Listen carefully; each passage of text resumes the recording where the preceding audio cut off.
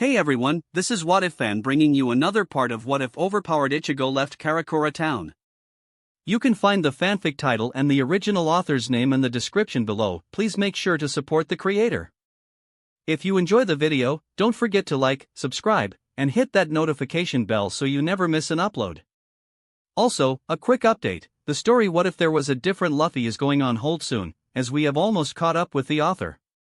So once again, I'd love to hear your thoughts on what the next project should be on this channel. I'm currently deciding between these three fanfics. What if Ichigo awoke his true powers? What if becoming a mangaka in One Piece world? What if reborn as Gohan in future timeline?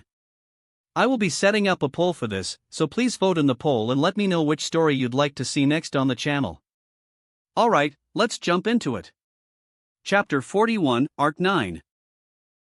It has been almost 2 months since Kaien and Artoria started Hogwarts. After the first week of attending their classes, Kaien and Artoria quickly realized that they are a headway ahead of the 7th year students. Kaien and Artoria would use their newfound free time to do many things. They would explore Hogwarts. Artoria would go tell Kaien stories she remembered in the castle. Some days they would read the various books found in the library. While they were studying in the library, some of the first years that they befriended approached them. They asked them for help with their homework. They decided to help them. In the next few days, all the first years would be in the library, getting assistance from Kaien and Artoria. By next week, many students from the 2nd and 3rd year joined the study group. Kaien and Artoria approached Madame Prince, the librarian, and asked if there was a study room that they could use. She allowed them access to a study room. With that, the Shiba study room was born. Kaien and Artoria would help any student that asks for their help. In return, they have 2 rules. The first rule, there will be no bullying of any time in the Shiba study room. The second rule, any questions, even if it's not related to the current material, could be asked. Many of the professors noticed their younger students' higher grades. The younger students revealed the existence of the Shiba study room. They complimented Kaien and Artoria for their action. Many of the students would eventually call them Kaien-sensei and Artoria-sensei. Every night, Artoria would sit down meditate, connecting with the wards. Due to her establishing Camelot's wards, she was able to access all the wards on Hogwarts. She quickly discovered that the various headmasters and headmistresses incorrectly placed the wards. The new wards were built on top of the old ones. Each night Artoria would perform the slow process of detaching the misplaced ward and merge them with the old wards, like how it's supposed to. Today, October 30th, everyone was standing outside in the cold October evening. The school had all of their students lined up by height and then by their year. Kaien and Artoria were in the far back and to the right. Kaien and Artoria were fine against the evening cold. Kaien noticed that many of the younger students were shivering. He looked over to the older students to that they were layered with warming charms. Really? You can't bother to help the younger students. Kaien thought. He cast a mass warming spell on the younger students. The younger students could feel the heat and looked to Kaien. Thank you, Kaien-sensei. They whispered. Look back in the front. Professor McGonagall said. All the students quickly turned to the front. Aha! Unless I am very much mistaken, the delegation from Bosbatons approaches. Dumbledore said. Where? Many students shouted. They looked in different directions. There, yelled a 6th year, pointing over the forest. Something large was flying towards Hogwarts. It appears to be some kind of carriage and it's being pulled by dozen winged horses, Kaien said. Artoria nodded. Soon the large carriage landed.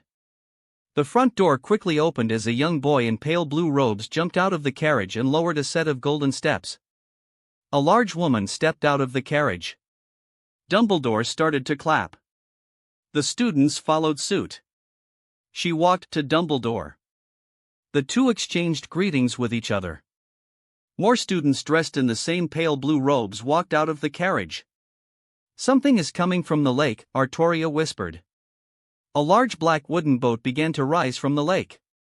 The boat docked on the edge of the Black Lake. Slowly people on the ship began to disembark. All of them were dressed in large thick fur coats. The last person was a man wearing similar fur coats. However, his fur coats are of higher quality than the others. The man walked over and greeted the other two heads. Everyone began to walk inside Hogwarts. Soon all the students were sitting down in the Great Hall. Kyan and Artoria sat with Ravenclaw for the feast. Bosbaton sat down with Ravenclaw and Durmstrang sat with the Slytherins. Everyone soon sat down, except for Dumbledore. "Good evening, ladies, gentlemen, ghosts and most importantly guests," Dumbledore began. "I have great pleasure in welcoming you all to Hogwarts. I hope and trust that your stay here will be both comfortable and enjoyable. The tournament will be officially opened at the end of the feast," Dumbledore said. "I now invite you all to eat, drink, and make yourselves at home." With that, the food appeared on the table. Kyan and Artoria noticed that there was more variety of food. Kyan and Artoria tried some of the foreign dishes. This stew is delicious. Do you know what it is?" Artoria asked.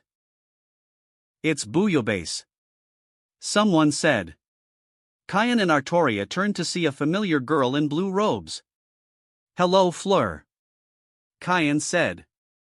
"Kyan," Fleur said. Kyan gently grabbed her hand and kissed her knuckle. "May I sit here with you too?" she asked. "Sure," Kyan replied. She sat down on Kyan's right side while Artoria took the left side. Fleur began to scoop some bouillabaisse on her plate. "Are you planning to enter the Triwizard Tournament?" Fleur asked. "No," Kyan replied. "What about you?" Fleur asked.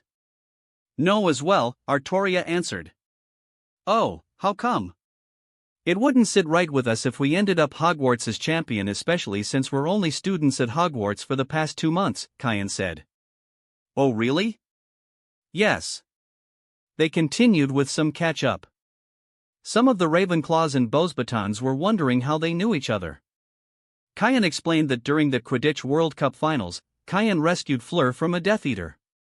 Soon all the food on the table disappeared. Dumbledore stood up again. "With everyone fed and ready to go asleep, allow me a few moments to explain some things." Dumbledore started. "You may notice many new faces are sitting with me at the professor table." Some of the students nodded their heads. "On my right is Madame Maxime, headmistress of Bosbatons." Madame Maxime stood up and she received polite applause. She sat down and Dumbledore resumed. "On my left is Professor Karkaroff, headmaster of Durmstrang." Professor Karkaroff stood up and also received polite applause. On the right of Madame Maxime, we have Mr. Bartemius Crouch, head of the Department of International Magical Cooperation. Mr. Crouch stood up and received polite applause. He quickly sat down. On Professor Karkaroff's left side we have Mr. Ludo Bagman, head of the Department of Magical Games and Sports.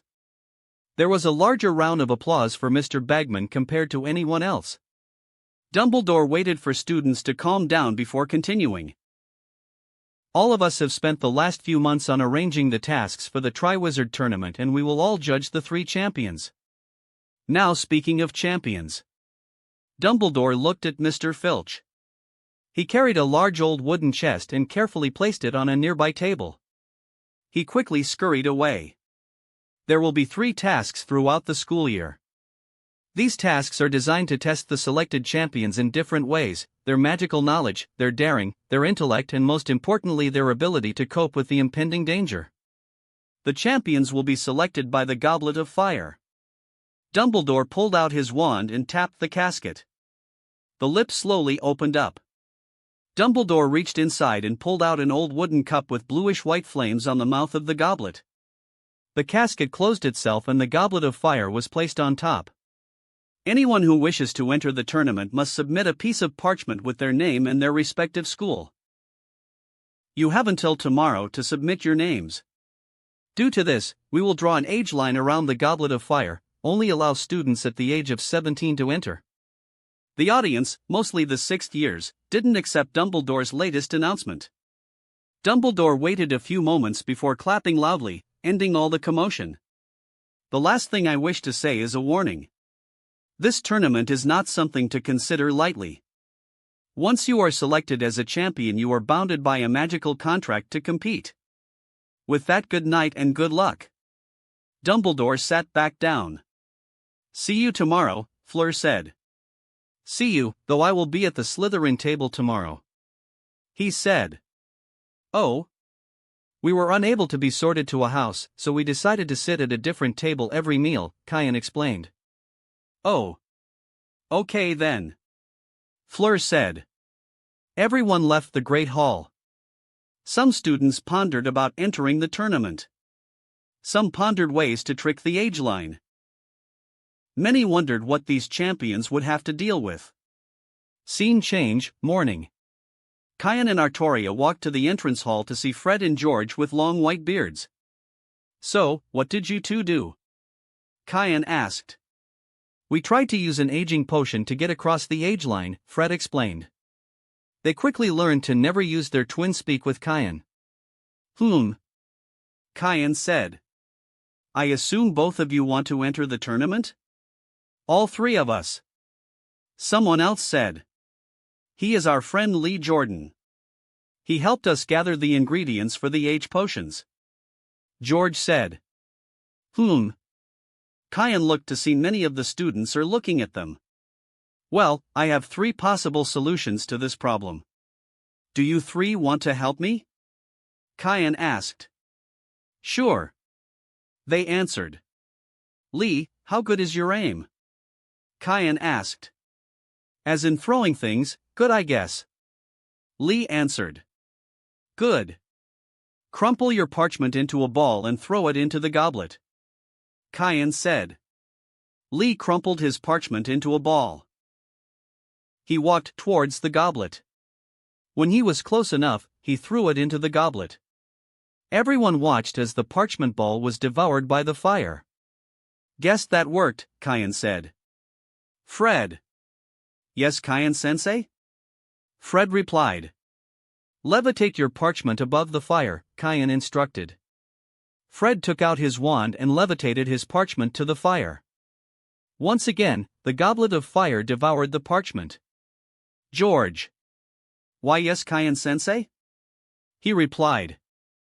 Hand me your parchment. He handed his parchment with his name on it to Kyan. Is there anyone here is above age who has planned or already placed their name in the goblet? I just did. A girl replied. Kyan could see a dark-skinned girl standing behind them. Angelina, George said. Do you want to help us? Kyan asked. Sure. She replied. Take this parchment and place it in the goblet. Sure. She took George's parchment and placed it in the goblet. Just like before, the goblet devoured the parchment. Guess you 3 are in the running, Kyan said. Many students began to clap. Kyan-sensei, that was inappropriate, Hermione said. Kyan raised his eyebrow. Hello, Hermione. It's not my fault that Dumbledore forgot an important thing. What did he forget? Hermione asked. To every problem, there is the most simple solution, one, Kyan said. That's a quote from Agatha Christie, Hermione said. Correct, Kyan said as they walked to the Great Hall for breakfast. Kyan and Artoria sat down at the Slytherin table. Most of the Slytherins publicly avoided Kyan and Artoria. However, they knew that privately they have friends or allies in the house. May I sit here? A deep voice asked. Kyan turned to see Victor Crumb standing here. Go ahead, Kyan said. Victor Crumb sat down beside them. I'm Kyan Shiba. I'm Artoria Shiba. And I'm Victor Crumb, Victor said. He was ready for the standard fan reaction. However, he didn't get that. Instead, Kyan nodded his head and returned to breakfast. Victor was surprised at the lack of reaction.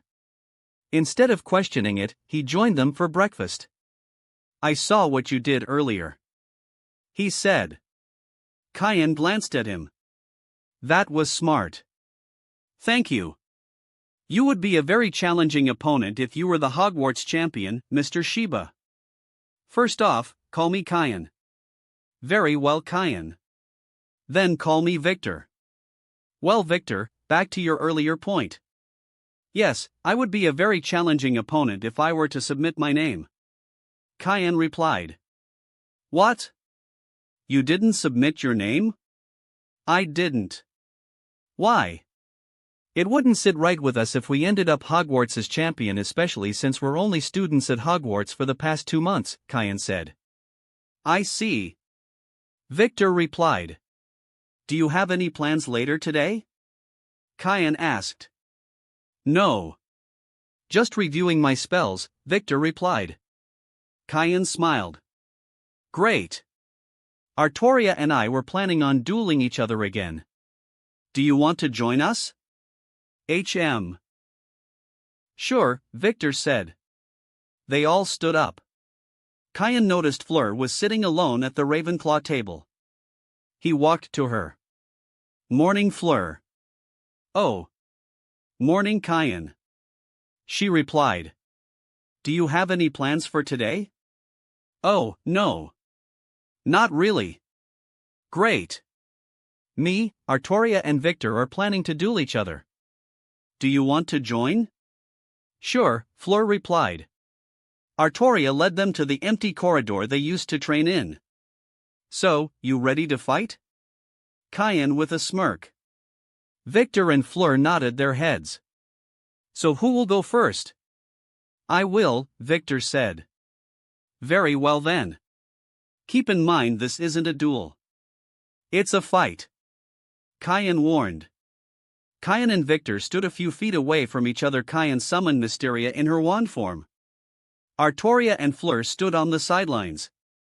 3, 2, 1, start. Artoria yelled. Sepulchrum Petram, Rock Tomb, Kyan said. Large boulders began to form above Victor and began to fall. Reducto. Reducto. Crumb yelled. A blue spell fired from Crumb's wand, shattering the large boulders to smaller rocks. Saxa Animalibus, rocks to animals, Kyan said. The remaining rocks transformed into stone bears, lions, and gorillas. Attack him, Kyan ordered. The stone animals roared and charged towards Crumb. Crumb stood his ground. Confringo! Confringo! Crumb yelled. An orange spell fired from Crumb's wand towards the stone animals. Upon impact, the stone animals exploded, scattering dust and pebbles everywhere. Depulso, Crumb said, banishing all the dust and pebbles around him. Crumb looked to see Kyan disappeared. He looked to his left and right. Stupefy, Kyan said. With that, Crumb was unconscious. Kyan pointed his wand at Victor. Renervate. Victor soon woke up. Good fight, Victor said. It was, but it could be better. Kyan said. Victor nodded his head. Kyan turned to Fleur, who already got ready. Victor sat by Artoria. 3, 2, 1, start. Artoria yelled. Defendo. Expelliarmus. Incendio. Stupefy. Fleur said as she began to rapid-fire spells at Kyan. Kyan dodged her spells by sidestepping them, slowly advancing towards her. Fleur began to take a step back as he continued to advance. Ventus Tempestas, windstorm, Kyan said. A large tornado appeared and headed towards Fleur. Protego Maxima. Fleur cried out as an invisible barrier appeared around her. The windstorm slammed into Fleur's barrier. She gritted her teeth as she continued to pour her magic into the spell. Soon Ventus Tempestas ended. Fleur lowered her spell. She was starting to get tired and exhausted. She tried to find Kyan. Aqua Eructo, Kyan said. Suddenly she was blindsided by a jet of cold water. She turned to see Kyan standing there, whistling while looking away, pretending not to notice the wet girl. Gore, Fleur growled, beginning to get angry. She summoned fireballs and threw them at Kyan.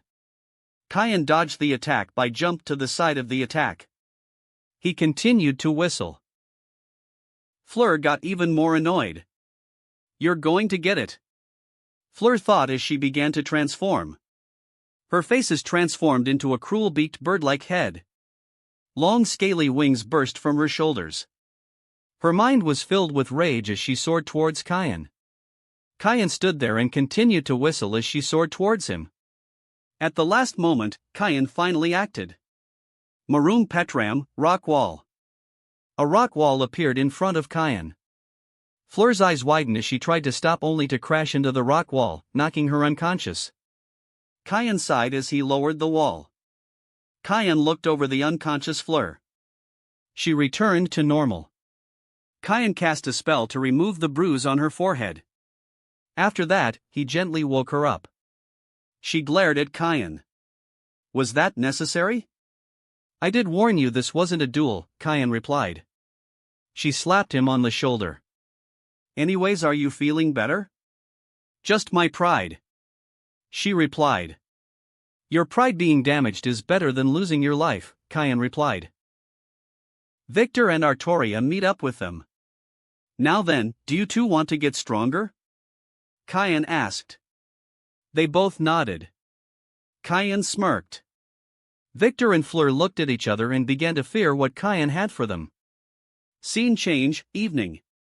Kayan, Artoria, and two tired students entered the Great Hall. Victor and Fleur walked to their respective tables. Their fellow students asked then what happened. They replied with a simple answer, training. Kayan and Artoria sat next to Harry and Hermione. They all ate the Halloween feast. Many students were staring at the Goblet of Fire, which is now standing in front of Dumbledore's empty chair. Soon the golden plates were cleaned. All the chatter ended when Dumbledore stood up. It appears the Goblet of Fire is ready to make its decision, Dumbledore said. When the champion is called, I would like them to walk up to the staff deck and enter the chamber behind it. Dumbledore pointed at the small door. From there, they will receive their instructions. He took out his wand, extinguished all the candles on the wall, leaving the candles and the carved pumpkins remaining. The bluish-white flame from the Goblet of Fire appeared brighter in the dimmed Great Hall. Suddenly the bluish-white flames turned bright red. A stray flame shot out of the goblet. Everyone watched as the stray flame turned into a piece of parchment. The flames turned back to its bluish-white flames again. Dumbledore caught the piece of parchment. The champion for Durmstrang will be Victor Krum, Dumbledore announced. Everyone applauded as Victor Krum walked up and entered the chamber. The commotion immediately ended when the bluish-white flames turned red again. Another stray flame shot out of the goblet. Once again everyone watched the stray flame turned into another piece of parchment. The fire turned back to its bluish-white state as Dumbledore grabbed the parchment. The champion for Beauxbatons is Fleur Delacour. Fleur gracefully stood up and walked towards Dumbledore. Everyone applauded for her selection. When Fleur vanished into the side chamber, there wasn't any noise from anyone. Everyone knew the next and final champion was about to be announced. The Goblet of Fire's flames turned red once more and a stray red flame shot out. The stray flame transformed into a sheet of parchment. Dumbledore grabbed it. He looked at it and chuckled.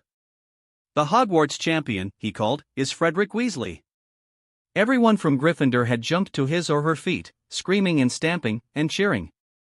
Fred walked towards Dumbledore. He stopped by Kayan. Thanks, he said as he continued to walk to Dumbledore and soon the chamber behind the teacher's table. Dumbledore waited a few moments before he spoke again. Excellent. Now that we have our 3 champions, I hope all of you will support your champion of your dash. Dumbledore was interrupted by the Goblet of Fire. The bluish-white flames turned red once again. Everyone stared at the goblet as it shot out another stray flame. That stray flame turned into a 4th piece of parchment. Dumbledore caught the parchment. Dumbledore paused as he stared at the piece of parchment in his hand before reading the name. Harry Potter. Harry stood there shocked at what happened. He was prepared for a normal 4th year. In the background, Professor McGonagall stood up from her seat and was whispering to Dumbledore. Harry turned to Ron and Hermione. I didn't put my name in, Harry said blankly. You know I didn't.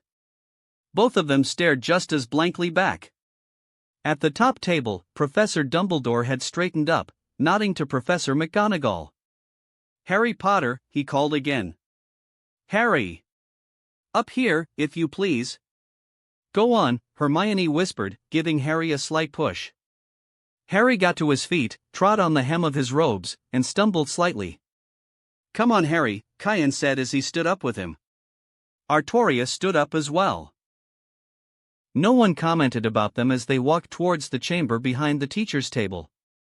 Harry opened the door to see everyone standing there watching them. Victor, Fred, and Fleur were grouped around the fire. They looked strangely impressive, silhouetted against the flames. Crumb, hunched up and brooding, was leaning against the mantelpiece, slightly apart from the other two. Fred was standing with his hands behind his back, staring into the fire. Fleur Delacour looked around when Harry walked in and threw back her sheet of long, silvery hair. Cayan. Artoria. What's going on? Fred asked. Somehow Harry's name got entered into the Goblet of Fire, Cayan said. Ludo Bagman entered the room. He took Harry by the arm and led him forward. Extraordinary, he muttered. Extraordinary. Gentlemen, lady, he added, approaching the fireside and addressing the other three. May I introduce, incredible though it may seem, the fourth Triwizard Champion? Everyone stared at Harry. The door behind them opened again, and a large group of people came in, Professor Dumbledore followed closely by Mr. Crouch, Professor Karkaroff, Madame Maxime, and Professor McGonagall. Harry heard the buzzing of the hundreds of students on the other side of the wall before Professor McGonagall closed the door. Madame Maxime. Fleur walked over to her headmistress. They said this young boy has to participate as well. Is this true? Madame Maxime ignored Fleur and looked at Dumbledore. What is the meaning of his, Dumbledore? She said imperiously. I'd rather like to know that myself, Dumbledore, Professor Karkaroff said. 2 Hogwarts champions? I don't remember anyone telling me the host school is allowed 2 champions, or have I not read the rules carefully enough? That's impossible. Hogwarts cannot have 2 champions. It would not be fair. Madame Maxime said. We were under the impression that your age line would keep out younger contestants, Dumbledore. Otherwise, we would have brought along a wider selection of candidates from our schools. If I would interject, Cayan said. All the adults turned to Cayan. I can argue that you don't need to cross the age line to enter the tournament. Fred and Crumb can testify how I easily outsmarted said age line. So, Harry could have entered himself or someone else who wants him dead entered him. Cayan pointed out. Dumbledore nodded his head and looked at Harry. Did you put your name into the Goblet of Fire, Harry? He asked calmly. No, said Harry. He was very aware of everybody watching him closely. Did you ask an older student to put it into the Goblet of Fire for you? Professor Dumbledore asked. No, said Harry vehemently. Ah, but of course he is lying, cried Madame Maxime. Are you even sure he was entered as a student of Hogwarts? Cayan interjected. Dumbledore looked at the parchment to see no school written on it. There isn't a school written on it. I believe someone managed to cast a Confundus charm on the Goblet of Fire into thinking that there was another school in the tournament and Harry was its only student who entered from that 4th school. Cayan theorized. Harry sighed. Mr. Crouch. Mr. Bagman, Karkaroff said, you are our objective judges. Surely you will agree that this is most irregular? Bagman wiped his face with his handkerchief and looked at Mr. Crouch, who was standing outside the circle of the firelight, his face half hidden in shadow. We must follow the rules, and the rules state clearly that those whose names come out of the Goblet of Fire are bound to compete in the tournament. Well, Barty knows the rule book back to front, said Bagman, looked as if both heads of their school accepts this disadvantage. I insist upon resubmitting the names of the rest of my students, Karkaroff said. You will set up the Goblet of Fire once more, and we will continue adding names until each school has 2 champions. It's only fair, Dumbledore. But Karkaroff, it doesn't work like that, Bagman said. The Goblet of Fire's just gone out, it won't reignite until the start of the next tournament dash. In which Durmstrang will most certainly not be competing. Karkaroff yelled. After all our meetings and negotiations and compromises, I little expected something of this nature to occur. I have half a mind to leave now. Empty threat, Karkaroff, growled a voice from near the door. You can't leave your champion now. He's got to compete. They've all got to compete. Binding magical contract, like Dumbledore said. Convenient, eh? Moody limped toward the fire. Convenient, said Karkaroff. I'm afraid I don't understand you, Moody. Don't you, said Moody quietly. Just as Kyan said. Someone put Potter's name in that goblet knowing he'd have to compete if it came out. Someone wished to give Hogwarts 2 bites at Z.E. Apple, said Madame Maxime. If anyone's got a reason to complain, it's Potter, growled Moody, but funny thing. I don't hear him saying a word. Why should he complain, burst out Fleur Delacour, stamping her foot. We have all been hoping to be chosen for weeks and weeks. The honor for our schools. 1,000 galleons in prize money, this is a chance many would die for. Maybe someone's hoping Potter is going to die for it, said Moody, with the merest trace of a growl. An extremely tense silence followed these words. Moody, old man, what a thing to say. Mr. Bagman said. Alastair, said Dumbledore warningly. How this situation arose, we do not know, said Dumbledore, speaking to everyone gathered in the room. It seems to me, however, that we have no choice but to accept it. Both Fred and Harry have been chosen to compete in the tournament. This, therefore, will do. Ah, but Dumbledore ... My dear Madame Maxime, if you have an alternative, I would be delighted to hear it. If all the judges allow it, then Harry will not represent Hogwarts but instead represent Sheba Academy of Mystical Arts, Kyan said. Everyone stood there silently. Do you have the authority to over that alternative? Karkaroff sneered. I am the clan head of my respective side of the Sheba clan, so I can offer this as an alternative. Very well, Karkaroff said. The Japanese boy proposed a good idea. Madame Maxime said. They both turned to Dumbledore. Very well, Dumbledore said. Harry, for this tournament you will no longer be a Hogwarts student. Instead, you will be a student under Sheba Academy of Mystical Arts. Dumbledore said. We need to contact the school to send a representative over. Bagman said. No need, Kyan interject. Artoria would be our representative at the judging table, Kyan said. Well, shall we crack on, then, he said, rubbing his hands together and smiling around the room. Got to give our champions their instructions, haven't we? Barty, want to do the honors? Mr. Crouch was looking away in the distance, lost in thought. Yes, he said, instructions. The first task. He moved forward into the firelight. The first task is designed to test your daring, he told Harry, Fred, Fleur, and Victor, so we are not going to be telling you what it is. Courage in the face of the unknown is an important quality in a wizard. He said. The first task will take place on November the 24th, in front of the other students and the panel of judges. The champions are not permitted to ask for or accept the help of any kind from their teachers to complete the tasks in the tournament. The champions will face the first challenge armed only with their wands. They will receive information about the second task when the first is over. Due to the demanding and time-consuming nature of the tournament, the champions are exempted from end-of-year tests. Mr. Crouch turned to look at Dumbledore. I think that's all, is it, Albus? I think so, Dumbledore said. I have something to ask, Kyan said. Mr. Crouch turned to Kyan. What is it? When can I expect to see the magical agreement? Why do you need that? If I'm planning to help Harry survive this tournament, I need to know the limits that I can assist. As I said earlier, the champions are not permitted to ask for or accept the help of any kind from their teachers to complete the tasks. So, is asking the teacher for a pass to the restricted section of the Hogwarts library count as help? Kian asked. Mr. Crouch stared at Kian for a few moments. You will get a copy of the contract in the morning, he replied. With that, everyone left the chamber. Kian and Artoria followed Harry and Fred. Fred, can you leave us a moment? Harry asked. Sure, Fred said as he walked ahead. Why did you help me there? Harry asked.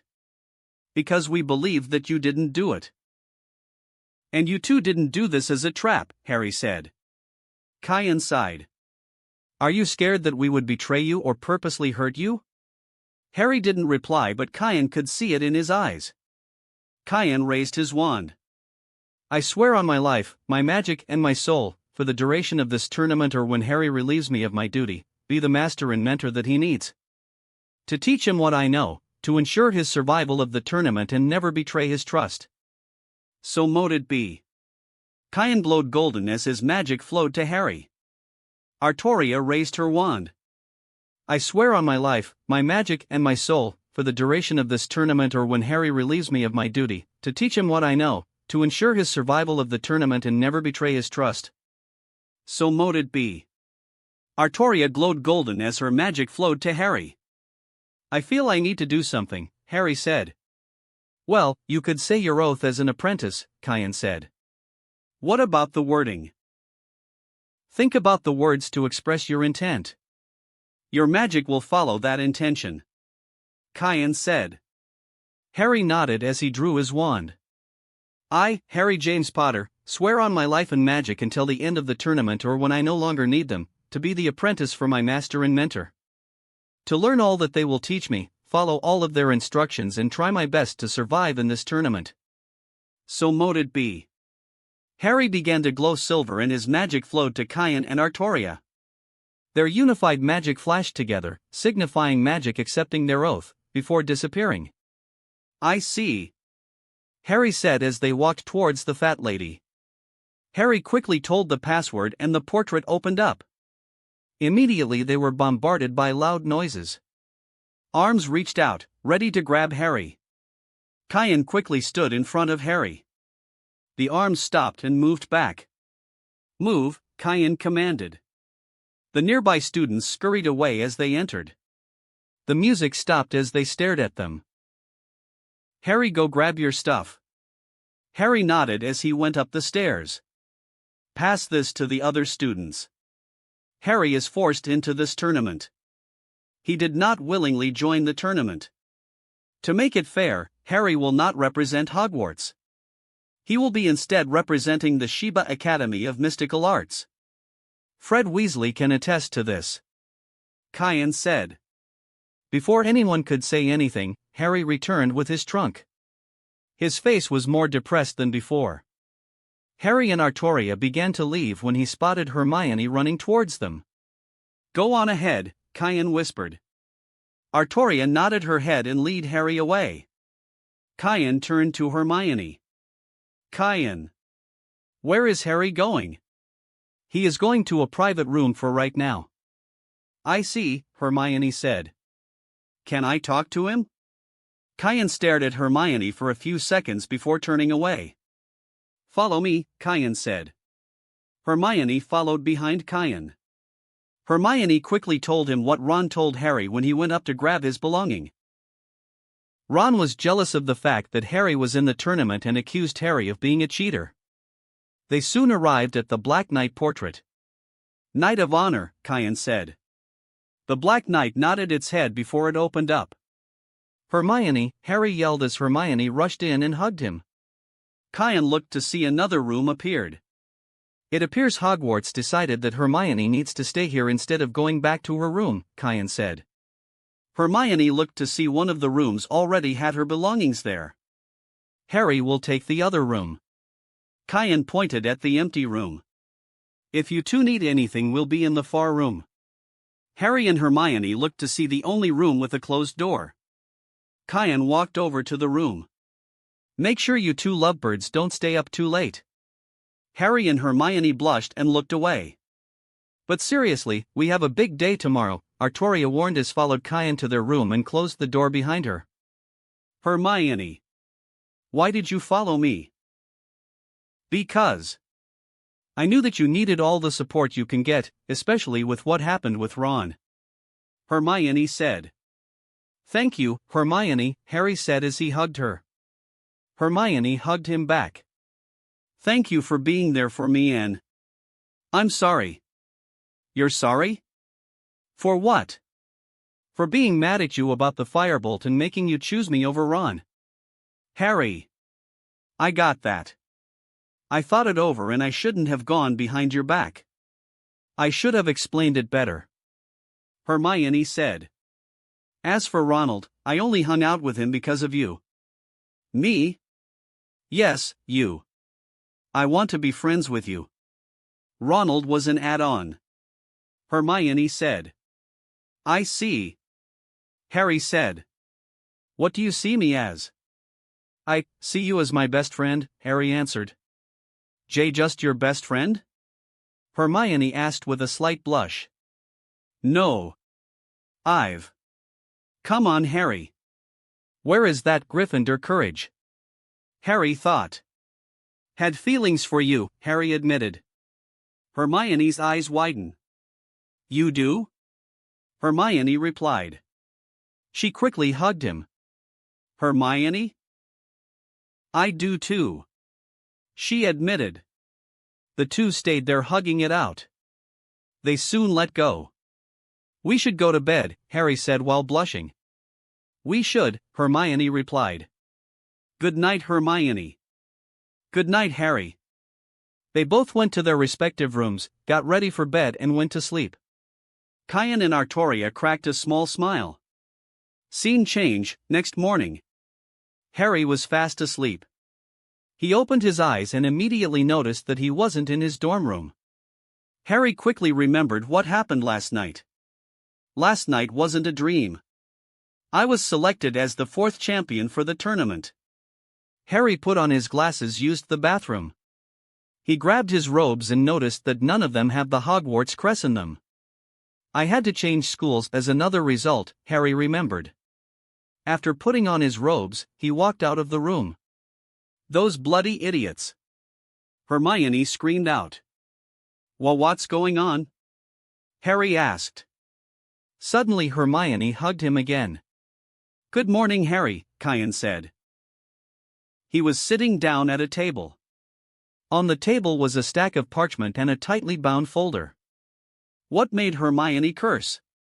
Harry asked. We just received a copy of the magical contract about the tournament and we're reading it. We found it a clause that could have gotten you out of the tournament. What? Harry yelled. The clause states that in the first hour after the name selection, all the judges could reject a champion if the selected champion did not submit their name into the tournament or is physical or magically capable of performing the task at hand. And I satisfy that clause. Correct, Cayan said. The curious thing is that the portion that Mr. Crouch mentioned about champions receiving any help isn't mentioned at all, Hermione added. Really? Harry asked. The contract mentions that champions cannot ask for help in the actual challenges itself. So you two could help me and we don't need to worry about breaking the contract, Harry said. Exactly. Do both of you want to go down to the Great Hall or have breakfast here? Cayan asked. Harry mumbled. I think staying here is a good idea, Hermione said. Cayan nodded his head. Can I get a house elf here? Cayan said. Soon a house elf appeared. A house elf Harry remembered. Dobby? Harry said. Harry Potter, sir. Dobby said. Cayan smiled. I guess your name is Dobby. Dobby turned to Cayan. Yes. Dobby's name is Dobby? How can Dobby help Harry Potter's master? Master? Hermione questioned. Can you get us some breakfast, please? Cayan said. Right away, Dobby said as he disappeared. What did Dobby mean by master? We performed a master and apprentice kind of bond because Harry didn't trust my intentions towards him, Kayan said. I see. A few moments later the table was filled with food. Artoria soon walked out of her room and sat down. She quickly began to devour the food. Harry and Hermione watched as Artoria ate. She ate as much as Ron did. Unlike Ron, she was able to maintain her table manners. Harry and Kayan joined in to eat. Hermione didn't. What's wrong? Kayan asked. I'm not going to eat food made from slave labor, Hermione said. Kayan looked at Harry for an explanation. Dobby was the first house elf either of us met. His previous family was very abusive. When Hermione discovered that the kitchen is managed by house elves who doesn't get paid or health benefits, she compared it to slavery. Kayan looked at Hermione. Hermione. Are you a house elf? What? No. Have you read about house elves? No, Hermione replied. Have you ever asked any house elves why they have a bond like that? No. Well, time to change that, Kayan said. Can I get a bonded house elf here, please? Kayan said. Another house elf appeared. This house elf appears similar to Dobby. Hello. May I know your name? Woody.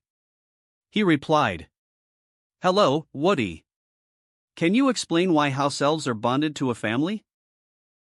Woody needs magic from family to live, Woody replied.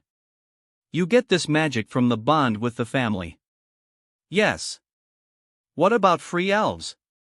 Hermione asked. Free elves can get a little magic from places like Hogwarts, just enough to live and do a few spells, Woody explained. Thank you, Woody, and let the other house elves know their food is delicious, Kayan said. With that, Woody disappeared. Hermione sighed as she began to eat. Look, Hermione. House elves should have rights, but before you try and shake what has been established to look into why it was done. Okay, Hermione said. Soon breakfast was done. Kayan. Yes, Hermione? I wish to join Harry at your school. She said. Kayan stared at Hermione for a few minutes. Why? Kayan asked. I wish to stay with Harry. Kayan looked at them. They remind me of Oraheim, Uria, and Chad. Kayan thought. I would allow it, but we must speak with Professor McGonagall and your parents. Kayan said. Very well then, Hermione said. Kayan grabbed the folder and put it in a handbag. They want to Professor McGonagall's office. Kayan knocked on the door. Professor McGonagall opened the door, seeing Kayan, Artoria, Harry, and Hermione standing there.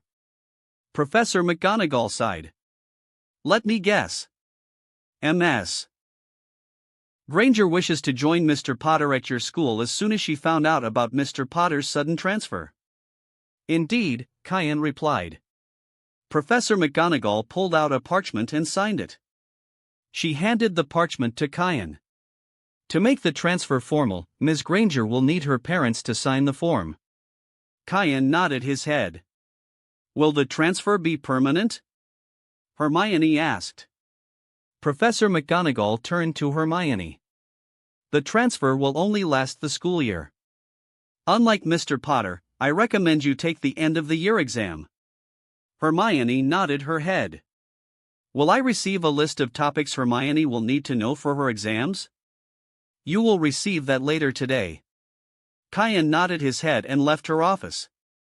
Where are we going? Hermione asked. To grab your medical file from Madame Pomfrey. Why? Hermione asked. I will have my students medically examined by a third party before I start to teach you, Kayan said. But why grab the old medical file? So, I can compare notes, Kayan said. He told Harry and Hermione to stay outside as he went to the medical wing. 10 minutes later, Kayan walked out of the medical wing with a folder in his hand. They soon walked out of Hogwarts. Where are we going? Hermione asked. To Gringotts. Kayan said. Why? Hermione asked. The goblin will perform an extensive medical evaluation on both of you. As they were walking, Kian concurred an old hat and placed it on Harry's head, hiding his hair and scar from view. They soon arrived at Hogsmeade. They entered the 3 broomsticks and used the flow to get to the leaky cauldron. They quickly entered Diagon Alley and walked to Gringotts Bank. Upon walking to the bank, the nearby goblins acknowledged their presence with a nod. Harry and Hermione were surprised at their action. They never remembered hearing about a goblin bowing to any wizard. Soon a goblin teller walked to them. "We were expecting you. Follow me," the teller said. They walked down a few hallways. "Allow me to do all the talking," Kian whispered. His apprentices nodded their heads. They soon arrived in a room with a bed. "Good morning. I am Healer Bloodfallen," the goblin said. "Good morning, Healer Bloodfallen. Is he my patient?" "He is," Kian replied. "What about her?" Healer Bloodfallen asked, pointing at Hermione. "She is a new patient," Kian replied. Healer Bloodfallen stared at Kian for a few moments before she summoned another goblin. "I am Healer Steelbone," Healer Steelbone said. Another bed was brought in. "Take off your robes and put this on," Healer Bloodfallen said as she handed them a medical gown for each of them. A curtain appeared, separating Harry and Hermione. Healer Bloodfallen and Healer Steelbone walked out of the room. Harry and Hermione quickly changed. They returned with 4 other goblins.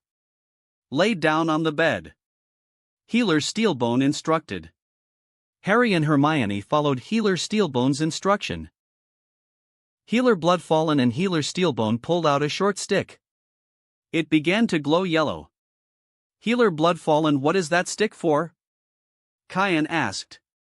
"This stick allows us to scan the body of the patient," she explained. "The information will be transmitted to these sheets of paper." "Just like a CT scan," Kian said. Healer Bloodfallen stopped for a moment and looked at Kian. "You have non-magical medical experience?" "I do," Kian replied. "Good. That is what these sticks replicate," she replied as she got back to work. As she was performing her medical scan, Kian and Artoria heard Healer Bloodfallen swear in the goblin tongue. She soon ordered her 2 assistants to retrieve something. They both nodded and quickly ran off. What happened?" Harry asked. "According to our medical scan, most of your bones in your body has been fractured and not correctly healed, you are severely malnourished, your blood is extremely toxic for an unknown reason, you have much of your magic blocked and that dark magic in your scar needs to go."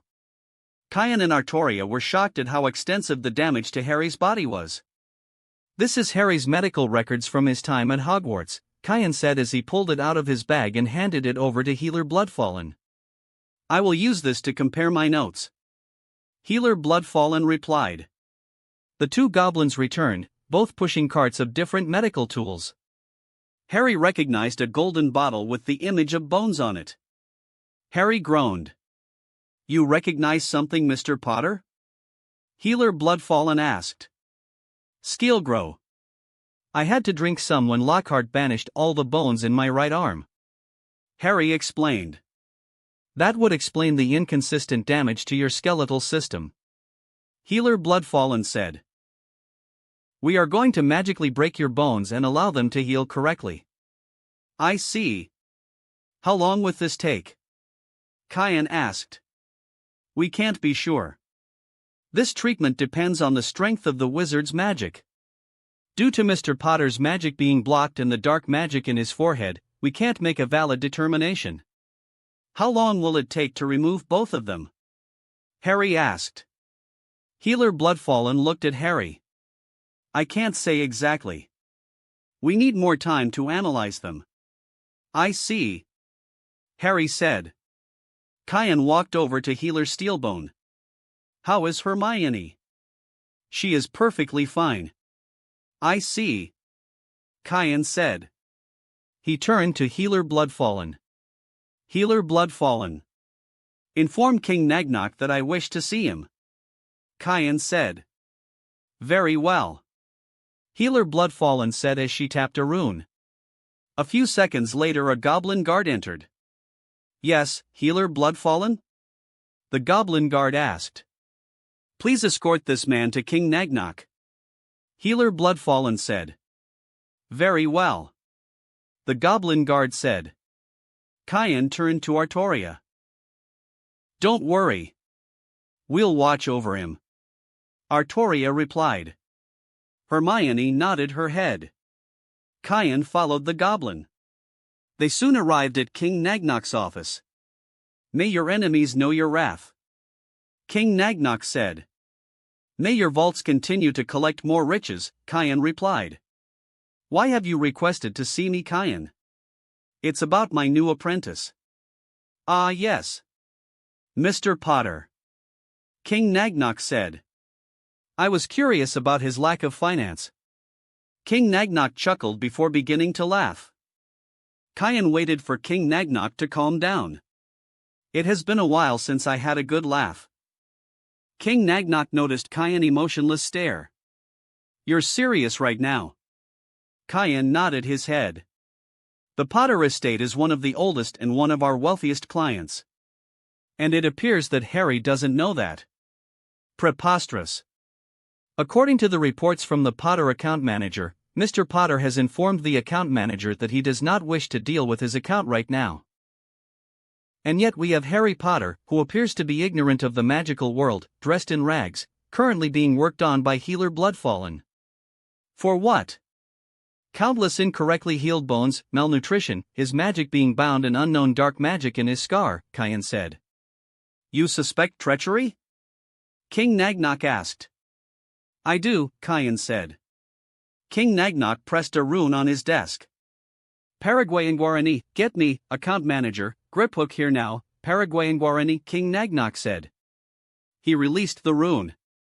Kyan and King Nagnok waited a few minutes. They soon heard a knock on the door. Enter. He commanded. They opened and another goblin entered the room.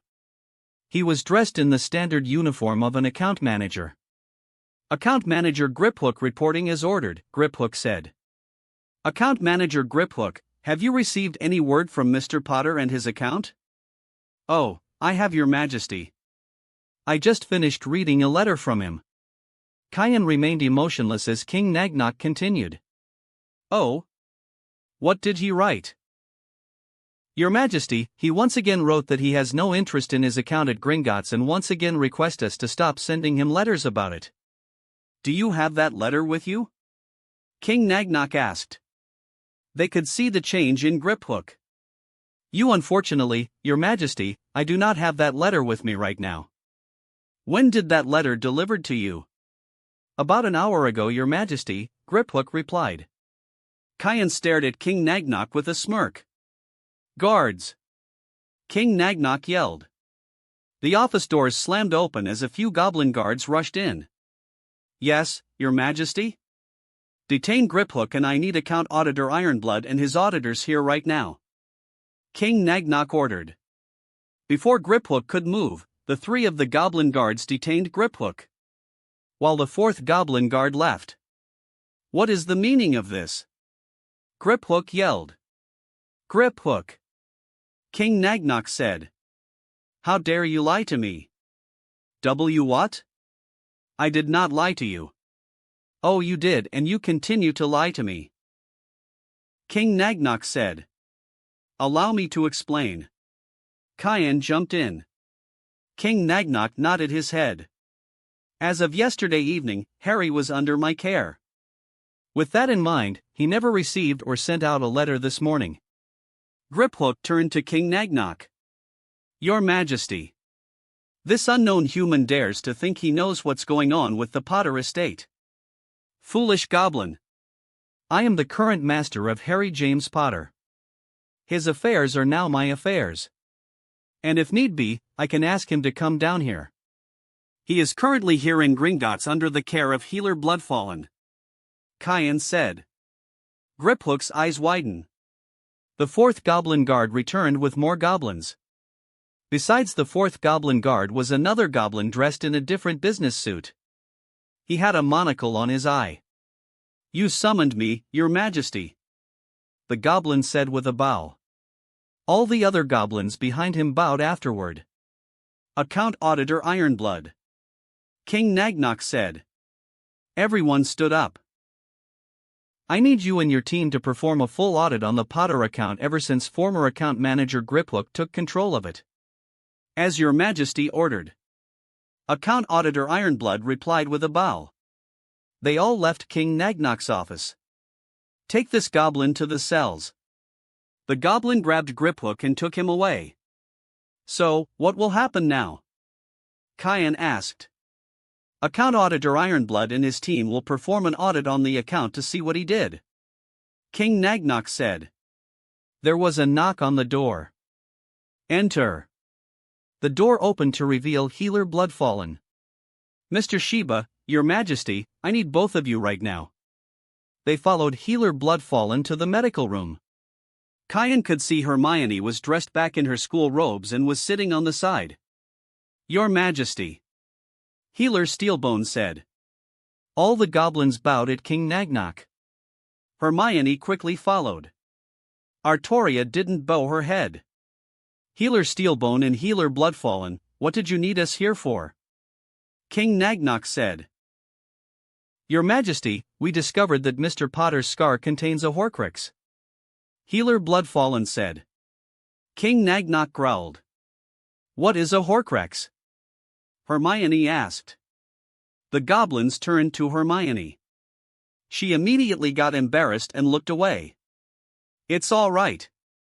We would be shocked if you knew what one of those cursed things were," Healer Steelbone replied. "Horcrux is an object a dark wizard or witch created to hide a fragment of his or her soul to attain immortality," King Nagnok said. "So, I have a part of Voldemort's soul in my body," Harry yelled. "Indeed," King Nagnok said. "How will we get it out of me?" Harry asked. "Normally we would destroy the object in question," King Nagnok said. Artoria glared at King Nagnok for even daring to suggest that. Kyan sighed. "Let me try something," Kyan said as he summoned a familiar pair of black gloves and walked over to Harry. Kyan closed his eyes and focused on Harry's soul. He could feel Harry's soul in his body. Kyan noticed a fragmented soul near his forehead. The fragment appeared to be trapped there. "Found you," Kyan whispered. Kyan placed his finger on Harry's scar. "Keep your head straight," Kyan warned before he pushed his finger. They watched as his finger phased through Harry's head. His finger dislodged the soul fragment from Harry's body. The soul fragment appears male with bone-white skin and the scara of his eyes took on a perpetually bloodshot appearance. "Thank you for freeing me," the soul fragment yelled. Before the soul fragment could escape, Kyan snapped his fingers. Suddenly 6 thin yellow wide beams of light slammed into the soul fragment's midsection. "What?" He struggled to be freed. "There is no point in trying to break free," Kyan said. "Fragmented soul of Tom Marvolo Riddle, reveal me the location of the remaining Horcruxes." "Never!" he yelled. Kyan sighed. The black gloves disappeared. Kyan raised his right pointer finger. A small black flame appeared. He moved it towards the soul fragment. "HM. Do you think a measly flaw dash dot?" he said. Kyan pointed the finger at him. A small stream of black flame shot itself to his chest. "Ha-ha-ha-Hawaii!" The soul fragment screamed in pain. "It burns!" The soul fragment screamed in pain and agony. The black flame began to travel downwards. "Make it stop!" he screamed out. "Will you cooperate with me?" "I will. I will. Just make it stop." Suddenly the black flame disappeared. "Now tell me, what are the other Horcruxes and where are they?"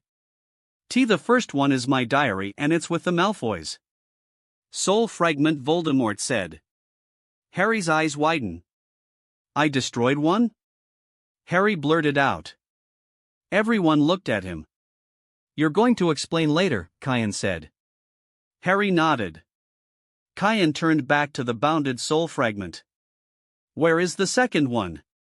The second one is a ring hidden in the Gaunt Shack. Where is the Gaunt Shack? In Little Hangleton. Third? Salazar Slytherin's locket is located in a cave by the seaside. Where is this cave? Kyan questioned. I don't know where exactly it is, but I can show you. He said. Kyan stared at the soul fragment in the eyes. Kyan, is that a good idea? King Nagnok said. Kyan looked at him. Rumors is that he is a master in occlumency and legilimency. Don't worry, Nagnok, Kyan said as he looked at the soul fragment. Legilimens. Kyan thought as he entered the soul fragment's mind. Scene change, soul fragment's mindscape. Kyan opened his eyes to see he was in a chamber of some kind. He spotted large snake statues at the edge of the chamber. In the middle of the chamber was a large statue of a man's head. Kyan noticed something out of the corner of his eye. Kyan jumped to the side. He looked to see a 20-meter, 65 feet, snake there. The snake turned its head to Kyan. Its yellow eyes glowed. Kyan could feel his body momentarily freeze up for a second. He quickly realized that this wasn't an ordinary snake but a basilisk. His body quickly responded and countered the basilisk's ability. Kyan summoned Kokugutsu and fired a nameless Gitsuga at the basilisk, vaporizing the snake.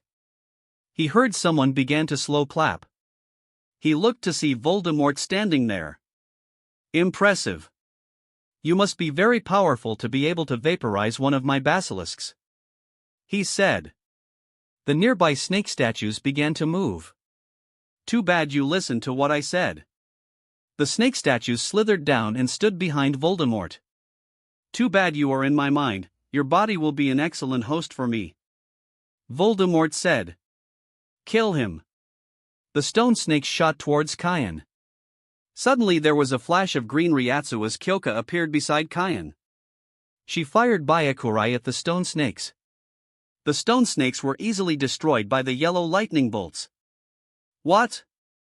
Voldemort said in shock. Trust me. You will be more shocked by this, Kyoka said as she summoned her blade and stabbed it into the ground.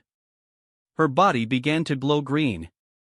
The green Ryatsu flowed down to the ground. Slowly the ground began to glow green as well. Impossible.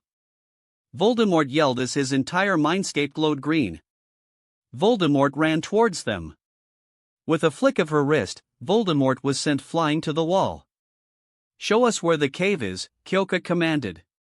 Slowly the chamber transformed into the coastline. Kyoka and Kyan watched as a younger Voldemort walked towards the cave. They witnessed the various spells he cast on the cave. They stood in shock as he filled the cave with inferi.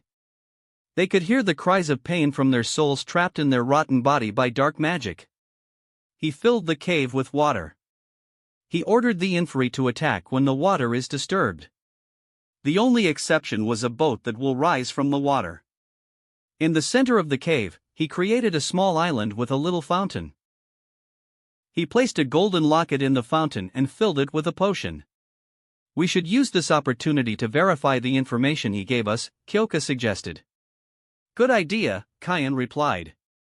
Show us the first Horcrux, Kyoka said. They soon were teleported in a familiar cave. They watched as a young, maybe 16-year-old, Voldemort stared down at a young girl. She was naked and laid on her back. Her arms and legs were bounded by ropes and were spread apart. She was crying and begged him to free her. He ignored her as he began to use a knife and began to carve runes on her body. The young girl cried in pain and struggled against him. Soon her body was covered in black runes. The young girl could no longer scream in pain and agony. The young man lodged the knife into her chest. He pointed his wand at the girl. Avada Kedavra. He said. A green light fired from his wand and hit the girl. They watched as the young girl's soul exploded. It looks like the spell forces the soul to commit soul suicide, Kyoka said. Indeed, Kyan said. They watched as the black runes began to glow. The black runes absorbed the remnants of the soul and sent the energy to the knife. The black runes faded away. Their eyes widened when they realized what was created. He created an artificial Asachi, Kyoka said. The young man grabbed the knife with his right hand. He held a small black book with his left hand. He took the knife and stabbed himself in the chest. He pulled the knife out. They watched as his soul began to leak out of his body. He stabbed the knife into the book. The leaking soul flowed into the black book. Show us where is the first Horcrux is at, Kyoka commanded. The scene soon changed to see a much older Voldemort sitting on a throne. He was surrounded by his followers. One of them was Lucius Malfoy. Voldemort handed the black book to Lucius Malfoy. Keep this safe for me, Lucius. Yes, my lord, Lucius replied as he received the book. He carefully stowed it away in his robes. Show us the second Horcrux. The scene changed again. They appeared in an old wooden shack. They watched Voldemort, as a young adult, perform the same ritual on an older man. This time he stabbed a ring with the knife. After that, he placed the ring in a box and placed it in a floor panel in a shack. He placed many different spells on the shack to protect it. We know the third one already. Let's see if he made another one. Kyan suggested. Kyoka nodded.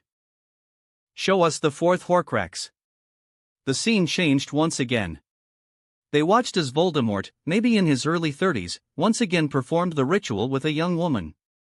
This time he stabbed a cup with the letter H on it. The scene quickly changed to see the same older Voldemort, sitting on his throne. In front of him was a young woman. Keep this cup safe, Bellatrix. Yes, my lord. She said as she received the cup from him. She held it carefully. I will put it in my vault, my lord.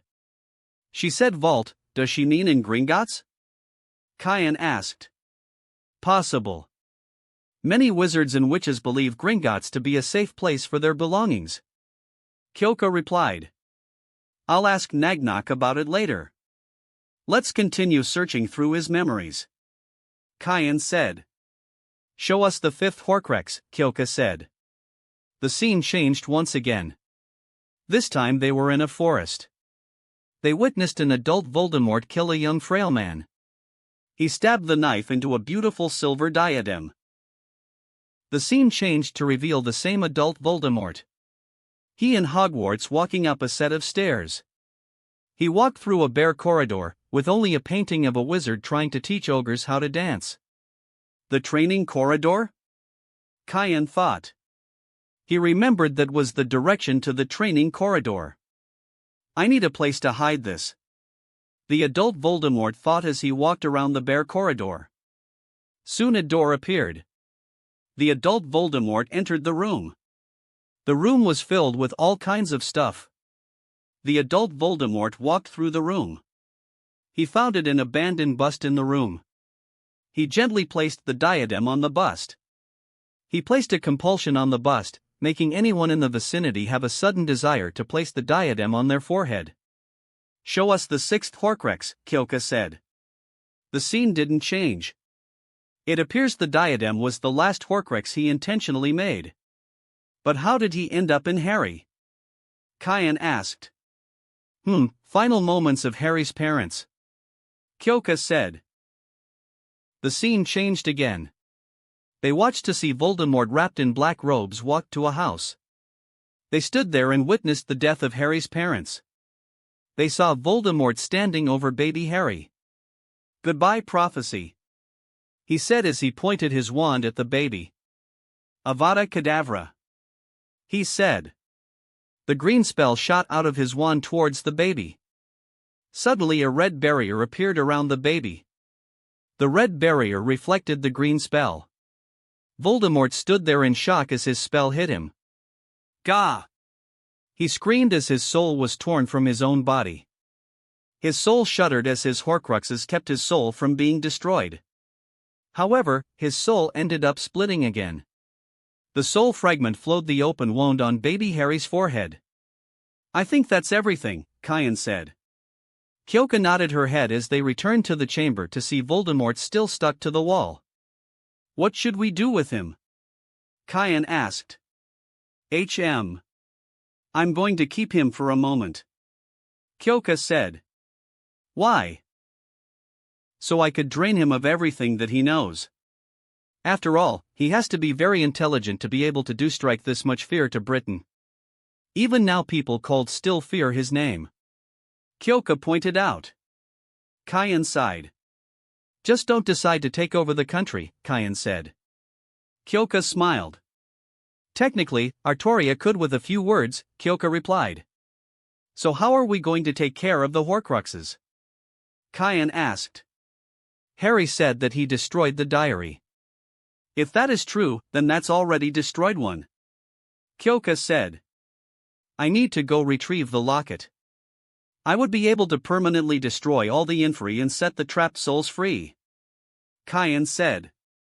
We should allow the goblins to deal with the cup since it would likely be in one of their vaults, Kyoka suggested. Agreed. We should also retrieve the diadem when we return to Hogwarts. With a plan established, Kayan left Voldemort's mind. Scene change, Gringotts. Kayan opened his eyes and stood up. Are you okay, Lord Shiba? Healer Bloodfallen asked. Kayan looked at the healer. I'm fine. He replied. Wait. What's with the added title? King Nagnok has informed us of your status. Healer Steelbone said. Kayan sighed. Anyways, what happened in there? King Nagnok asked.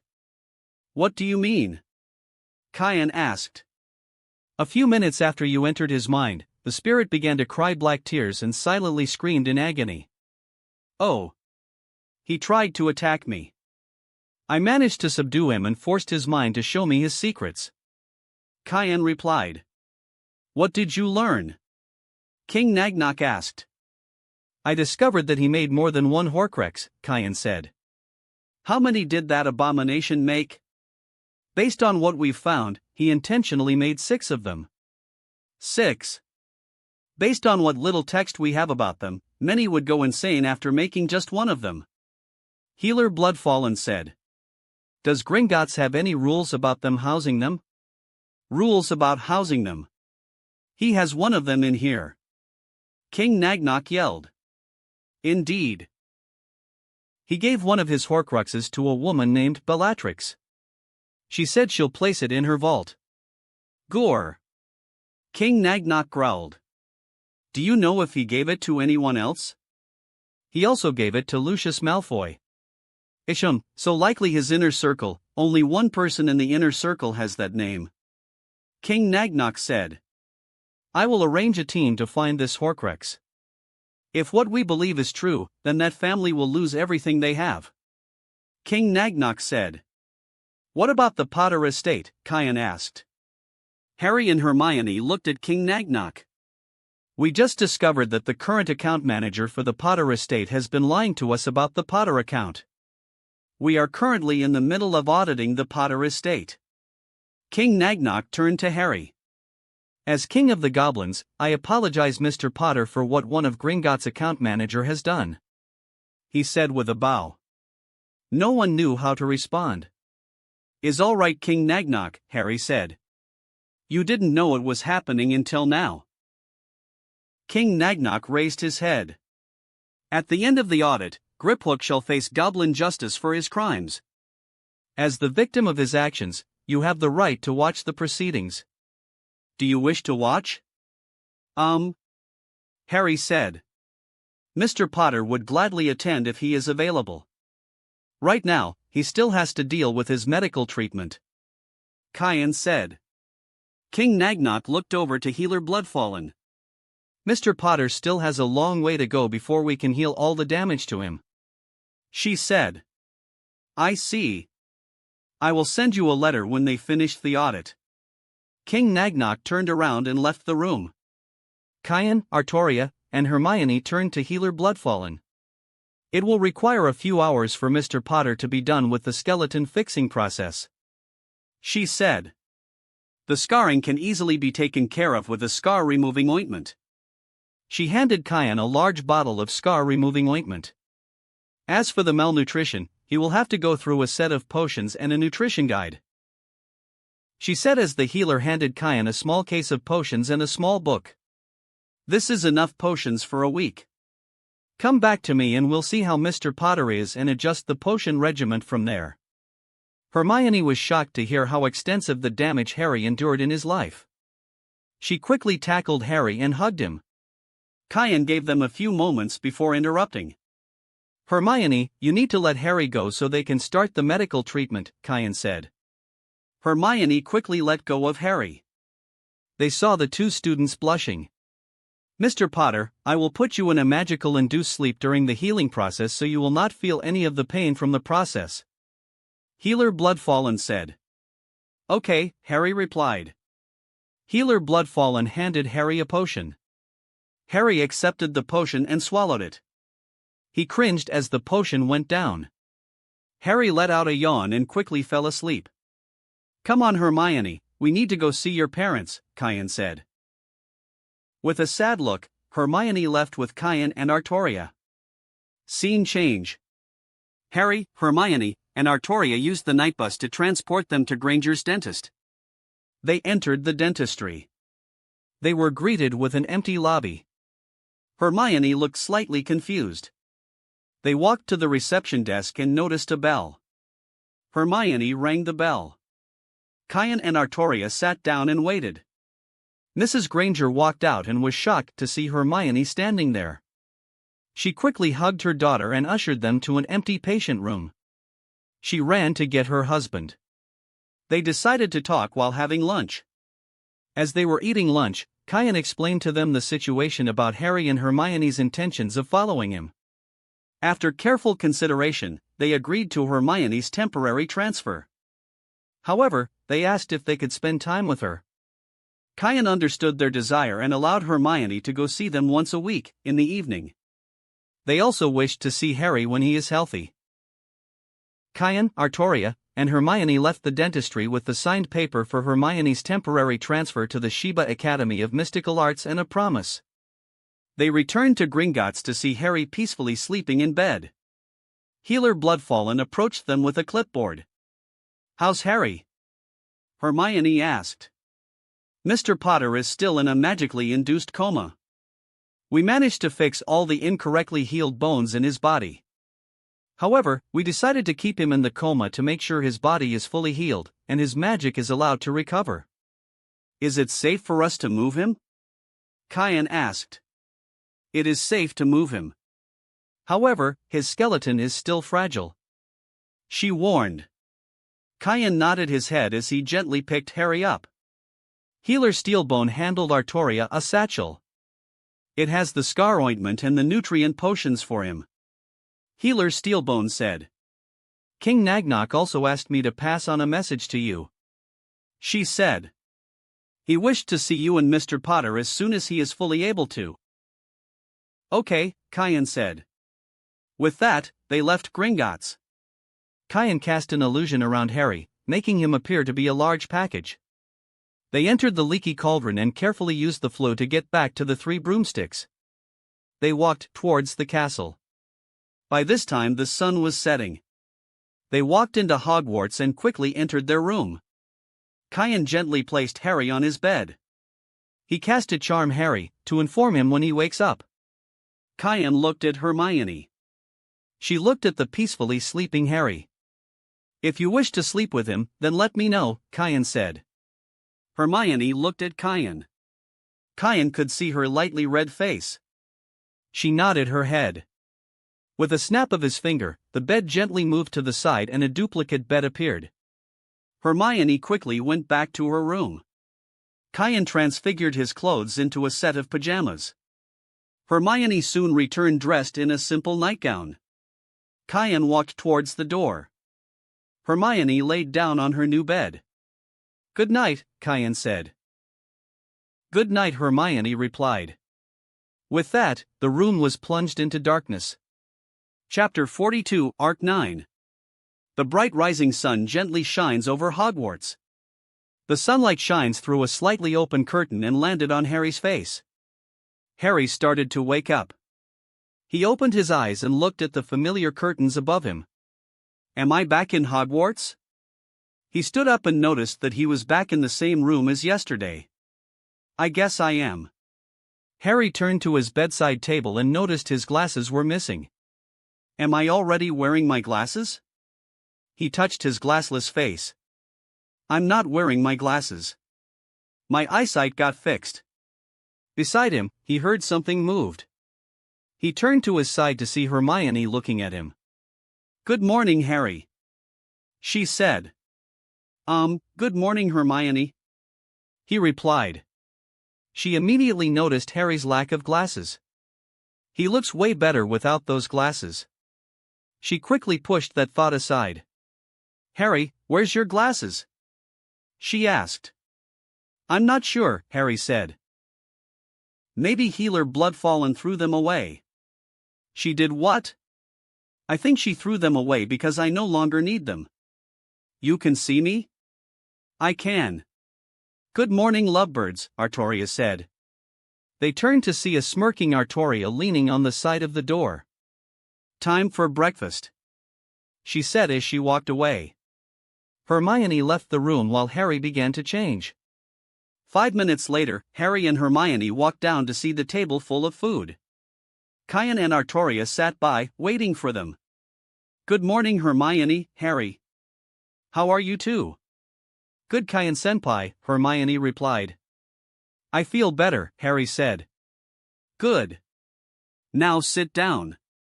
Harry and Hermione sat between Artoria and Kian. Kian pulled out a small vial with a light orange fluid and handed it to Harry. Drink this. Harry took the vial from Kian. What's this? Harry asked. This is a part of your nutrition potion regimen that Healer Bloodfallen prescribed for you. It will help you with your malnutrition, Kian said. Harry sighed as he uncorked the vial and quickly swallowed the light orange fluid. With that, they began to eat. Harry didn't know why, but he felt hungrier than before. By the end of breakfast, Harry ate 3 times more than he normally ate at Hogwarts. What did the potion do? Harry asked. Drink these 2 potions and I'll explain what they do. Kian pulled out another 2 vials, one with a light blue color while the other one was a dark violet color. Harry took the vials and quickly drank them. So, what did this potion do? Harry asked. The light orange potion temporarily suppresses your body's feeling of being nauseous and increases the amount of food you can eat. The light blue potion is the counter to the light orange potion. While the dark violet potion increases your digestive process, quickly breaking those foods down and converting them into nutrients that will be used to strengthen your body. Kian explained. I see, Harry said. Now then, Harry and I need to see Nagnok, Kian said. That's fine. I'll see what Hermione knows, Artoria said. With that, Kian and Harry left for Gringotts. Artoria turned to Hermione. Do you have any workout clothes? Artoria asked. Hermione shook her head. Artoria sighed as 2 pairs of clothes flew out of her room towards her. Follow me. Hermione followed behind her, feeling as if she walked towards her death. Scene change, King Nagnok's office. Kian and Harry arrived at Gringotts. They were immediately escorted down to Nagnok's office. As they walked down, Kian whispered to Harry.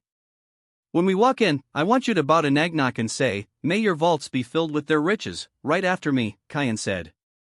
Yes, Kian-senpai, Harry replied. The goblin guards bowed to them and opened the doors to Nagnok's office. May the blood of your enemies satisfy your vengeance, King Nagnok greeted.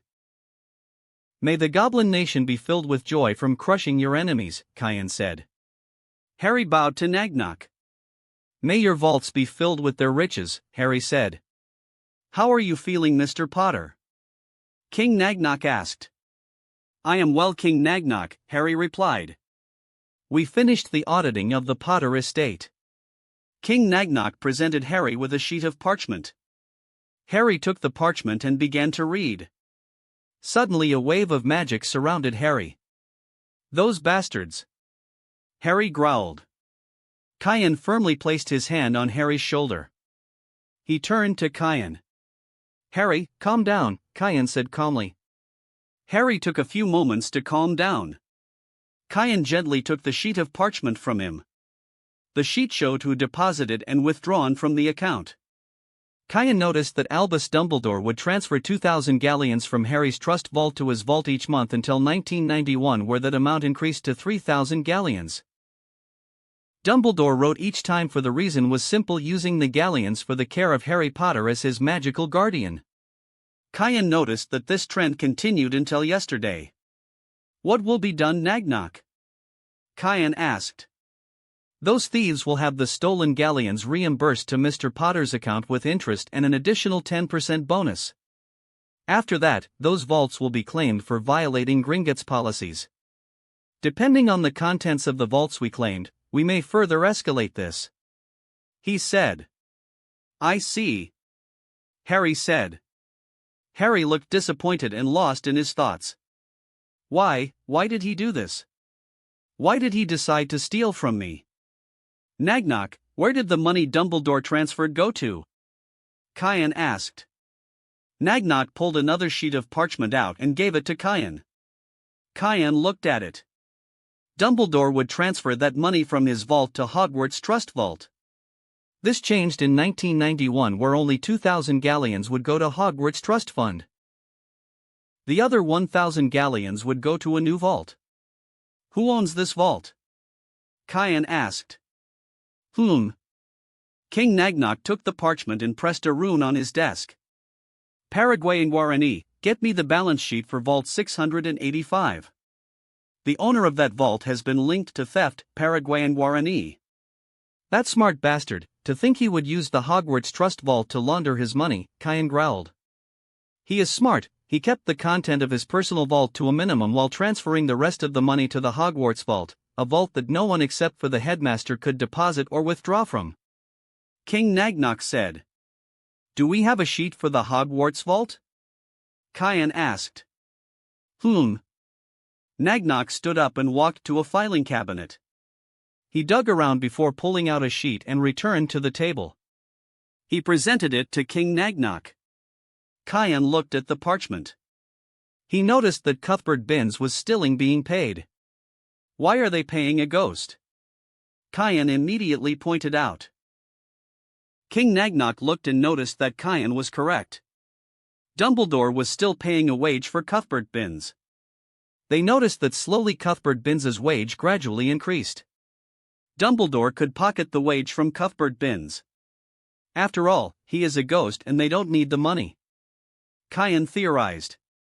Even if that is true, there is nothing we could do about it. King Nagnok said. Suddenly there was a knock on the door. Enter. The door quickly opened, and a goblin entered. The goblin greeted King Nagnok and handed him the sheet. By your leave. The goblin said before leaving the room. The doors quickly closed shut behind him. According to this, Vault 685 is the personal vault of a woman named Molly Prewart. Do you recognize that name? No. The only one I know is Molly Weasley. H.M. Weasley.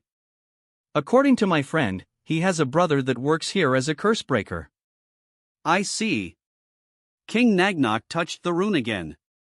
Paraguayan Guarani. Get me the personal files of any currently employed cursebreakers with the last name Weasley. Paraguayan Guarani. How was Professor Dumbledore allowed to access my vault? Harry asked. He is allowed in because your government, the Wisingamot, decided that he would be your magical guardian since you had no other magical guardian. Didn't Harry's parents leave a will of some kind? They looked at Kian. I mean, they are in a time of war. You would write a will in case either one of them or both of them die? That's actually a valid point. Suddenly there was a knock on the door. Enter. The door opened again, and a goblin entered the office holding a file. The goblin greeted King Nagnok and handed him the file. I want you to look to see if we have a copy of the will of Lily and James Potter. King Nagnok ordered. Yes, Your Majesty. The goblin said, by your leave. The goblin left the room, the doors quickly closed shut behind him. According to this file, William Bill Weasley is the son of Arthur Weasley and Molly Weasley née Pruitt. King Nagnok announced. No. Harry said in shock. So, Molly Weasley was also a part of this theft. King Nagnok growled. So what can we do to stop Dumbledore from accessing Harry's vault? The simplest way is to change the locks to the vault. But is that a permanent solution? Harry asked. No. Dumbledore could use the Wizengamot and force us to grant him access again due to him being your magical guardian. So we need to find a way to remove Professor Dumbledore as my magical guardian, Harry concluded. So what ways could this be done? Kyan asked. The easiest way would be if there was a will which states that someone else was supposed to be Mr. Potter's guardian. Which we aren't sure it exists, Harry said. The other methods would be through emancipation. Emancipation? Harry questioned. Emancipation is where a minor is considered an adult by law, Kyan said. This is normally used when the minor can financially provide for themselves or when the guardian is questioned placed their charge in danger and the charge refuses to accept another guardian. Kyan cracked a smile. I guess we do have a case against Dumbledore then. Oh? King Nagnok said. Harry's eyes widened with realization. The Triwizard Tournament, Harry said. Exactly, Kyan said. What does that stupid tournament have to do with this? King Nagnok groaned. On Halloween night, Harry's name came out of the Goblet of Fire. The Ministry representatives there and Dumbledore himself said that Harry had to compete. Yesterday morning, we discovered that Harry's addition to the tournament could have been voided. King Nagnok began to smile. Professor Dumbledore warned all the students that the tournament was designed to test the limits of the champion and that it was agreed that only students above the age of 17 would be allowed to enter, Harry added. Just to clarify, who were the Ministry representatives that were there? King Nagnok asked. Mr. Bartemius Crouch, head of the Department of International Magical Cooperation, and Mr. Ludo Bagman, head of the Department of Magical Games and Sports, Kyan replied. Not to mention the Madame Maxime, headmistress of Beauxbatons, Professor Karkaroff, headmaster of Durmstrang, and we were witness to this decision. Mr. Potter, just to clarify, did you willingly submit your name to the Goblet of Fire? No. I did not. Mr. Potter, do you want to enter the tournament? No. King Nagnok closed his eyes, thinking. Based on what I've heard, we can argue for Mr. Potter's emancipation on the ground of Albus Dumbledore, purposely placing Mr. Potter in danger by forcing him to participate in a tournament designed for adults. Albus Dumbledore, the chief of the Wizengamot, Mr. Bartemius Crouch, head of the Department of International Magical Cooperation, and Mr. Ludo Bagman, head of the Department of Magical Games and Sports all agreed that Mr. Potter should be considered an adult. King Nagnok said. He pressed the rune on his deck. Paraguayan Guarani, get me the emancipation form. Also, what is the status of the will of Lily and James Potter, Paraguayan Guarani? While we wait for the paperwork to be brought in, we have a few more things to look into before we proceed. King Nagnok said. The first thing we need to pick would be the adult supervisor for Mr. Potter. Adult supervisor? Harry asked. Yes. To make sure the emancipated minor can handle all the responsibility, they must have an adult supervisor to help guide the emancipated minor. I believe that we already took care of that, Kyan said. Oh? Yes. I took Harry in as an apprentice for the duration of the tournament. That would satisfy the adult supervisor position. There was a knock on the door. Enter. The door quickly opened, and two goblins entered. They greeted King Nagnok. One of the goblins handed him a sheet of parchment. The other stood there. I found out that the late Lord and Lady Potter did write a will. However, it is currently sealed and placed in the Potter family vault. The goblin reported. I see, both of you may leave. The goblins bowed and quickly left the room. King Nagnok pulled out a normal quill and began to fill out the emancipation form. He soon pulled out a crimson quill. This is a blood quill. It is a magical tool that allows the writer to sign documents in blood. He then signed the bottom of the sheet. He turned the sheet around, allowing them to see it.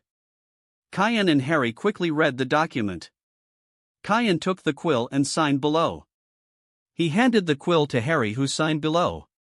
The parchment let out a golden glow and it triplicated itself. So, now what? Harry asked. Now then. King Nagnok pulled out a small box. You need to put on the Lord Potter ring, King Nagnok said as he handed the box to Harry. He opened the box to see a large ruby ring. Engraved on the ruby is a coat of arms with a lion. Below the lion was the words Audentes Fortuna Juvat, fortune favors the bold. Harry pulled the ring out of the box and slipped it on his hand. The ring began to glow red and it resized itself. Now then, Lord Potter. How do you feel? King Nagnok asked. I feel good, Harry said. King Nagnok pulled out a large folder. This is the portfolio of the Potter Vault. Harry took the folder and opened it. His eyes widened in shock. This is all mine? He asked. It is. King Nagnok said. Now then, shall we release the solicitors? Ha! Harry said. According to the audit, you did not receive any commission from the various companies who created products based on your image. King Nagnok said. Cayenne remembered seeing the Boy Who Lives book series in Borgin and Burke's. We also discovered that when the Ministry of Magic acquired your house at Godric's Hollows and turned it to a national monument, no compensation was sent to you.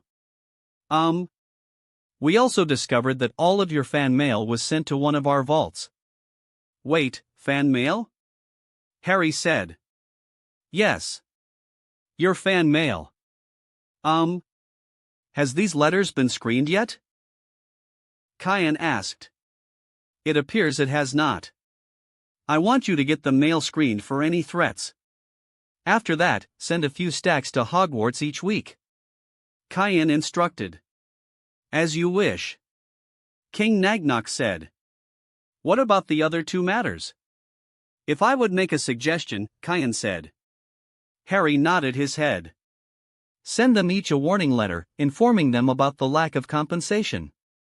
Demand that they send us that compensation with interest or face legal action. Cayenne suggested. Sure, Harry said. Anything else I can help you with? King Nagnok asked. Can you reach out to the Daily Prophet and ask for a private interview in 3 hours? Cayenne asked. Harry looked confused. Why? Well, the Daily Prophet are beginning to create their own speculation about your admission to the Triwizard Tournament and saying that you are a second champion for Hogwarts. I want you to get an interview to clear the air. Cayenne said. I see. It would also be a good idea to explain the fan mail that you received. I wouldn't be surprised if many of those letters belong to students at Hogwarts, and this would allow you an opportunity to make more friends at Hogwarts. That's a good idea, Harry said. Great. While King Nagnok arranges for that interview, someone needs some new clothes. Cayenne said. But? No buts. Cayenne said. I expected this. King Nagnok said as he pulled out a pouch and handed it to Harry. This pouch is connected to your vault. Just stick your hand in the pouch and think of the amount you want. He explained. Harry stuck his hand in the pouch and pulled out 10 galleons and 4 sickles. Cayenne led Harry out of King Nagnok's office. Time skip, 3 hours later. Cayenne and Harry were escorted to a private room. They entered the room to see 2 reporters sitting there. Hello, Michael. Rebecca. Hello, Cayenne. They replied. Cayenne and Harry sat down facing them. Before we start, allow us to formally introduce ourselves. I am Michael Carniris. And I am Rebecca Almeidas. A lot of people have been wondering about how you became the second champion for Hogwarts. The first thing is that Harry is not the second champion for Hogwarts, Kyan said. Oh? But Mr. Potter is a student of Hogwarts. Michael replied. He was. However, the judges decided that Harry will be a champion of the Shiba Academy of Mystical Arts instead. Oh? How come? To make it fair for the other schools, Kyan replied. I see, Rebecca said. The reporters quickly wrote the new information down. So, Mr. Potter, why did you join the tournament? I didn't. I had no intention of joining the tournament at all. Harry said. But how did your name enter the Goblet of Fire? We have various witness reports all stating that Professor Dumbledore drew an age line to prevent any younger students from placing their names into the tournament. Rebecca asked. There were ways to get around that age line. Look at Fred Weasley, the Hogwarts champion. He is currently 16 years old. He attempted to cross the age line by using an aging potion. Kyan began. However, the age line rejected him. So, I showed the students 3 different ways to cross the age line. What were those methods? Michael asked. The first method, and arguably the easiest, would be simply throwing the parchment into the goblet itself. I see. The second method is simply asking someone older to put your name into the goblet. And the final method? The final method is simply levitating the parchment into the goblet, Kyan said. And Mr. Weasley performed one of these methods? He did under my instructions, Kyan replied. So it would be possible for Mr. Potter to use one of these methods to get into the tournament. Michael theorized. He could have if he wanted to. Kyan interrupted Michael and Rebecca as they were about to write Kyan's answer down. However, it was not the case here. How come? Rebecca asked. When we inspected the sheet of parchment with Mr. Potter's name on it, it appeared to be from a school assignment. I see. Rebecca said. We theorized that the Goblet of Fire was confounded to believe that there was, in fact, 4 schools in the tournament. And Mr. Potter was entered in that 4th school, Michael said. Exactly, Kyan said. I would also like to mention 2 things to the public, Harry said. Rebecca and Michael turned to Harry. The first one is an overdue apology. An apology to who? Michael asked. To the general public, Harry answered. I recently discovered that any fan mail that I would have received was rerouted to a vault here in Gringotts. So, what are your intentions with that fan mail? Rebecca asked. I will slowly read those letters to answer them back, Harry said. But those letters would have been sitting there since you were just a baby. Which is why I need to apologize for the idiotic action of my magical guardian who allowed those unopened letters to sit there. Who is your magical guardian right now? Michael asked. I don't know who my magical guardian is. I was sent to live with my Muggle relatives. Harry said. What? Yes. I lived with my Muggle relatives, ignorant of magic until I received my Hogwarts letter. I see, Michael said as they wrote everything down. I will also be filing lawsuits against all the companies that used my name and image without my approval or any commission, Harry said. What? Rebecca said, dropping her quill. Indeed, Kyan said. We spoke with Harry's current account manager. He informed us that none of these companies sent any money to Mr. Potter's vault. Dear Merlin, Michael said. Not only that, Kyan said. There's more? Rebecca asked. Yes. We will also be filing lawsuits against the Ministry of Magic. How come? Rebecca asked. For stealing House Potter's property, Kyan said. Huh? The cottage in Godric's Hollow remained abandoned and the Ministry of Magic constructed a memorial there. The Ministry of Magic claimed that site to be a national monument. Michael and Rebecca nodded their heads. However, according to my account manager, the Ministry of Magic has not purchased the cottage or land from House Potter or paid any rent for the cottage or paid any compensation for the house. I see. Michael said. Kyan and Harry sat there in silence as they wrote everything down. Anything else you want to mention? Rebecca asked. I don't believe so. Kyan said. He turned to Harry. Anything else to add? No, Harry replied. Here are our notes. They presented them with the notes in the interview. Kyan and Harry read them over. They returned the notes to them. With the interview concluded, the reporters were escorted out of Gringotts. Harry, do you want to get your parents' will? Kyan asked. Harry thought about it before nodding his head. Kyan turned to their goblin escort. We wish to go to the Potter Vault, Kyan said. Very well. He said. They walked down a narrow stone passageway lit with flaming torches. It sloped steeply downward and there were little railway tracks on the floor. Their goblin escort whistled, and a small cart came hurtling up the tracks toward them. They climbed in and the small cart whisked them down the tracks.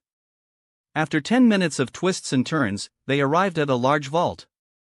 They could see the Potter coat of arms carved into the vault door. They got out of the cart. How do I open it? Harry asked, remembering he needed a key to open his trust vault or the goblin doing something to the vault door to open it.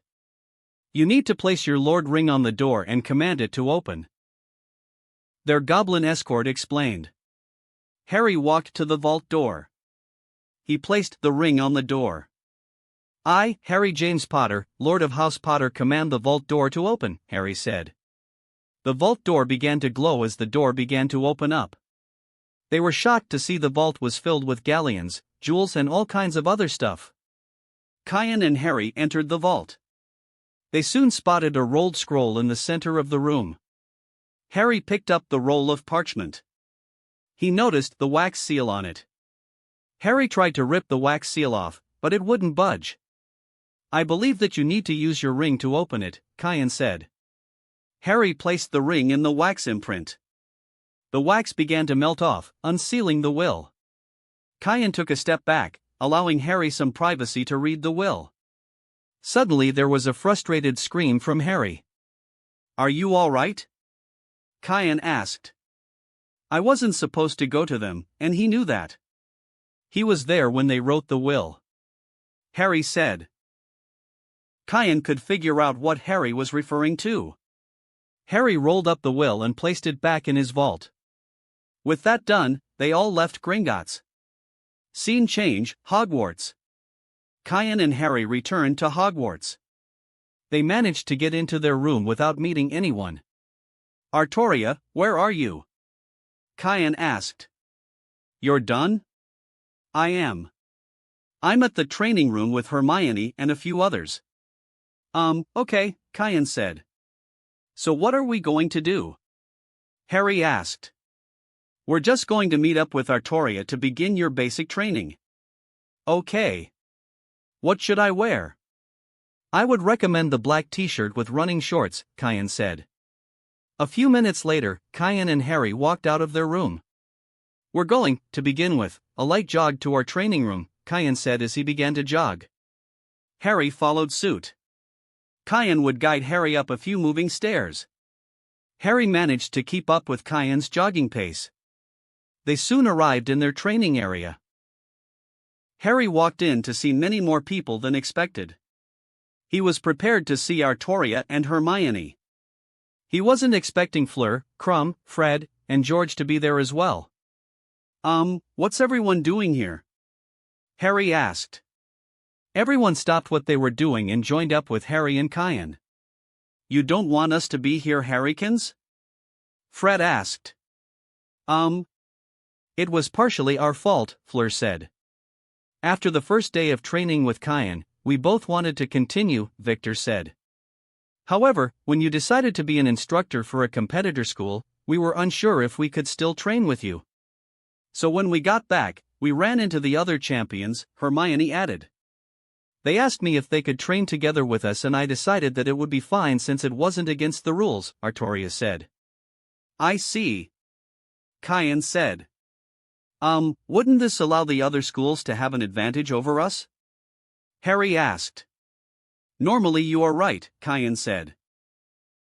But, the goal of this tournament is to promote international relations, not showing off which school is better, Kyan said. I see.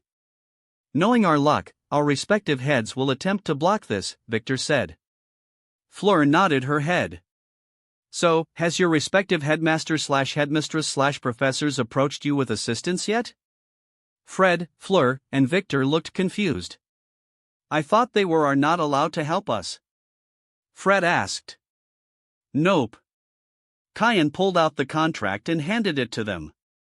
The only thing mentioned in the contract is that your respective headmaster/headmistress/professors are not allowed to help in the actual challenge itself, not the preparations for the challenge. Oh.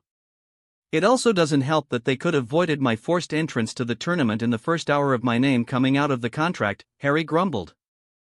What? Indeed, Kyan said as he pointed to the escape clause in the contract. It was as if they intended to have Harry remain in the tournament, Victor said.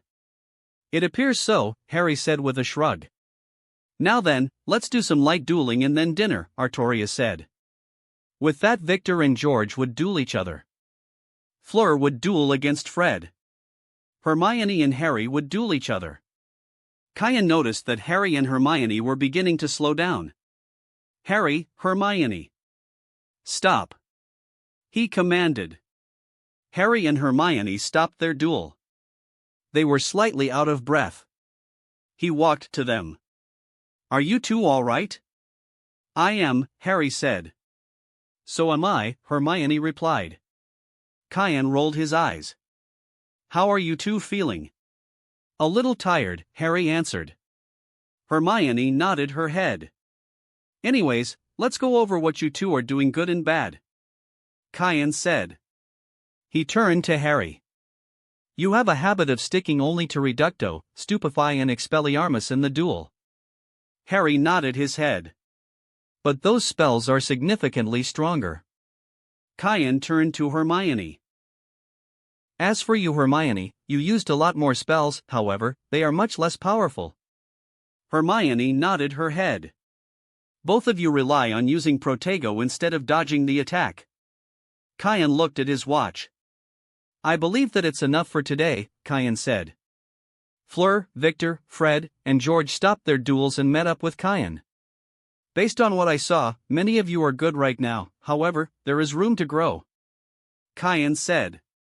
So tomorrow, we will meet up here at 5 in the morning, Kyan said. What? All of the students yelled. We will be doing physical workouts to strengthen your body, Kyan said. Anyways, let's wash up and go to dinner, Kyan said. They all slowly nodded as he pointed at showers that magically appeared. They all nodded as they entered the showers. It's a good thing that you could change certain things in the castle, Kyan commented as soon as everyone entered the showers. Indeed. All that effort to improve the wards and regain control of Hogwarts was worth it. Artoria replied. Soon everyone came out of the showers cleaned and refreshed. They all walked out of the corridor and towards the Great Hall. So where are we going to sit? Harry asked. Kyan thought. Do you think you can add a table just for us in the Great Hall? Kyan asked. Easy, Artoria replied. Don't worry about it, Kyan replied. They soon entered the Great Hall. The Great Hall appeared normal. However, in the far right corner, there was a small table. We will be sitting over that small table. All of you are welcome to join us. Kyan invited. Sure, Fleur said immediately. Victor nodded his head right after. Fred and George looked at each other for a moment. Us too. They said simultaneously. Everyone walked towards the small table. Everyone in the Great Hall stopped talking and noticed them walking to the isolated table. Fred. George. Where are you going? Someone called out. Everyone stopped and turned to see it was Ron. We're going dash. To sit down dash. And eat dinner Ronkins. Why are you going over there? Sit with your fellow Gryffindors. Ron said. Well, you see Ronkins. We are just making friends dash. With our foreign guests. Isn't that's the purpose dash? Of this tournament? Indeed. Ron turned around to see Professor McGonagall standing there. That indeed is the purpose of this tournament. To promote friendship with the other schools. 40 points to Gryffindor for promoting the spirit of this tournament. With that, everyone sat down at their table and began to eat dinner. Mademoiselle Delacour. Fleur turned around to see her respective headmistress standing behind them. Good evening, Headmistress Maxime, Fleur replied. Where were you? I was looking for you all day. She said. I apologized. I was training with my friends. Fleur replied. Madame Maxime was shocked to hear Fleur say that. I see. I wish to see you after dinner at the carriage. Very well, madam. See you then. She said as she returned eating. They could tell that she was very annoyed at Fleur's behavior. Madame Maxime turned around and walked to the professor's table. Right behind Madame Maxime, Professor Karkaroff walked towards their table. What are you doing, Victor? Professor Karkaroff asked. I am eating with my friends, Victor replied. Professor Karkaroff frowned upon hearing Victor's answer. I will need to see you after dinner, he said. Victor sighed.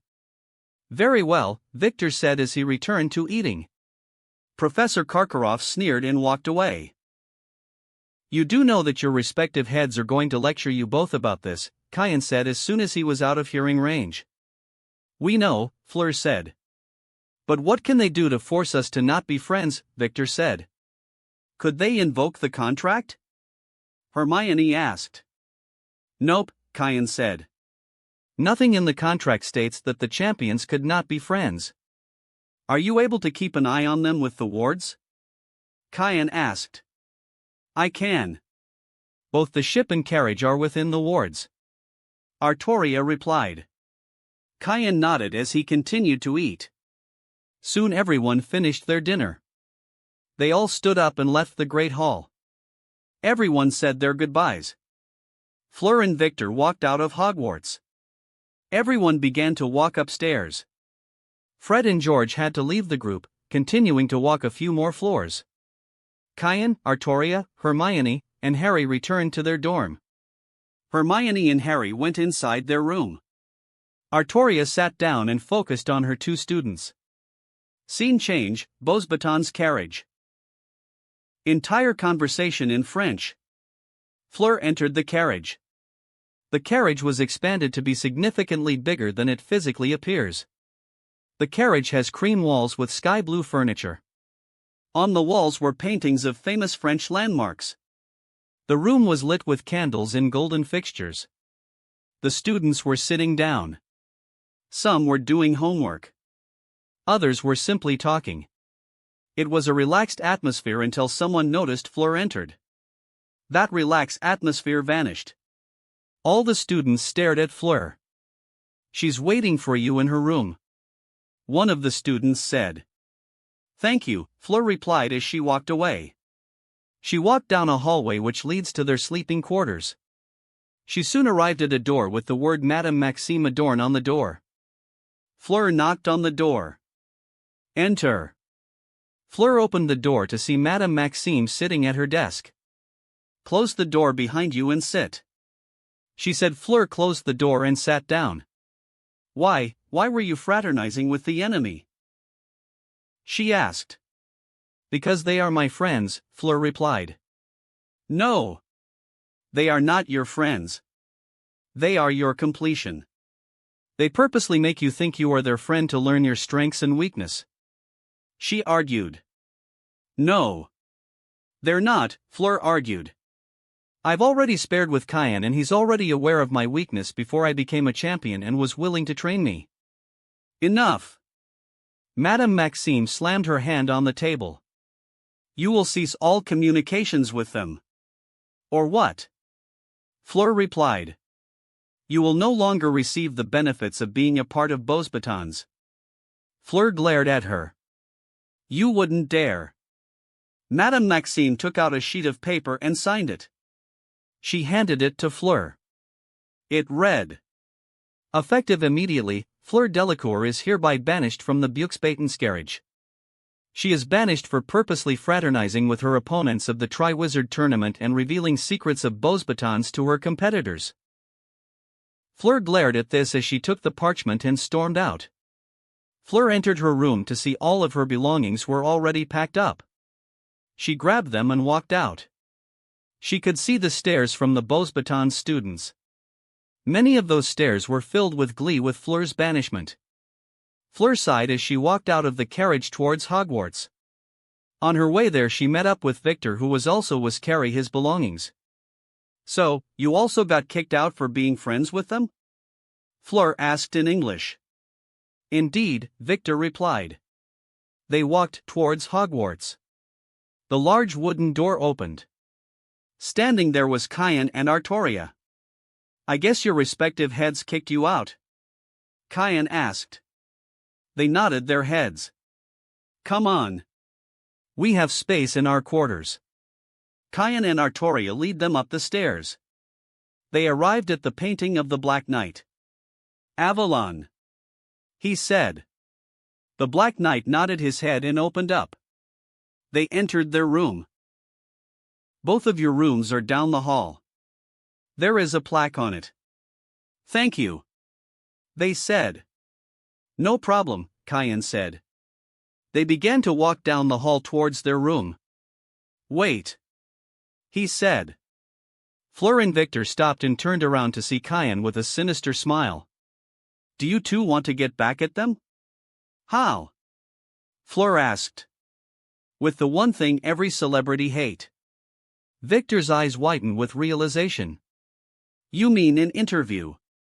"Exactly." Victor and Fleur stood there, thinking about the idea. They soon nodded their heads.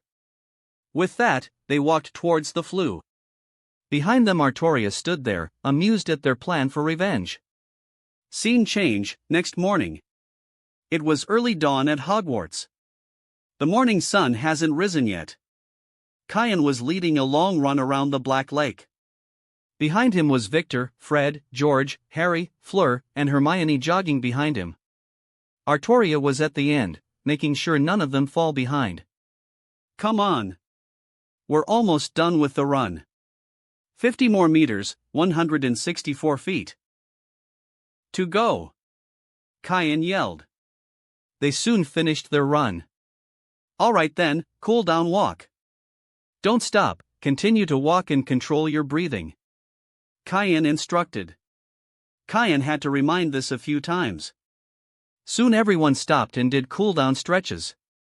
"Good job everyone," Cayenne said. "Let's take a quick shower and go to breakfast." They all nodded their heads and walked towards the castle.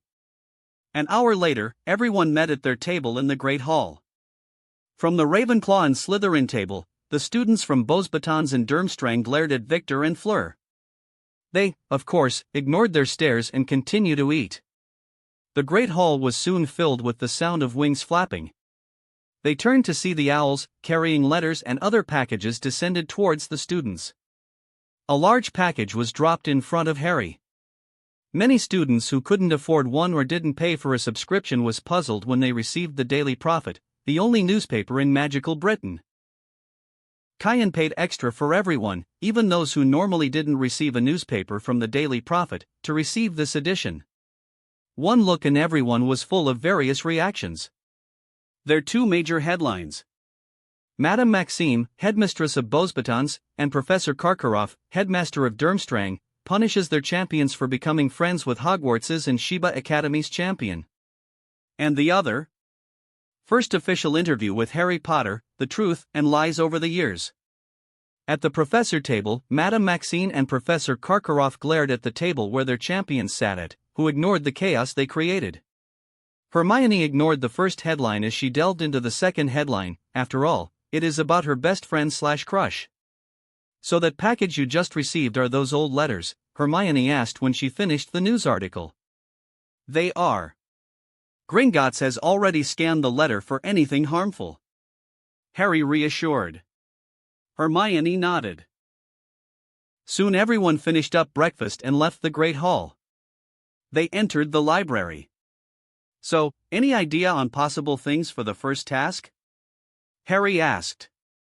According to past tournaments, it is usually the champions facing some sort of creature, which usually results in at least one champion dying, Hermione mentioned. Now that you mentioned it, Fred said.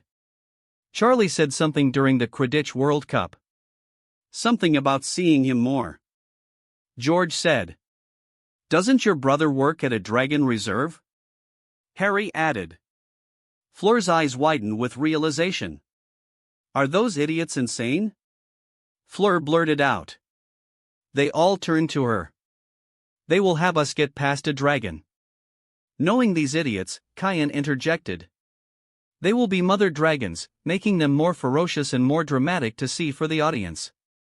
All the champions stared at Cayenne. Slowly the blood drained from their faces when they all realized what Cayenne said made a lot of sense. Let's go see if there are any books about dealing with dragons, Hermione suggested. They all walked to Madame Prince's desk. Hello, Miss Granger. What can I do for you? Hello, Madame Prince. We were wondering if you have any books about dragons. Madame Prince stared at Hermione before looking at the champions behind her. She sighed. She stood up and pulled out a book. She looked at the book and began to write the titles and locations in the sheet of parchment. She handed it to Hermione. These are all the books that we have about dragons, in the library and the restricted section. Hermione took the list. Thank you, she said. They spent the next 20 minutes gathering all the books they could from Madame Prince's list. Harry and Hermione recognized a few books on her list. Those were some of the books Hagrid was reading when he was taking care of Norbert. They all sat back down at their table with their stacks of books. They all delved into the books. As they were skimming the books, they all took notes on a certain thing that could be important when dealing with a dragon. In the end, they managed to get a lot of information on dragons. Some key similarities on all dragons are that their skin is magic resistant, and the eyes are their only weak point for magic. Dragons could be easily distracted by animals or certain magic. Hermione stumbled on a unique theory that would be useless for everyone except for Harry. There is a theory that dragons could understand Parseltongue. She quickly showed Harry this theory. But Hermione, remember when I accidentally revealed that I was a Parseltongue? Everyone shunned me for the rest of the year. I know that, Harry. But it doesn't matter what the public thinks. What matters are those you consider your friends and your family. Hermione, I will consider it as another option. Hermione nodded her head and continued to read. They were granted special permission from Madame Prince to have lunch in the library. They developed a few ideas of dealing with a dragon. Okay guys, enough studying for today, Cayenne said as he stood up. Let's do some more training. They all stood up. They returned any unnecessary books to Madame Prince. Hermione and Fleur checked out a few books.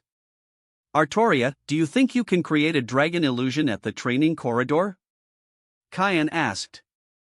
I could, though it will not be viable for them to train against. It's fine. The illusion would give them a taste of what is to come. If you say so. They soon arrived at the training quarter. Victor opened the door.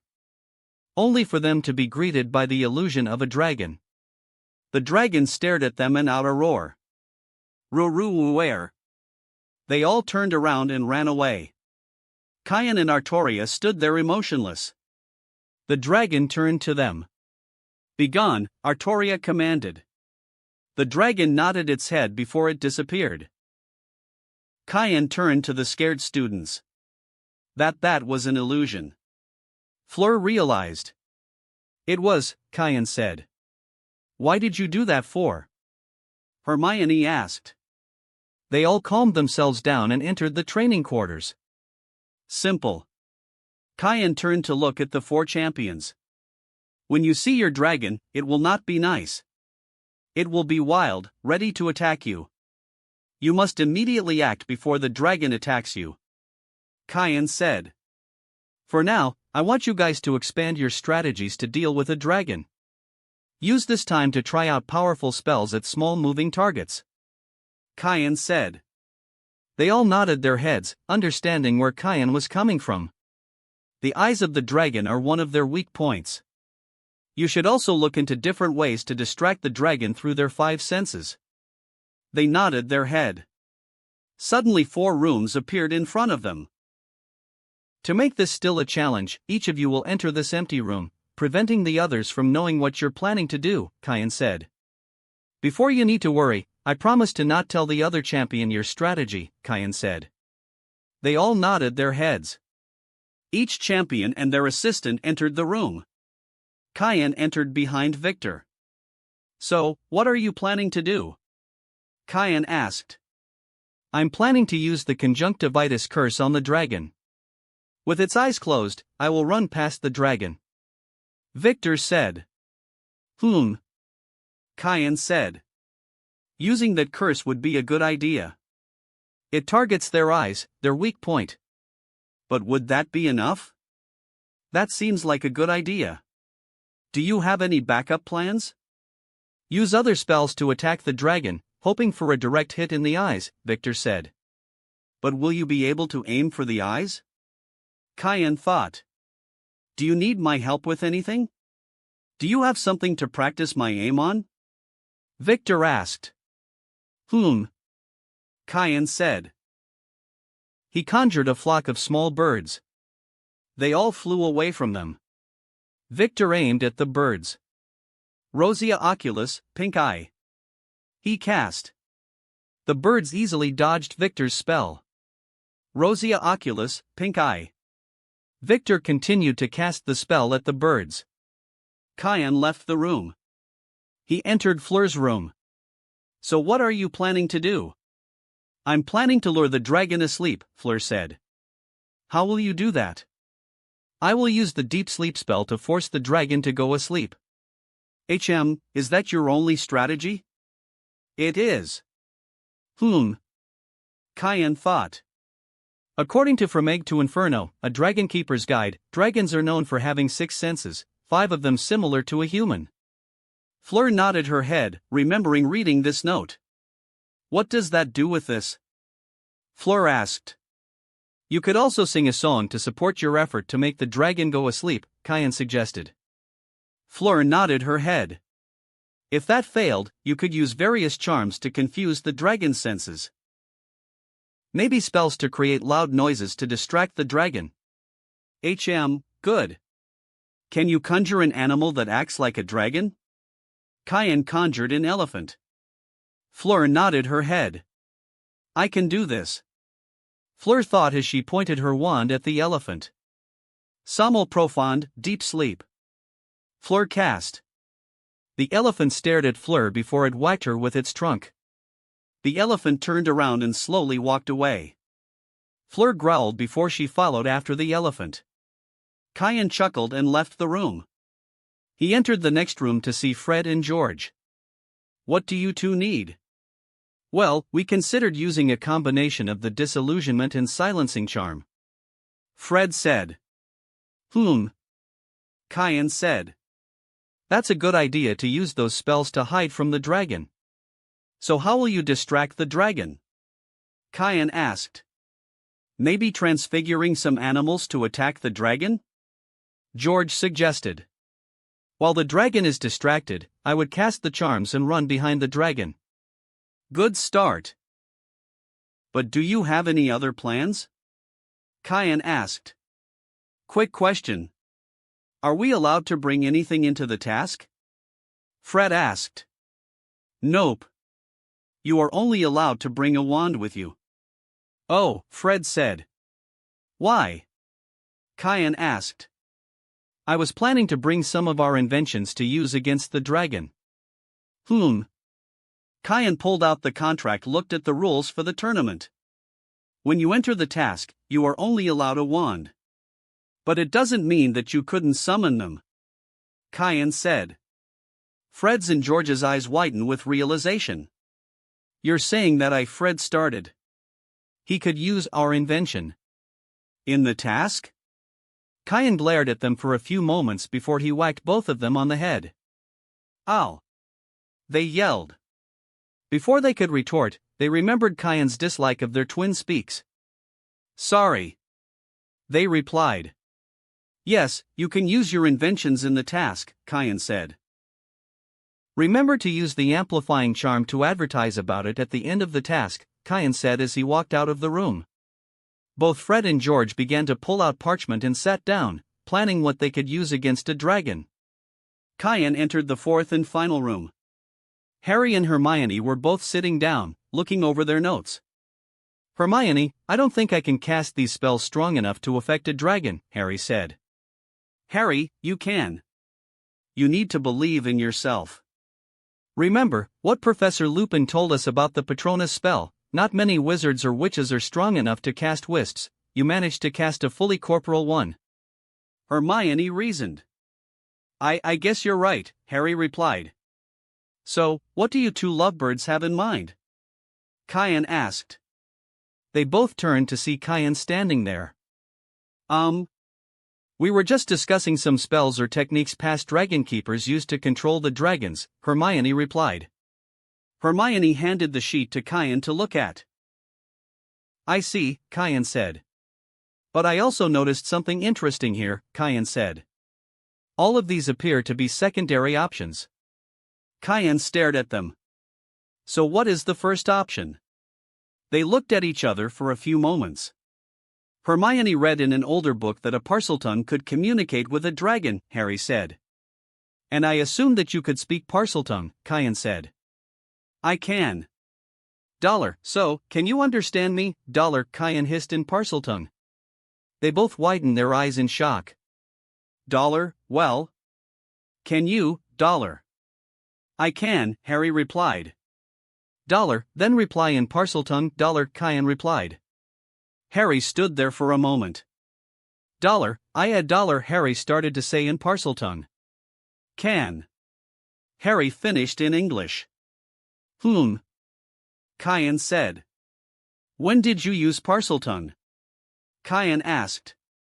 When I am with a snake, Harry said. I believe that right now, you are mentally associating Parseltongue with the presence of an actual snake, Kayan said as he summoned a garden snake. Where am I? The garden snake hissed. Hello snake. My name is Kayan. I am trying to help my friend speak in the serpent's tongue. Are you okay with that? Kayan asked. The garden snake turned to Kayan. A speaker. The garden hissed before turning to Harry.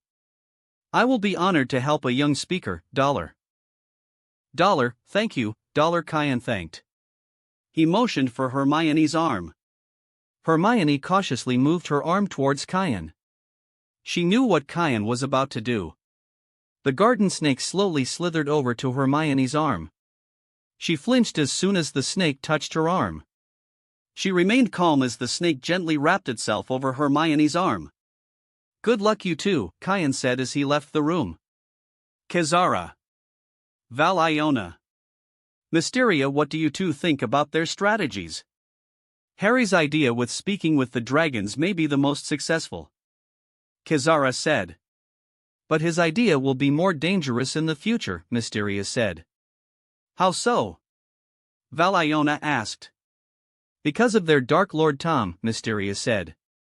During his reign of terror, the public found it out that he was a Parselmouth. The Ministry of Magic, in its infinite wisdom, labeled Parseltongue as dark magic. Mysteria explained. That would explain all the books in Parseltongue we founded in that shady place, Kayan said. Indeed, Mysteria replied. What about the other three champions' plans? Kayan asked. Victor's and Fred's plans for their dragon are the most dangerous plans, Kizara said. Victor's curse may cause the dragon to go out of control, rampaging around the arena, trying to use its sense of hearing and smell to find him, Valiona said. Kayan nodded his head in agreement with their assessment. And Fred's? We don't know what they are planning to use on the dragon, Valiona said. From what I've heard from the other students about their pranks, then I may feel sorry for the dragons, Kayan added. What about Fleur's? Her idea is also a good one. But the issue is that even though the dragon is asleep, it can still act based on muscle memory. Mysterious said. Kazara and Valiona agreed with Mysteria. Do you two think you can help them? Kyan asked. Harry's the only one we can help for certain, Kazara said. We are significantly stronger than these dragons, Valiona said. However, if they manage to affect you too, then it's for certain they can affect those dragons. Kyan countered. They may feel self-conscious if they aren't able to affect us, Valiona said. Maybe we should let them know that these dragons are significantly stronger than the ones they'll use in the tournament. If we do that, then we need to make sure this information doesn't get revealed to the public, Kyan said. If we were going to do this, we need to see if they have any occlumency barrier, Mysterious said. We should also have a contract to make sure they don't accidentally say it, Kyan added. He went to a nearby table and wrote out the contract for everyone to sign. Kyan knocked on the first door. Come in. Victor shouted from the other side of the door. Kyan opened the door to see most of the birds have been shot down. What do you need? I have certain things that will help all of you survive the impending tasks. Kyan started. But I realized that I need a way to prevent those things from being revealed to the public. Kyan handed Victor the contract. I agree to undergo a legilimency attack to test the strength of my occlumency barrier. I will not reveal any information or knowledge I've learned from Kyan Shiba or Artoria Shiba without both of their consent. Kyan Shiba will not use any knowledge obtained from the legilimency attack to harm the signer. Victor quickly signed the contract. Kyan signed right after. Are you ready? Kyan asked. Yeah, Victor said. Legilimens. Kyan entered Victor's mind. There is an occlumency barrier here. Kyan gently poked around the barrier. It could withstand some legilimency attacks. Kyan left Victor's mind. So how was it? Victor asked. Your occlumency barrier is fine. Though, it can break if the legilimen is strong enough to pierce your barrier. Kyan warned. Victor nodded his head. I'm aware of that. He said. Good. Allow me to test the others first, and then I will show you something that will potentially help with your preparation for the task. Very well. Can you bring in more birds? He requested. Kyan summoned smaller and faster birds for Victor to aim at. Thank you, Victor said as he began to aim at them. Kyan left Victor's room and went over to Fleur's door. He knocked on the door. Come in. She replied. Kyan opened the door to see Fleur standing over a sleeping elephant. Looks like you managed to get it asleep, Kyan said. I did. She replied. What did you need? Kyan handed the contract to Fleur and repeated what he told Victor. Very well. She said as she signed the contract. Kyan quickly tested her occlumency barrier. Just like Victor, Fleur has already established an occlumency barrier in her mind. Unlike Victor's direct defenses, Fleur used her Vila allure to subtly attract the enemy if it's a male. It would have worked for any ordinary man, but Kyan was able to resist it. The rest of the defenses were designed to ensnare the invader in various illusions and false memories. Kyan left Fleur's mind. So how was it? She asked. Your occlumency barrier is good. The trick in using your allure to ensnare any male invaders is interesting and unique. But it appears that you easily overcame that defense, Fleur said. I am not a normal person, Kyan replied. I see, can you give me a few more elephants? Fleur asked. Kyan conjured a few elephants. Kyan decided to make it a little harder for Fleur. Kyan clapped his hand, creating a loud boom, causing the calm elephants to panic and began to run away. Fleur stared at the scared animal. Good luck, Kyan said before he left, narrowly dodging a fireball. Kyan knocked on Fred's and George's door. Come in, Fred said. Kyan opened the door to see Fred and George were surrounded by a lot of parchment. So what's going on? George asked. Kayan showed them the contract and explained the reason for it. What do you think? Fred asked.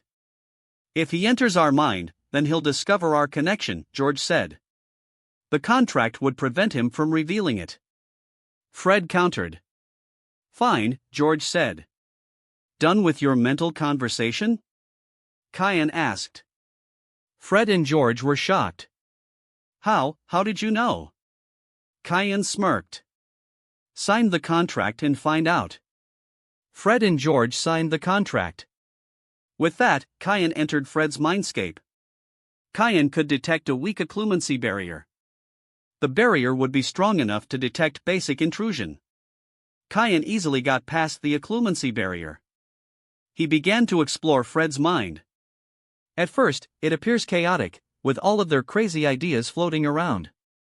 Upon closer inspection, Kayan realized that the chaotic ideas were a cover for their real secrets. Kayan moved past the chaotic ideas to see that it was a part of his occlumency barrier.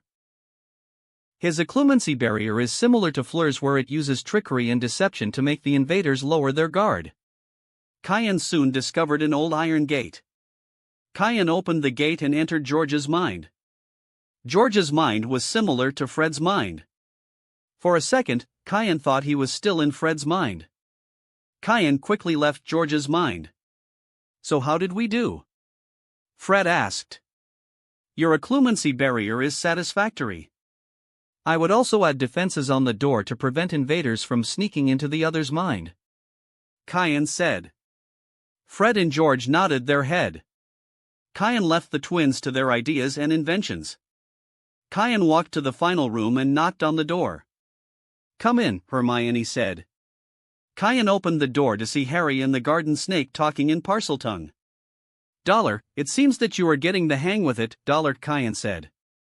Harry turned to Kayan. I am, Harry replied. I need both of you to read this contract. Kayan showed them the contract. What is an occlumency barrier? Harry asked, switching back to English. An occlumency barrier is a mental barrier that prevents people from reading your mind, Kayan said. People could be reading our minds. Hermione shrieked in fear. Indeed, Kayan said. As part of the contract, I will help both of you develop your occlumency barrier and teach you different ways to protect your mind, Kayan said. Harry and Hermione soon signed the contract. Who wants to go first? Kayan asked. I will, Harry said. Very well then, Kayan said as he moved to Harry. Kayan stared right at Harry's eyes. Legilimens. Kayan entered Harry's mind. Unlike the other minds he entered, he couldn't find any occlumency barrier. Kayan continued to travel deeper into Harry's mind. Kayan spotted Harry floating in his mind. Is this my mind, Kayan-sensei? Harry asked. It is, Kayan said. They looked at the disorganized mind. They could see some memories were very clear and near them, while other memories appear faded and floated in the distance. Kayan noticed a familiar cloak in some of his memories.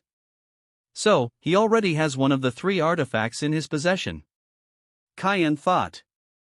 What do I need to do? Harry asked. The first thing is that you need to establish a foundation for your mind, Kayan instructed. A foundation? Like a building of some kind? Yes. Some books suggest a city or a place that is familiar to them. Kayan said. Harry closed his eyes and concentrated. The ground began to form below them. Good. Keep on doing that.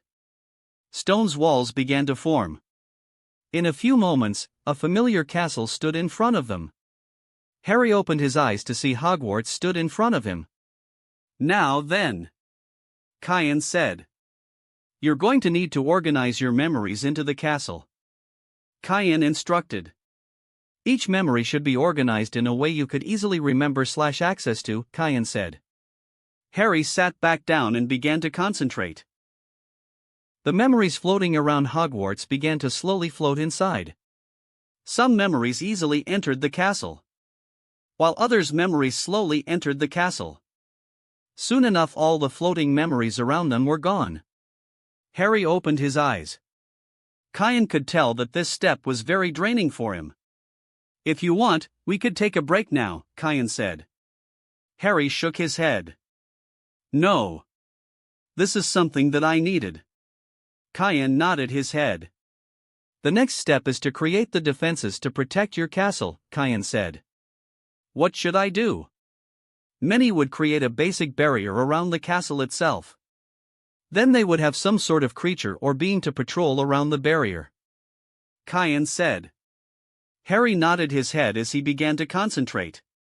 Slowly a pack of hippogriff began to appear in front of them and began to roam around the castle. Some began a running start before flying in the air. From one of the castle windows, owls began to fly out of it and land on the roof of the castle and in the nearby trees. They joined the hippogriff in scanning the surrounding area. A giant dome barrier began to form, covering the entire castle. Kayan gently tapped the barrier. The barrier was a good one, able to withstand a few blows from an invader. Harry opened his eyes. "The final piece for you is to continue to maintain this mindscape. Always spend some time, maybe at night, to sort your old memories and look over your mindscape." Harry nodded his head. With that, Kayan left Harry's mind. Kayan opened his eyes to see Harry staring at him. "How do you feel?" Kayan asked.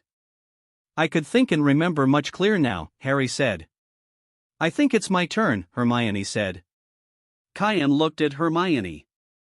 "Are you ready?" he asked. She nodded her head. "Legilimens," Kayan said as he entered her mind. Just like Harry's mind, Hermione's mind did not have an occlumency barrier established. Kayan soon arrived in a room with books scattered everywhere. It appears that Hermione's mind subconsciously has already begun the process of establishing a mindscape. Kayan thought. Hermione soon appeared in her mind. Hermione said, trying to explain the mess. "No need to look embarrassed. This is a good start," Kayan said. "Huh?" Hermione questioned. She was very confused about what Kayan was saying. "Your mind already began the first step in forming an occlumency barrier, creating a place to store and organize your memories." Hermione's widened when she understood what Kayan meant. "Correct me if I am wrong, but these books represent your memories." Hermione picked up a book and nodded her head. "Now then, you need to create bookshelves and shelve your books." "How?" Hermione asked. "You need to close your eyes and focus on the shelves appearing and where the books belong," Kayan instructed. Hermione nodded her head. She closed her eyes and began to concentrate. Some of the books around her opened up and began to glow. She must be using her memories to create the shelves, Kayan thought. Wooden bookshelves began to appear around them. The books began to float up and move into the bookshelves. Some books landed in one place. Some of the books spit into multiple copies and flew to different places on different shelves. Soon enough all the books were placed in bookshelves. Hermione opened her eyes.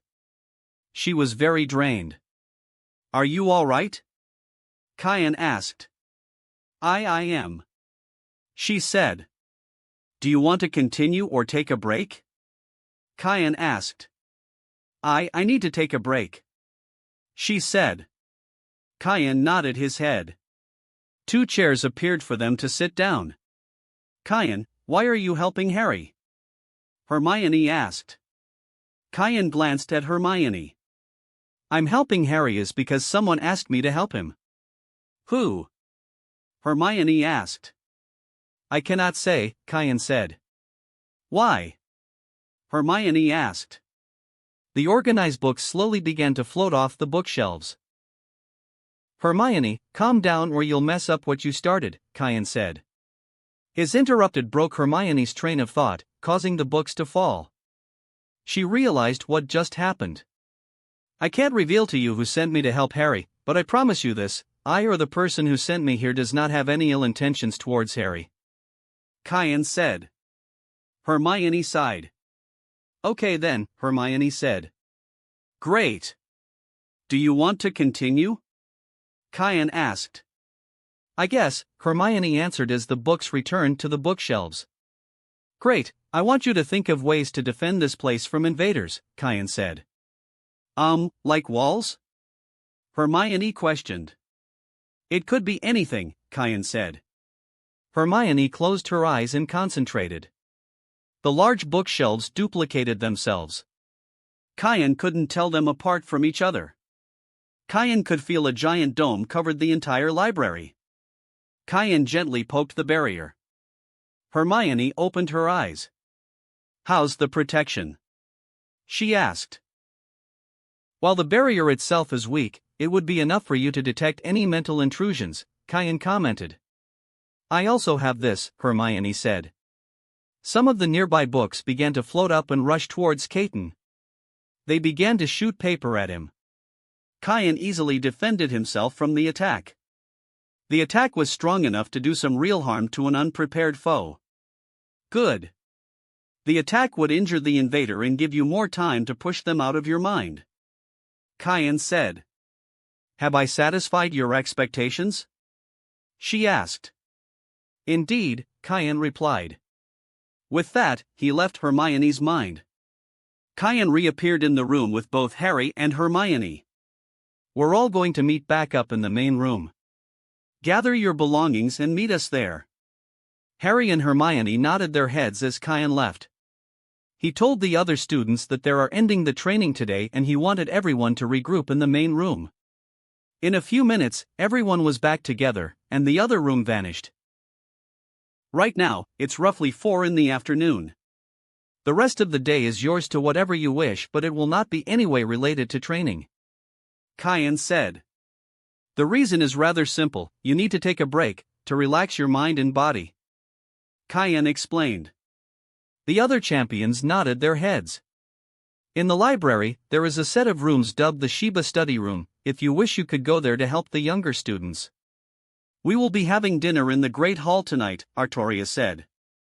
They all nodded their heads and left the room. Kyan and Artoria were the last ones to leave. The door behind them vanished in thin air. We need a room to hide things. They thought together. The room around them began to transform.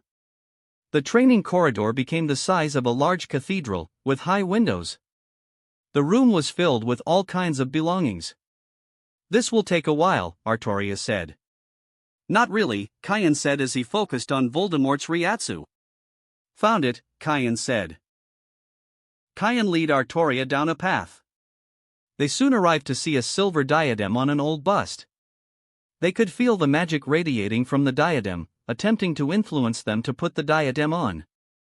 Kyan and Artoria easily resist the temptation. Kyan summoned his black gloves and put them on. He gently pushed the diadem. He dislodges the soul fragment from the diadem. Before the soul fragment could do anything, Kyan quickly bounded the soul fragment with Kido and sent him to his mindscape. So, what are we going to do about this? Artoria asked. Kyan turned to the diadem. Despite it being free from the soul fragment, the diadem still reeks of dark magic. I got it, Kyan said as he summoned Longinus. He tapped Longinus on the diadem. Longinus began to glow golden, releasing holy energy.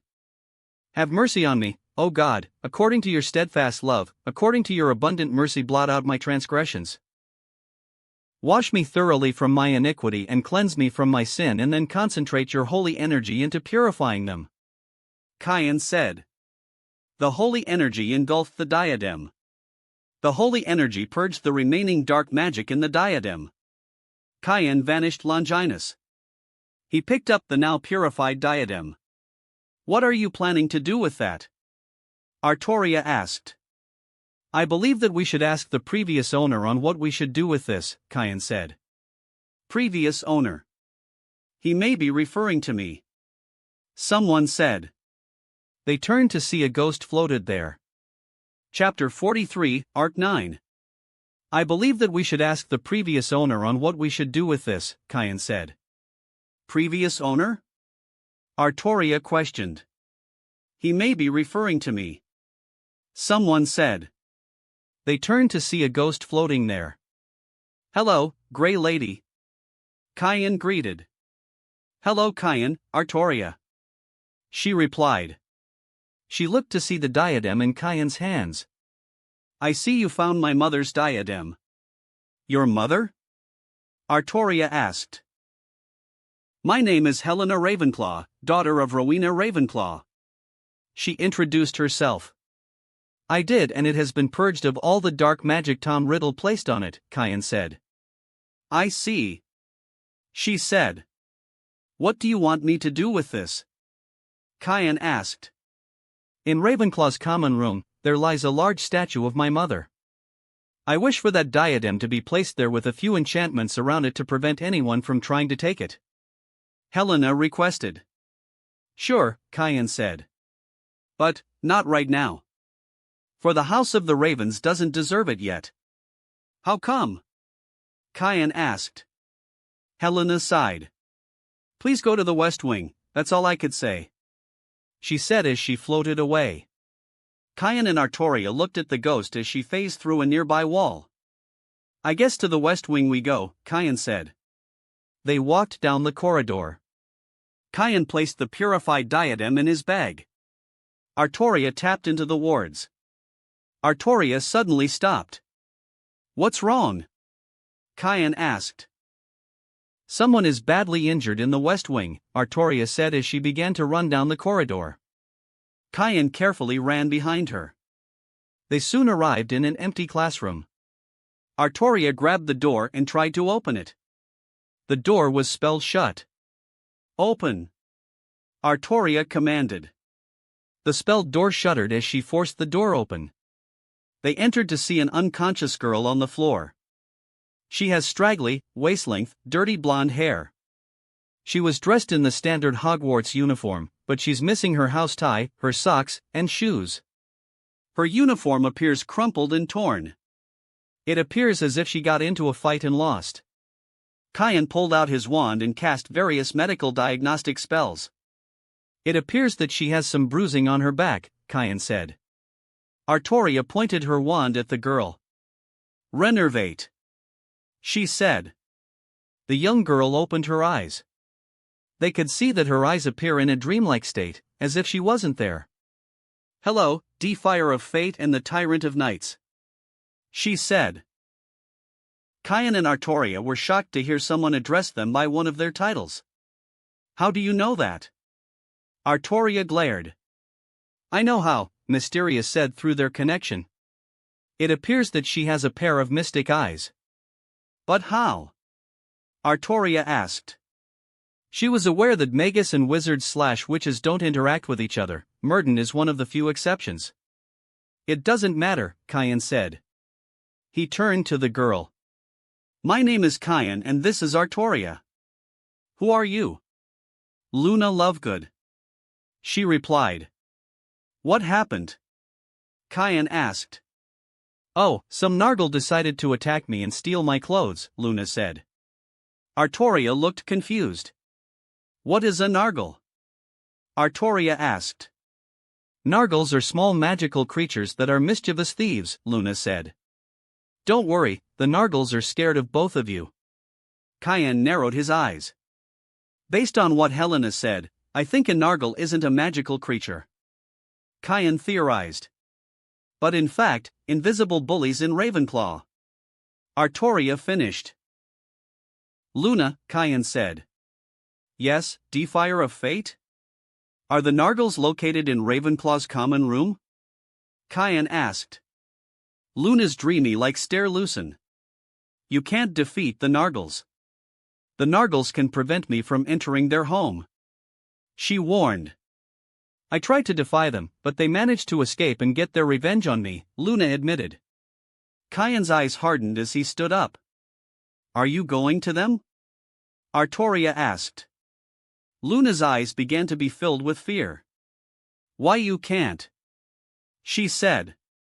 "Watch me," Kayan said as he walked out of the room. Artoria and Luna quickly followed after him. They soon arrived at an eagle-shaped knocker. "I wish to enter the Ravenclaw common room." The eagle-shaped knocker looked at each of them. To enter the Ravenclaw common room, a riddle will be told. The eagle-shaped knocker said. It then turned to Luna. Unfortunately, she isn't allowed to enter.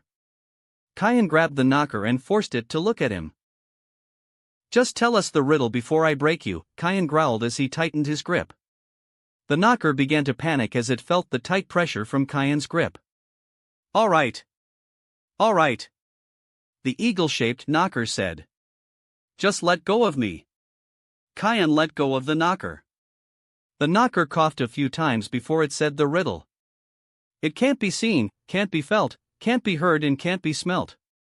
It lies behind stars and under hills and empty holes it fills. It comes first and follows after, ends life and kills laughter. What is it? The darkness, Kyan said. Correct. The door opened up to reveal Ravenclaw's common room. It has graceful arched windows, and the walls are hung with blue and bronze silks. The domed ceiling is painted with stars, which are echoed in the midnight blue carpet. Tables, chairs, and bookcases cover the expanse of the floor, and a white marble statue of Rowena Ravenclaw sits next to the door. The chairs were occupied by the various Ravenclaw students. One of the nearby students glanced over to see them. Kyan-senpai? What are you doing here? The student asked. The other students turned to them. Hey, it loony. Someone else said. Many Ravenclaws looked puzzled at her sudden appearance in the common room. What are you doing here, loony? We've banished you from the common room. A girl said. She was dressed in the standard Ravenclaw uniform with a small golden pea-shaped pin on her dress shirt. Stop calling her that, Kyan said as he glared at the girl. That is her name. Lou Dash before she could finish Kyan appeared in front of her. I happen to dislike bullies, Kyan said as he glared at her. She flinched and turned away. Be as it may. Someone said. Kyan turned to see a young man also dressed in a Ravenclaw uniform with a small golden pea-shaped pin. We did banish her for going against Ravenclaw, he said. And you are? Kyan asked. I am Marcus Turner, a prefect. Marcus introduced. Anyway, how was this done? Kyan questioned. Indeed. I wish to know as well. Someone else said. They all turned to see Professor Flitwick and the Grey Lady enter the common room. Professor, Marcus said. I said that I wish to know more about this, he said with a cold, calculated glare. All the students quickly realized who was giving them the cold glare. Gone was the Happy Charms professor and here's the dueling champion. By a majority vote, Lou Dash, he was interrupted by Kyan's cold glare. Luna Lovegood was banished from the house for speaking about creatures that have no credible evidence of existing. When did this become a thing to be won in Ravenclaw? Professor Flitwick questioned. It is a policy only used for those Ravenclaws that speaks of things that don't have credible knowledge, he answered. How would you be able to hide this from me? Professor Flitwick asked. Oh, that's easy. A curse is placed on those who are banished from the house, preventing them from revealing the existence of their banishment or any reason for it. We found that it would be hilarious to slightly change the curse. She wouldn't be able to say or write about us, instead, she would blame Nargles for doing it. Suddenly he realized what he just revealed. Why did I explain all of that? Marcus thought. You're probably wondering why you revealed all of that, Kyan said as he pointed above his head. He looked up and noticed a golden rune above his head. That is Ansa's. When used it can force someone to tell the truth. When you weren't looking, I cast a babbling curse on you. Marcus's eyes widened with fear. Professor Flitwick turned to Kyan. Thank you for your help. He approached Luna and scanned her with his wand. He quickly founded the curse on her. With a few swipes with his wand, he broke the curse on her. Bully, she whispered. Her eyes widened, hearing the word come out of her mouth. Bully, she repeated. She slowly realized this wasn't a dream. Bully. Her eyes began to water. Bully! Tears full of joy and relief began to fall from her eyes. Kyan, please take her to Madame Pomfrey for her to get medically checked and remain there until I get there. Very well, Phileas, Kyan said. Artoria gently helped Luna walk out of Ravenclaw's common room. Paraguay and Guarani, may those without honor get what they deserved, Paraguay and Guarani, Kyan said in the goblin language. Phileas showed a vengeful grin, scaring the surrounding Ravenclaws. Paraguay and Guarani, may those without honor get what they deserved, Paraguay and Guarani, he repeated. Kyan nodded his head and left the common room. They all arrived at the medical wing. They told Madame Pomfrey what happened to Luna. She quickly ushered Luna behind a medical privacy screen and began her examination on her. As they sat there, Helena slipped in. Thank you for telling us what happened, Kyan said. It is something that I dislike doing, especially my own house, but it needed to be done. She replied. So, when they are worthy, you want the diadem to be placed on the statue in the common room? Kyan asked. Indeed. She said. The medical wing's door opened again as Professor Flitwick entered. Behind him was a floating trunk. She's over there, getting medically examined, Kyan said. He nodded as he lowered the trunk. He turned around, ready to return to his office. Phileas, Kyan said. Yes, Kyan? Please place this on the statue of Rowena Ravenclaw when you feel that the ravens are worthy of this being in there, Kyan said as he took out the diadem. His eyes widened. Is that? Yes. My mother's diadem. Helena said. He turned to Helena as he realized who the house ghost of Ravenclaw is. I see. He said as he gently took the diadem. I will guard this with my life and do as you requested. He hid the diadem in his robes as he walked away. With the diadem acquired, should we do the ring or the locket? Kyan asked. Artoria thought. I believe that the locket would be the next bet, Kyoka said. According to Harry, he's currently a spirit. From what I could gather, there is a weak link between each soul fragment. Based on that weak link, I'm able to tell that he is somewhere in Britain, though I don't have an exact location. But, I am certain that he will be able to detect us trying to retrieve the ring compared to the locket. Okay then. We'll go get the locket at night. Kyan said. The medical curtains were pulled to the side. Luna walked towards them. How are you feeling? Kyan asked. Good, Luna said. Her eyes appear to be out of focus. My fate and many others' fate have deviated from its original path. The new path is uncertain. Kyan nodded his head. He expected this. Madame Pomfrey approached them. So will Ms. Lovegood be staying in your quarters? She asked. That is if she wants to, Kyan replied. Luna looked at him. I do. She said. Is she physically fine? Kyan asked. Madame Pomfrey nodded her head. She suffered from minor bruises and cuts. Other than that, she's fine. Kyan nodded. He levitated Luna's suitcase and led her to his quarters. They both entered the quarters to see Harry and Hermione surrounded by parchment. Kyan-sensei. Hermione greeted. Kyan-sensei. Harry quickly said after her. Good afternoon, both of you. How's the reply process? It's good, bad, and horrible. Harry groaned. Oh? How so? A lot of students at Hogwarts sent me letters or drew pictures for me when they were younger. Harry started. When they found us, they begged me to burn them, embarrassed about what they drew or wrote. Kyan cracked a smile. I see, anything else? There is. According to Gringotts, some people wrote to me in their will. They were grateful for what I was credited for doing. They gave me their remaining valuables since they died without an heir. Harry said. I see. Kyan said, understanding the sadness from this. So, what's with the girl behind you?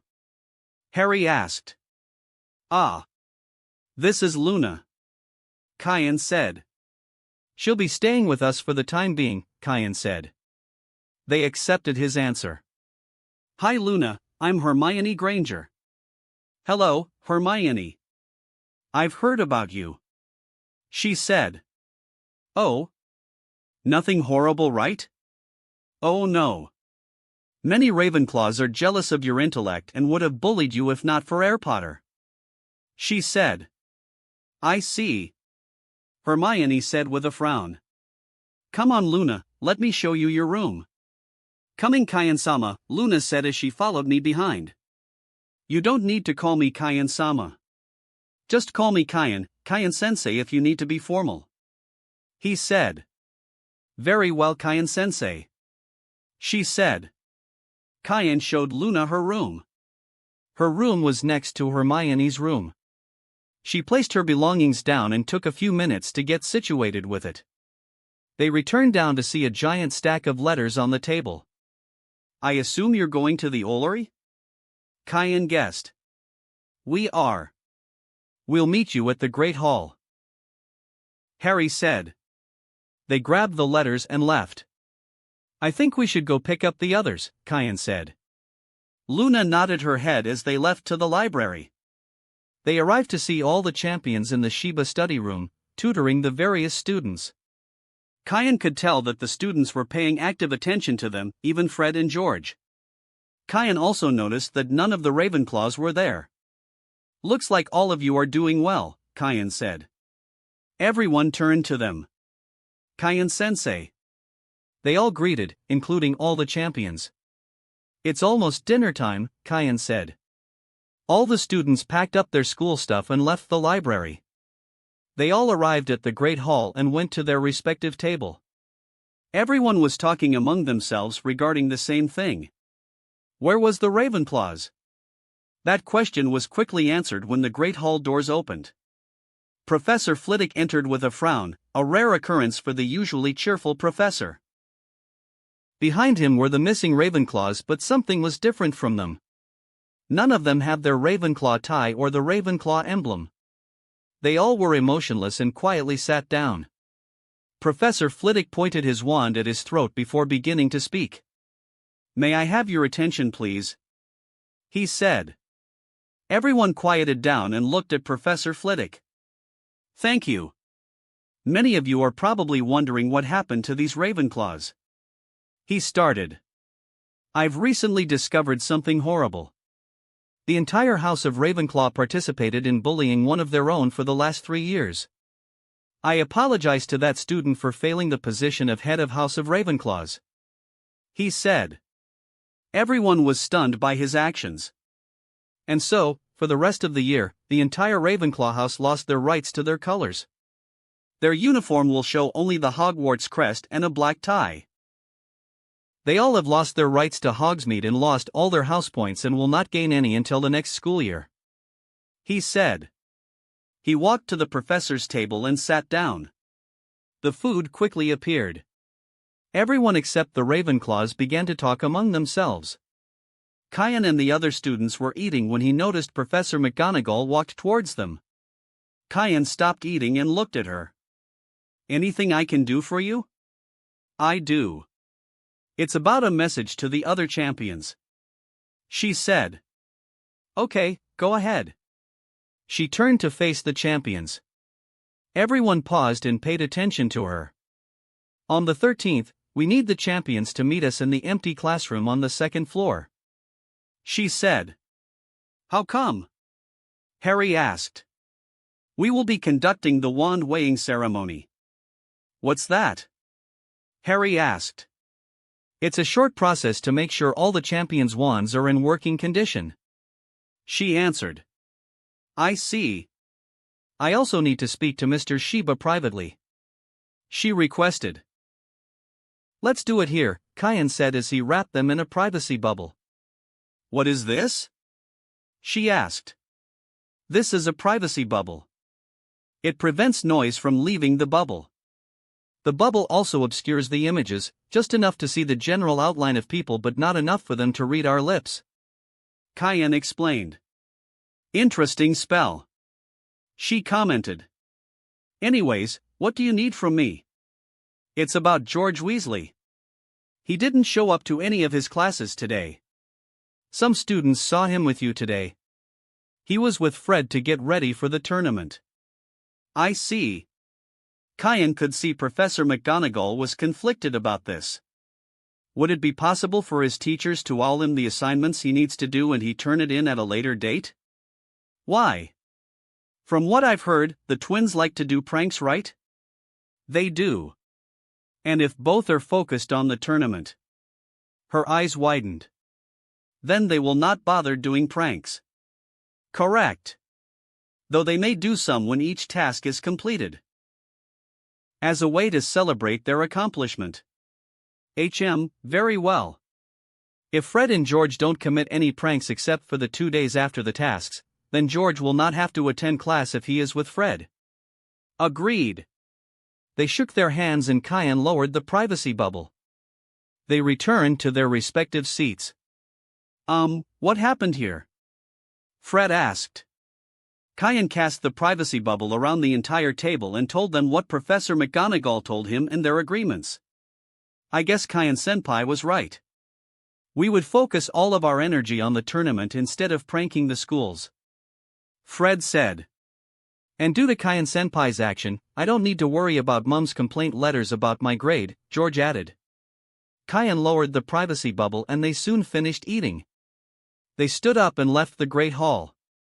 Fred and George walked to the Gryffindor common room while everyone else walked to Kyan's quarters. Fleur and Victor headed to their room. Luna and Hermione were working on homework, while Harry was reading a book that begins explaining the importance of a lord. I think it's time we leave to get the locket, Kyan thought. I agree, Kyoka replied. Artoria, I will be gone for a few hours. Artoria sighed. Very well. I will try my best to cover for you, she replied. Thank you, Kyan said as he walked up to his room. He entered his spirit form and quickly left Hogwarts. He shunpaied towards the coastline. With Tom's old memories, Kyan soon founded the cave. Kyan could sense all the wards and enchantments he placed on the cave. Kyan walked towards the entrance of the cave. He soon arrived at a dead end. Kyoka appeared. According to the memories, you need to smear some blood on the entrance to reveal the true entrance, Kyoka instructed. Kyan summoned Kokogitsu and cut his palm. He smeared his blood on the dead end of the cave. The cave shuddered as the wall moved down, revealing the true entrance to the cave. Kyan quickly healed the wound and entered the cave. Kyan immediately could sense all the dark magic, the cries of agony from the trapped souls and the smell of the decaying bodies. Kyan continued down the path. Kyan could sense everything much more than before. Kyan soon arrived at a lake. Kyan shunpaied to the island. He spotted the basin. According to the memories, the basin is cursed to prevent anyone from touching, vanishing, transfiguring, or charming the potion. He intended the potion to be drunk, which induces fear, delirium, and extreme thirst. Did he charm the basin to prevent the potion from being dumped? Kyan asked. Not that I could tell. Kyan used Kokogitsu and chopped the basin down. The potion spilled out of the basin. Kyan picked up the locket. Kyan couldn't sense the soul fragment from the locket. It's fake, he said as he handed the locket to Kyoka. I see, Kyoka said as she returned to the mindscape. Kyan summoned Longinus. He walked to the edge of the lake. Kyan dipped the spear into the lake, releasing a ripple. Kyan could sense the dark magic reacting to the disturbing lake, forcing the Inferi to swim up to the island. Kyan jumped above the island. He covered the spear in the holy fire.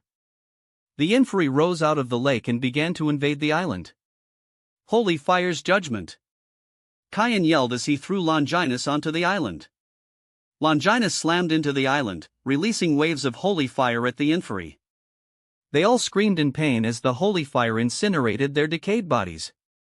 The holy fire dove into the corrupted lake water, burning it and the remaining Inferi hidden below. Kyan stood there as he watched. Slowly souls began to rise. Many of them were crying of relief, finally, being free of their prison. They all turned to their savior. Zangetsu, Kyoka, Shirayuki, Suzumabachi, Kaiten, and Kayakatsu appeared with their blades in their hands. "It's time for all of you to finally rest and move on," Kaien said as he summoned Kokugitsu to his hand. They all began to perform kanso on the various spirits. Soon enough one spirit remained. "Before you send my spirit away, I must ask you a favor," the spirit said. "What is this favor?" Kaien asked. "It's regarding the fate of the true locket," the spirit said.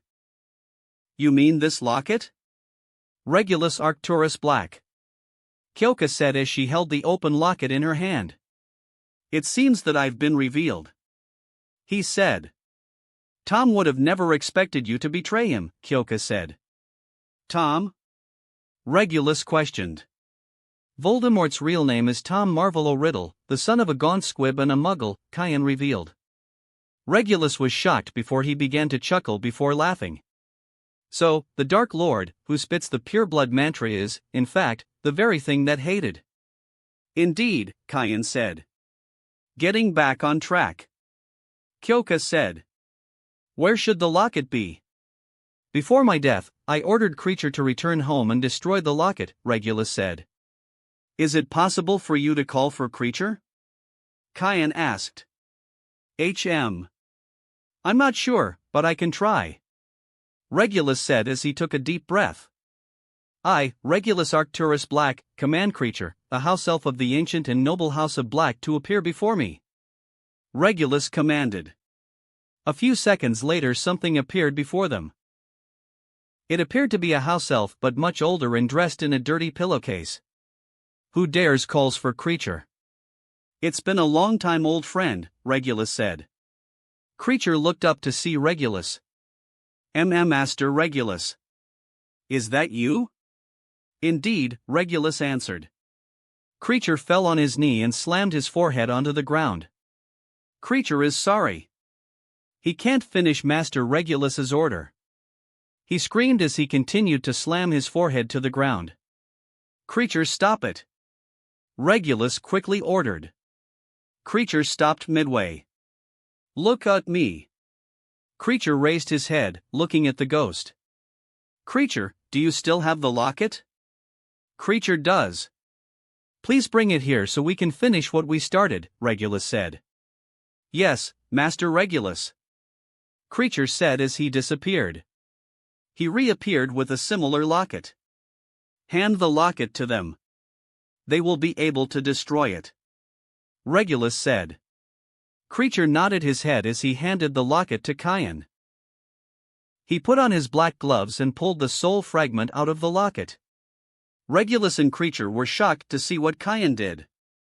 Before the soul fragment could respond, Kyoka bounded the soul fragment in Keto and sent it to Kaien's mindscape. "What was that?" Regulus asked. "That was one of Tom's soul fragments," Kaien responded. Regulus's eyes widened in shock.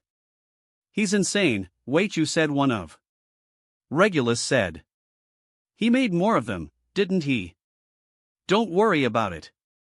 We're working on taking care of the rest of them," Kaien reassured me. "Wouldn't it be easier to destroy the locket?" Regulus asked. "Normally yes, but this locket is very important to Hogwarts." Regulus looked closer at the pendant and noticed a snake in the shape of an S. "Wait, is that the missing locket of Slytherin?" Regulus asked. "Indeed." Tom decided to use the lost artifacts of the founders as his Horcruxes. "I see," Regulus said. He couldn't comprehend the insane things that the Dark Lord has done. He gently placed the locket on the ground. Kaien summoned Longinus back to his hand and gently tapped the locket with Longinus. Longinus began to glow golden, releasing holy energy. "Have mercy on me, O God, according to your steadfast love, according to your abundant mercy blot out my transgressions. Wash me thoroughly from my iniquity and cleanse me from my sin, and then concentrate your holy energy into purifying them," Kaien said. The holy energy engulfed the locket, purging the remaining dark magic from the locket. Kayan picked up the real and fake locket and took a knee in front of Creature. Creature, I believe you deserve a reward for protecting the locket. You could pick the real locket or the fake one that Regulus placed in the basin. Kayan said. Creature looked at Regulus for guidance. The choice is yours, Regulus said. Creature pointed at the fake locket. Kayan handed the fake locket to Creature. Creature carefully took the locket from Kayan and hugged it as if it's his most precious item. I think it's time, Regulus said. Creature turned to Regulus.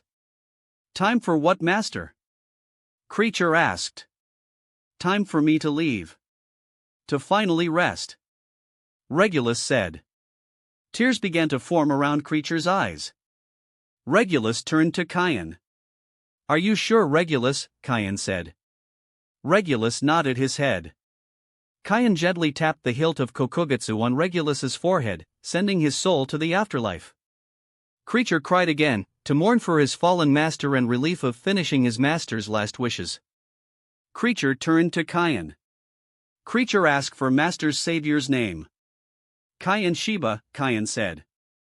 Creature nodded his head. Creature will remember Kayan Shiba, the man who was Master's savior. Creature said as he disappeared from the cave. I guess we should return to Hogwarts, Kayan said. The Zanpakuto spirits nodded their head and returned to Kayan's mind.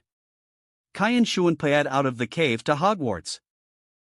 Kayan easily sneaked back into Hogwarts and back to their quarters to see Artoria sitting in her pajamas, waiting for him. I guess the mission was a success? She asked. It was, Kayan said.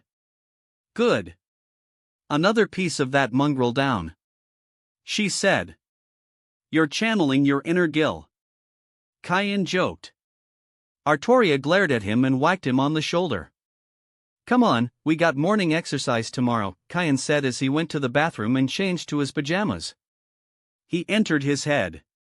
Artoria quickly followed. With a snap, they were surrounded in darkness.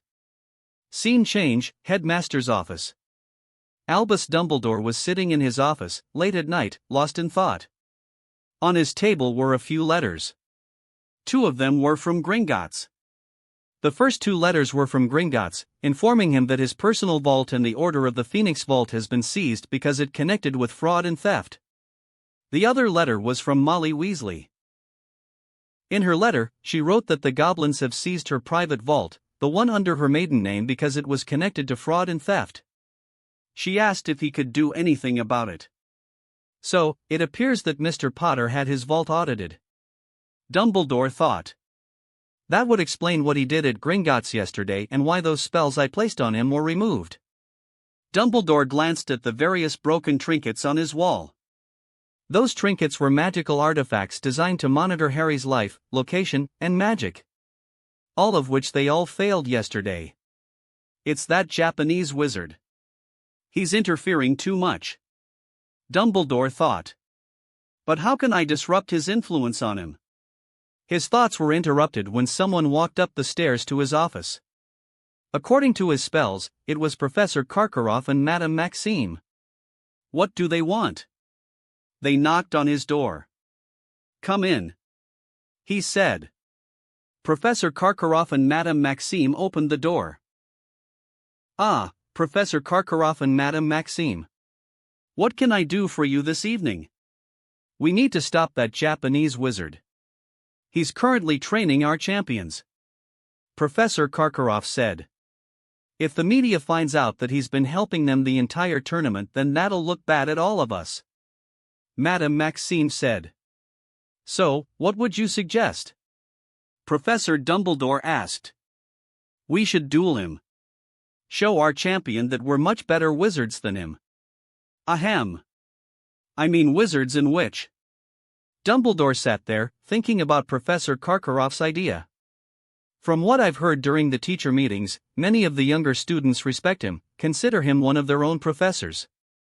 By doing so we show them that we're much better than him. If we do last damage on him, I might be able to get Harry back under control. While the idea shows some promise, how would we convince him to accept our challenge? You could threaten to kick him and his students out of the castle. Madame Maxime said. After all, our schools aren't living in the castle. I wish it was that simple. Professor Dumbledore thought. For a while now, Dumbledore could sense the castle itself and all its inhabitants were hesitant to follow his orders whenever it was connected to him or his sister. What if they decided to not show up? Professor Karkaroff asked. We could use that to our advantage, saying that a challenged opponent is not honorable and forfeits the challenge. Madame Maxime said. We could do that. We could also try and say it's for educational purposes. Professor Dumbledore suggested. Great, so who will duel him? Professor Karkaroff asked. All three knew that a 3-on-1 would be unfair. I would say Dumbledore should duel him. Madame Maxime said. The other two looked at her, waiting for her explanation. It's rather simple really. Everyone is aware of Karkaroff's and my opinion on him. But you didn't public show it. So, more people would believe that this was an educational duel, not one out of spite. So the challenge needs to be done privately but the duel publicly. Professor Dumbledore said. Correct. Very well then. Professor Dumbledore said as he pulled out a quill and began to write the challenge letter. Soon the challenge letter was written. Fox, if you please, Dumbledore asked. Fox let a cry as continued to groom itself. Well, Fox is currently grooming itself and will deliver the letter after he is done, Dumbledore said. Very well, Karkaroff said. With that done, I believe I have a duel to prepare for tomorrow. Professor Karkaroff and Madame Maxime nodded their heads. With a polite goodbye, they left his office. Dumbledore cracked a small smile as he left his office, getting ready for bed. Fox shook its head as it grabbed the letter on the desk and something else and teleported away in a ball of fire. Scene change, early morning. It was early in the morning at Hogwarts when Kyan and Artoria woke up. I see both of you share a room. Someone said. They turned to see Gideon, the Sorting Hat, was in their room. Artoria summoned Excalibur and had it pointed at Gideon. Hello, Gideon. While it's nice to see you, I think you should tell Artoria why you're here before she obliterates you. Kyan said. Hello to you too, Gideon said, ignoring the black blade in front of him. I wanted to tell both of you something interesting I heard while in Dumbledore's office. Go on, Artoria said as she continued to point her blade at him. Karkaroff and Maxime met with Dumbledore last night. They wanted to find a way to discredit you, show the students that they are better than you and they should seek them for guidance, not some stranger from a distant land. Gideon said. So how are these mongrels planning to do that? Artoria growled. She was angry that someone thinks that they could even consider trying to discredit Kyan. She has seen how powerful Kyan is and he could easily slaughter them all without her help. Artoria, it's fine, Kyan said, trying to calm her down. He turned to Gideon. So how are they planning to do that? This letter here is a formal challenge to a duel. It will be a public duel, but the students will be informed that this is an educational display on how to properly duel. Gideon said. What would happen if I refuse to show up or decline the challenge?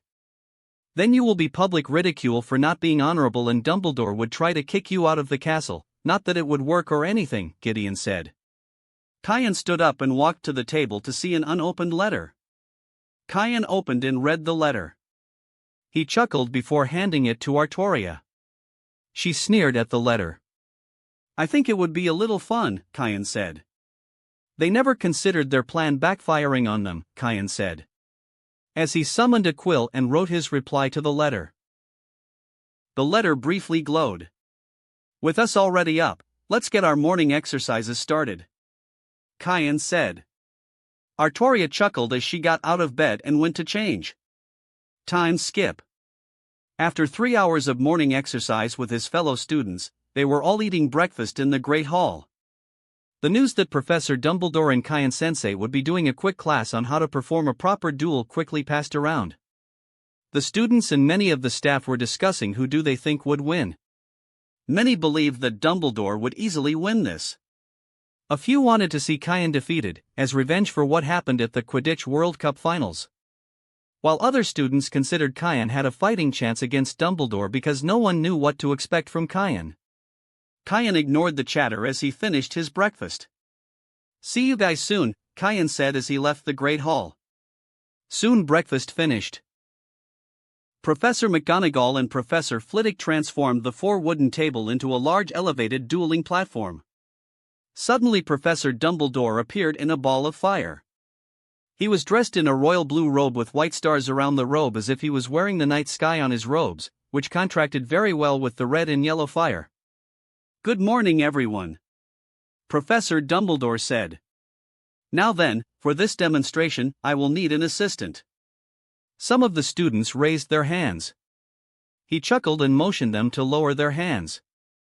"I've already selected my assistant. Let me introduce my assistant, Mr. Shiba," he said. The Great Hall door opened as Kian walked in. He was dressed in an untucked white dress shirt, but the sleeves were rolled up to above his elbows and his neck button was undone. He had black dress pants and black dress shoes on. To many Muggle-born or Muggle-raised half-bloods, they would say that Kian looked like a male runway model. The student wasn't sure if they should move or not. Kian decided for them as he started to walk on the air, as if it was a set of stairs and platform. The students were amazed at this feat. Soon Kian arrived in the middle of the stage. Professor Flitwick appeared. "I will be the judge for this event," he said as he began to cast a dueling barrier around them, preventing the nearby students from getting harmed from their spells. They gave each other a swift bow before they walked 10 meters, 8 feet, away from each other. They both turned around, with their wands drawn. Kian had Mysteria, in its wand form, in his right hand. When Dumbledore raised his wand, Kian's eyes widened upon seeing the wand. "Looks like Dumbledore has one of the artifacts as well." Kian cracked a small smile. "Looks like this will be more fun than I thought. Duelists, the duel will not use any spells the ICW labeled as dark magic. The duel ends when the wizard is unconscious or admits defeat. Nod your heads if you understand these rules." Kian and Professor Dumbledore nodded their heads. "Duelists, the duel will begin at the count of 3. He said. 1, 2. They tightened their grip on their respective wands. 3. They pointed their wands at each other. Sepulchrum Petram, Rock Tomb. Kian cast. Large boulders began to form above Professor Dumbledore and began to fall. "Nice presents. Allow me to send them back." Dumbledore pointed his wand at the large falling boulders. Saxa Animalibus, Rocks to Animals. The large boulders transformed into giant stone lions. They roared and charged towards Kian. "This seems oddly familiar," Kian thought as he pointed his wand in front of him, aiming at the stone lions. Ventus Cerebro, Wind Drill, Kian said. A large pressurized blast of wind shot through the first stone lions. So, he has access to elemental spells as well. Dumbledore thought as he used the stone lion's destruction to his advantage. Disappearing from the scene, Kian continued to use Ventus Cerebro, quickly pierced through the stone lions. Kian noticed Dumbledore wasn't there. Once again, this seems oddly familiar, Kian thought as he closed his eyes, finding his Ryatsu. Kian quickly found Dumbledore. He was wrapped in a powerful disillusionment charm. "Gotcha." Kian pointed his wand at what appears to be an empty space. Globus Igneus, Fireball. Large red fireballs shot out of his wand towards that empty space. He caught on fast. Dumbledore thought as he quickly dropped the disillusionment charm and cast his own fireballs at Kian. The two attacks crashed and exploded, kicking up dust around them. Ventus Forum, Wind Strike. Dumbledore cast. A large blast of wind shot out of the dust towards Kian. Fulgur Percussions. Lightning Strike. Kian shouted. A lightning bolt shot out of Kian's wand. The lightning bolt shot through Ventus Forum and towards Dumbledore. Maroon Petram, Rock Wall. A stone wall appeared around Dumbledore, an attempt to block Kian's attacks. The lightning bolt strikes the stone wall, causing an explosion, sending burnt rock and dust everywhere. Dumbledore stood there fine, but his navy blue robes were covered in dirt, dust, and ashes. I had enough of these games. Dumbledore thought. Last night, Dumbledore read Kyan's file. He expected an easy win against him. But nothing prepared him for this. He began to wave his wand around his forehead. The burnt rock and dust began to flow around him. The burnt rock combusted, creating a sea of flames. Stagnum ignis, sea of fire. He cast. The sea of flames flowed around him and crashed into the dueling barrier. That should have done it. He shouldn't have been able to dodge that. Dumbledore thought. In his arrogance, he didn't expect anyone to dodge his attack. Kyan stood behind Dumbledore and pointed his wand at him. Expelliarmus, Kyan said. Dumbledore turned around as the attack hit him. No! Dumbledore shouted as the wand flew out of his hand. He tried to summon it back to his hand, but he was too late. The Elder Wand landed in Kyan's outreached hand. Stop! Professor Flitwick shouted. The duel is over. I repeat. The duel is over. The dueling barrier lowered itself as Professor Flitwick, floating on a pedestal, arrived next to Kyan. The winner of this duel is Kyan Shiba, he said as he tries to lift Kyan's arm. Kyan recognized what Professor Flitwick was trying to do. He slowly raised his hand. Everyone stood there, shocked at what they witnessed. Artoria rolled her eyes as she began to clap. Harry, Hermione, and Luna quickly followed. After that, everyone began to clap. Kyan quickly and subtly sent the real wand to his mindscape and created a fake one. Dumbledore stood there, shocked to see what happened. I must get it back. He has no idea what he has done.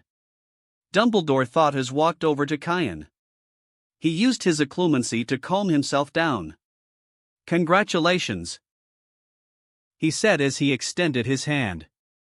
Thank you, Kyan said as he accepted the handshake. My wand, please. Sure, Kyan said as he handed the wand back to him, the handle pointing at Dumbledore. He casually grabbed it, expecting the rush of emotion he felt when he won it from Gellert Grindelwald. However, he didn't get that feeling, or any feeling at all. He looked at Kyan only to see him already walking away. Dumbledore's mind raced to figure out the problem. Maybe the wand will not acknowledge me as it masters because I didn't win the wand's allegiance. Kyan properly won the wand's allegiance by disarming me. Dumbledore thought as he slipped the wand into his dust-covered robes. I need to ask Ollivander about this when he shows up for the weighting of the wands. Dumbledore thought as he joined in the celebration. I guess he didn't realize the switch. Kyan thought as he walked out of the Great Hall, followed by his students. They didn't speak until they arrived back in their quarters. Everyone sit down in the living room, Kyan said as he went to his bedroom to change out of his clothes. One of the house elves brought snacks and drinks for everyone. Kyan soon returned dressed in casual clothes. I want each of you to tell me your opinion of the duel. Starting from the oldest/most experienced duelist, Kyan glanced at Victor, to the youngest/inexperienced duelist. Kyan glanced at Harry and Hermione. I guess I'll go first, Victor said. Both you and Professor Dumbledore performed similarly to my practice duel with you. Fleur nodded her head. Indeed, Kyan said. In a duel or combat, being aware of your enemy's capability is essential, but you must also be aware that the enemy is aware of this fact, Kyan said. Victor sat down as Fleur stood up next. Both of you used a variety of spells, conjuring, transfiguration, and elemental spells. Indeed. Before he became headmaster, he was the transfiguration teacher, implying he has mastery over the transfiguration branch. What is not known is his elemental spells. Kyan said. Based on the effects during the Halloween feast, he can control fire. The students thought about what Kyan said about Dumbledore. During the feast, he raised his hands, and immediately extinguished the candles and reigniting them with a flick of his wrist. There are also old newspaper articles about his duel between Grindelwald and Voldemort. Fred, George, and Hermione flinched upon hearing the name. Kyan rolled his eyes as he continued. During those duels, Dumbledore used a lot of transfiguration, but he also used his knowledge of defense against the dark arts and his fire elemental spells. Fleur sat down as Fred stood up. What I noticed, besides what Fleur and Victor mentioned, was you managed to use Professor Dumbledore's arrogance to your advantage. All the students stared at Fred in shock. Kian clapped his hands. Good job, Fred. Kian complimented. Keep in mind, the key to winning a duel or surviving a fight is to outsmart your opponent. Look back at the duel. Did you notice any signs of Dumbledore's arrogance? Hermione quickly raised her hand. Kian waved at her. When he transfigured your boulder, Hermione answered. Correct, Kian said. Explain how. When you conjure something, you are using your own magic to transfigure the air around you into the object in question. For Professor Dumbledore to do what he did, he needed to overpower the magic you used to conjure it and then use more of his magic to transfigure it to whatever he wanted. Once again correct, Kian said. He turned to Victor. In our practice duel, what was your response to the boulders I summoned? I destroyed them, Victor answered. You did, Kian said. Now then, Dumbledore could have easily done what Victor did, but he didn't. Why didn't he? Fleur raised her hand. Kian nodded to her. Intimidation, she said. Kian motioned for him to continue. Professor Dumbledore did that to scare you. Show you that he is much more powerful than you are. Correct, Kian said. In a normal case, this would be an effective action to intimidate your opponent. But there is a way where this also becomes your downfall. If you purposely underpower it, George said with sudden realization. Correct. I purposely underpower that spell, making Professor Dumbledore believe I wasn't that strong. Kian said. What about when Professor Dumbledore used that firewave spell? Harry asked. Also, a good point, Kian said. The Stagnum Ignis spell is dangerous as it can harm everyone in the nearby area. He was aware that the dueling field would protect the students from the attack. In a normal duel, this wouldn't be an effective spell because of how much magical energy it consumes and would give the opponent at least second-degree burns. When he used the spell, he expected me to lose against it.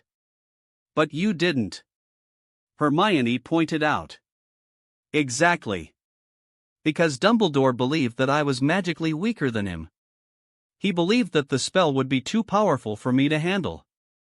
This arrogance caused him to believe he won, resulting in him calming down. And you used that opening as a chance to take him down, George said. Correct, Kian said. Everyone sat there and understood the reasoning for Kian's action. Now then, are all of you ready to try out your strategies to get past a dragon? Victor, Fleur, and Harry nodded their heads. Fred shook his head.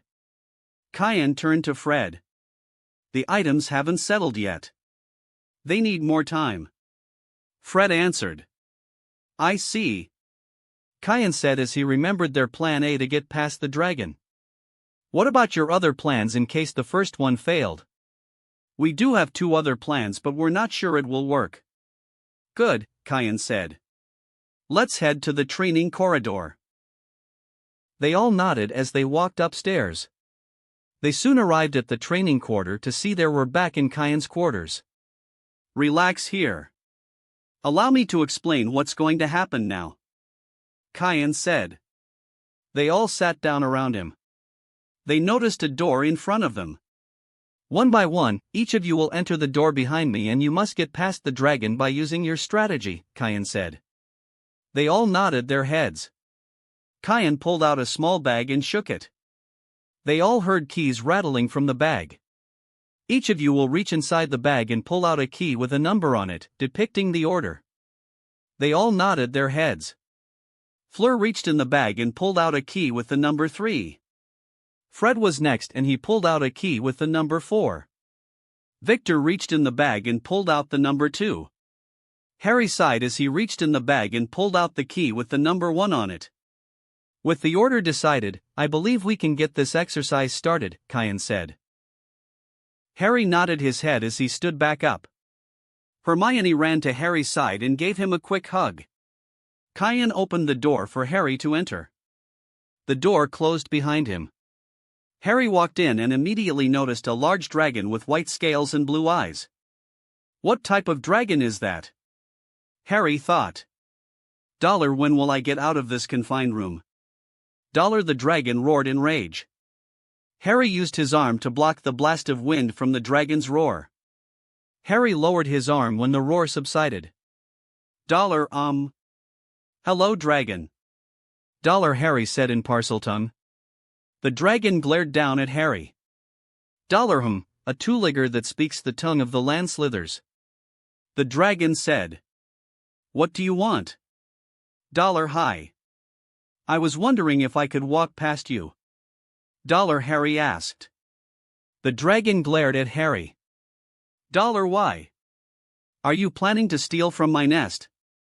The dragon roared. No. Harry shouted. I just need to walk behind you. I promise I'm not going to steal or touch your nest. The dragon glared at Harry.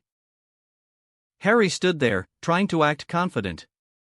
Fine. The dragon growled as it moved to the side, allowing Harry passage. Harry quickly ran straight, making sure to avoid the dragon's nest. Soon enough Harry reached the end. Good job, Kayan said as Harry pushed a door open. Harry entered the room to be greeted by a hug. Harry looked to see Hermione was hugging him. He was alone with Kayan and Hermione. Now then, how did you think you did in the challenge? Kayan asked. I believe I did well, Harry said. Kayan nodded his head. Indeed. Your plan to use Parseltongue to talk with the dragon is probably the smartest and simplest way to get past the dragon. Kayan said. Now then, the door beside me will take you back to your fellow champions. But be warned, you are under a temporary tongue-tied curse, preventing you from telling your fellow competitors what they are about to face. Kayan explained. Oh, Harry said. They soon walked out of the room to see their fellow competitors sitting there, waiting for their turn. Victor, I believe that it's your turn to enter, Kayan said. Victor stood up. He walked to the closed door and inserted his key into the door. The door opened up and they entered. Victor walked in and immediately noticed a large dragon with white scales and blue eyes. What kind of dragon is this? I've never read about a dragon with this kind of description. Victor thought as the dragon let out a mighty roar at Victor. Victor blocked the wind with his arm. As soon as it subsided, he pointed his wand at the dragon. Rosia Oculus, Pink Eye. He cast. The dragon waved its arms, blocking the curse. The dragon blasted a stream of white flames at Victor. Victor quickly rolled to the side and moved behind a stone pillar. Victor pointed his wand at the dragon.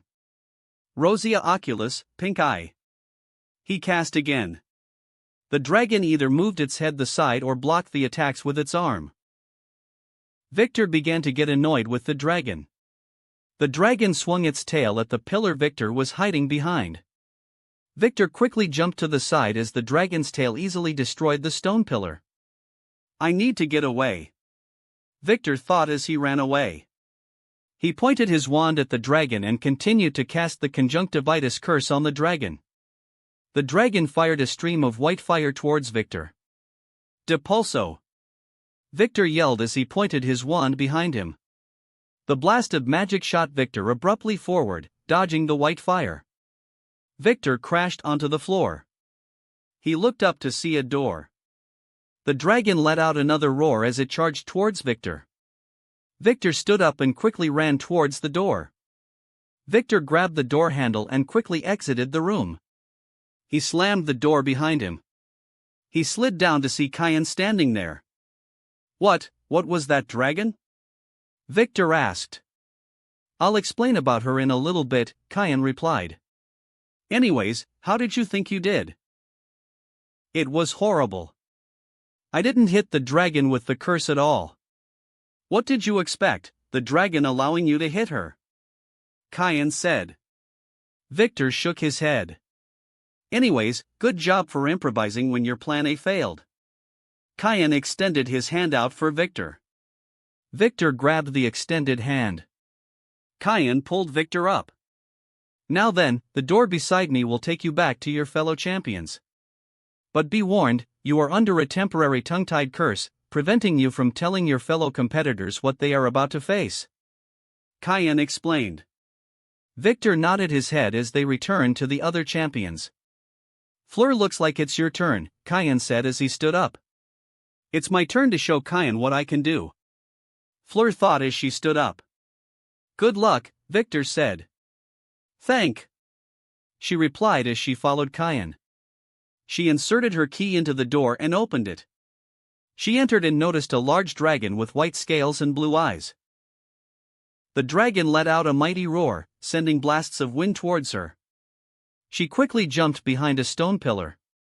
That's not a normal dragon, Fleur thought as she never remembered reading about a dragon with that description. She pointed her wand at herself. Corium in Adaret, hide in plain sight, Tolera odor, remove smell, Silencio. Fleur cast. She turned invisible, removed her natural smell and silenced her footsteps. She quickly and quietly began to run, staying on the edge of the room.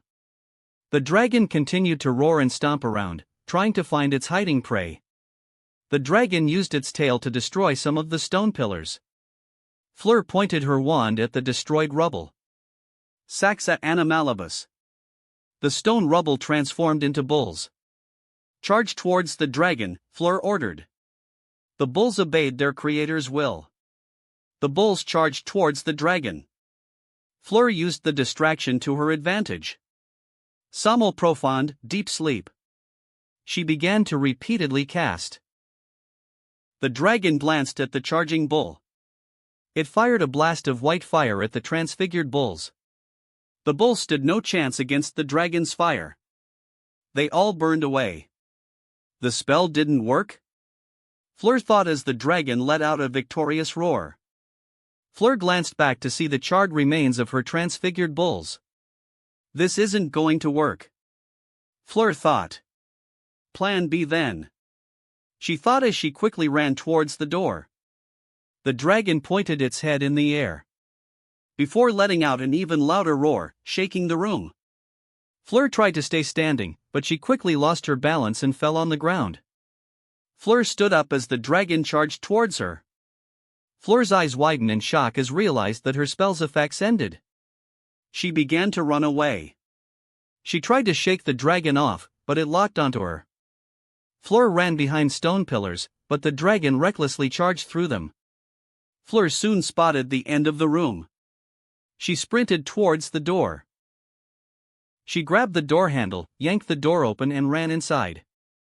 She closed the door behind her, leaning on the closed door. She was magically exhausted and physically tired. What is that dragon? I've never read anything about a dragon like that, she said as she tried to regain her strength.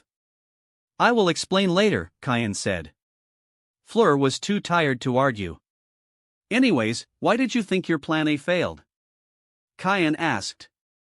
Was it because of the bulls? Fleur guessed. What about the bulls? Kyan replied. I ordered the bulls to charge towards the dragon, causing the dragon to be on guard. Fleur realized.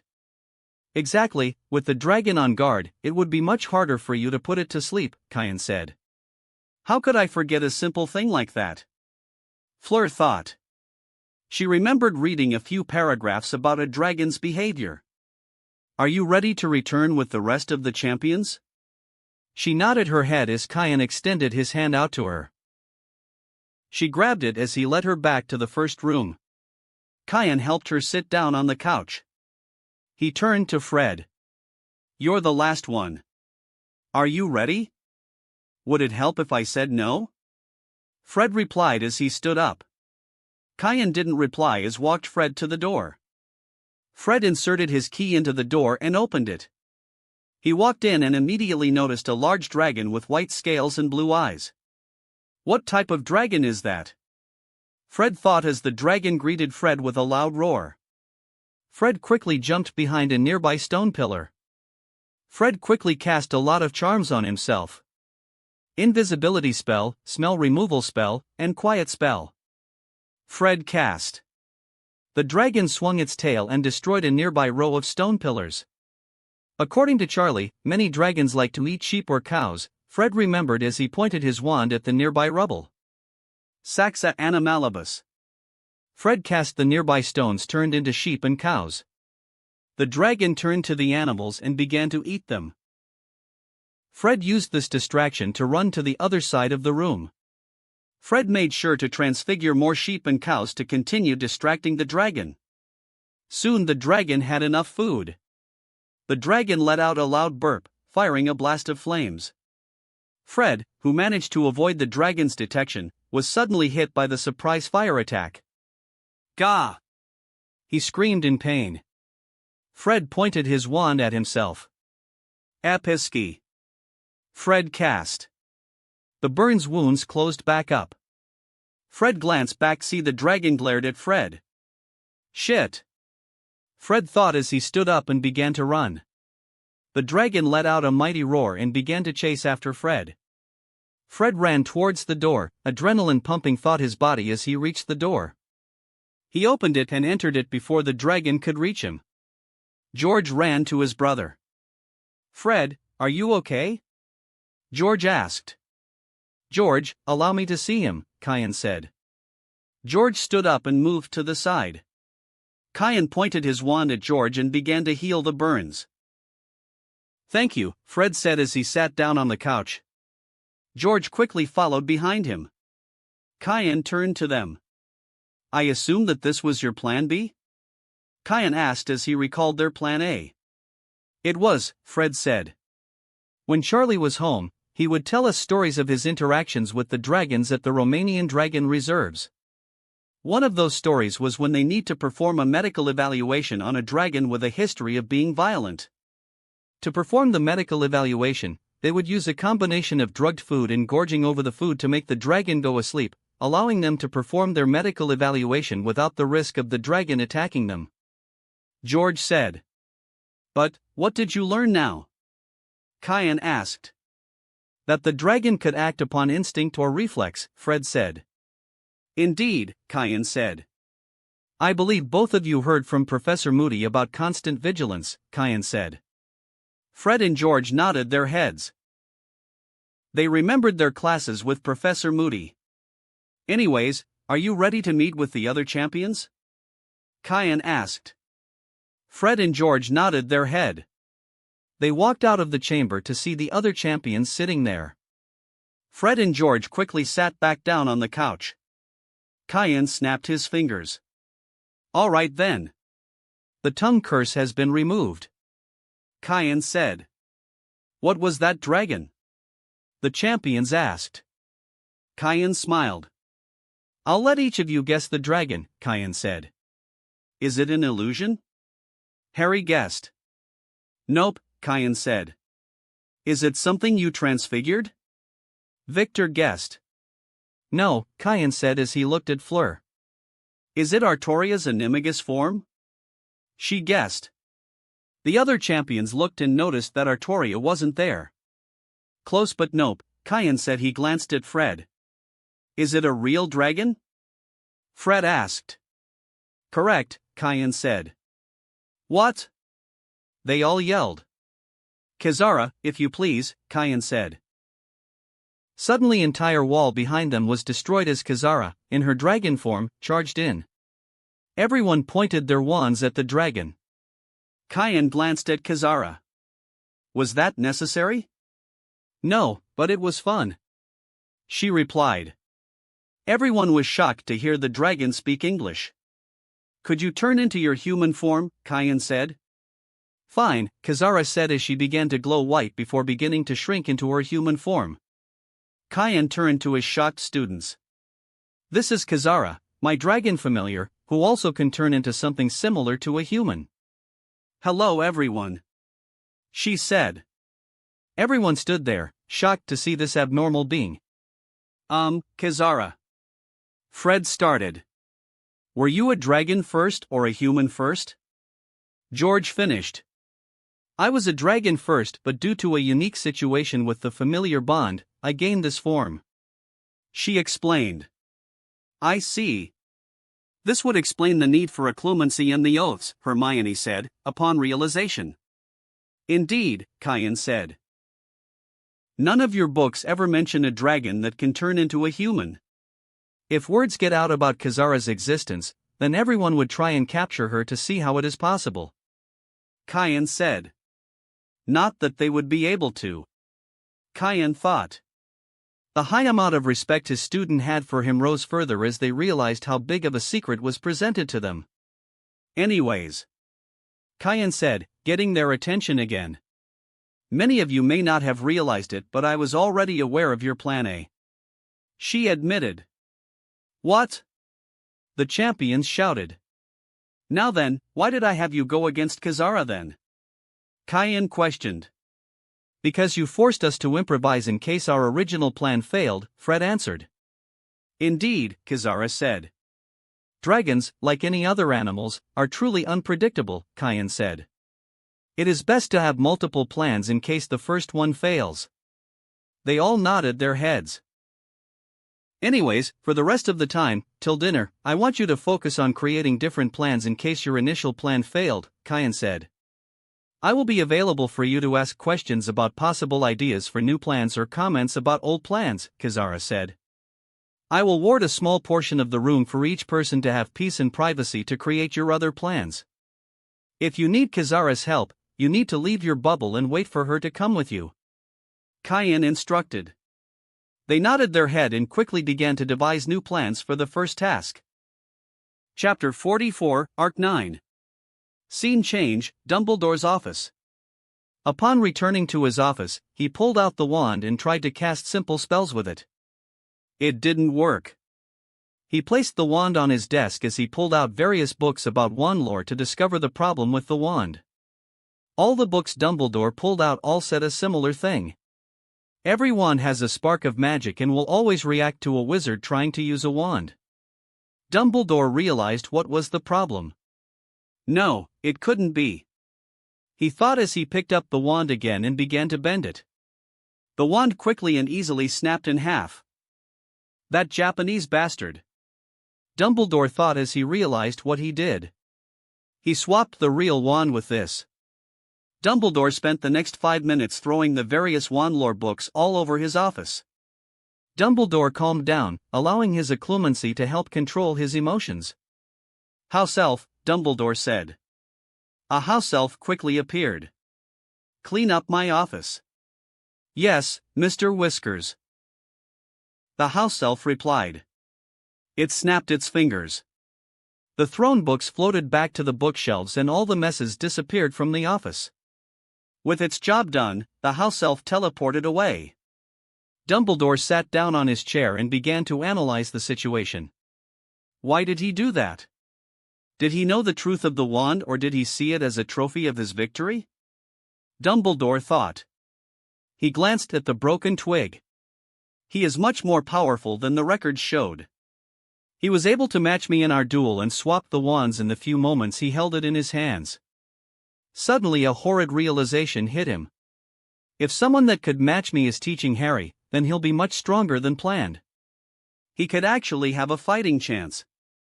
Dumbledore stood up and began to walk and think. Come on. What can I do to solve this? His thoughts were interrupted when someone walked up the stairs to his office. According to his spells, it was Professor Karkaroff and Madame Maxime. Why? Why are they coming now? Dumbledore could imagine why they were coming to him right now. Dumbledore put the wand away and sat at his table. He heard them knocking on his door. Come in, he said. Professor Karkaroff and Madame Maxime opened the door. Ah, Professor Karkaroff and Madame Maxime dash. Stop with the pleasantries, Albus. Professor Karkaroff interrupted. How did you lose to him?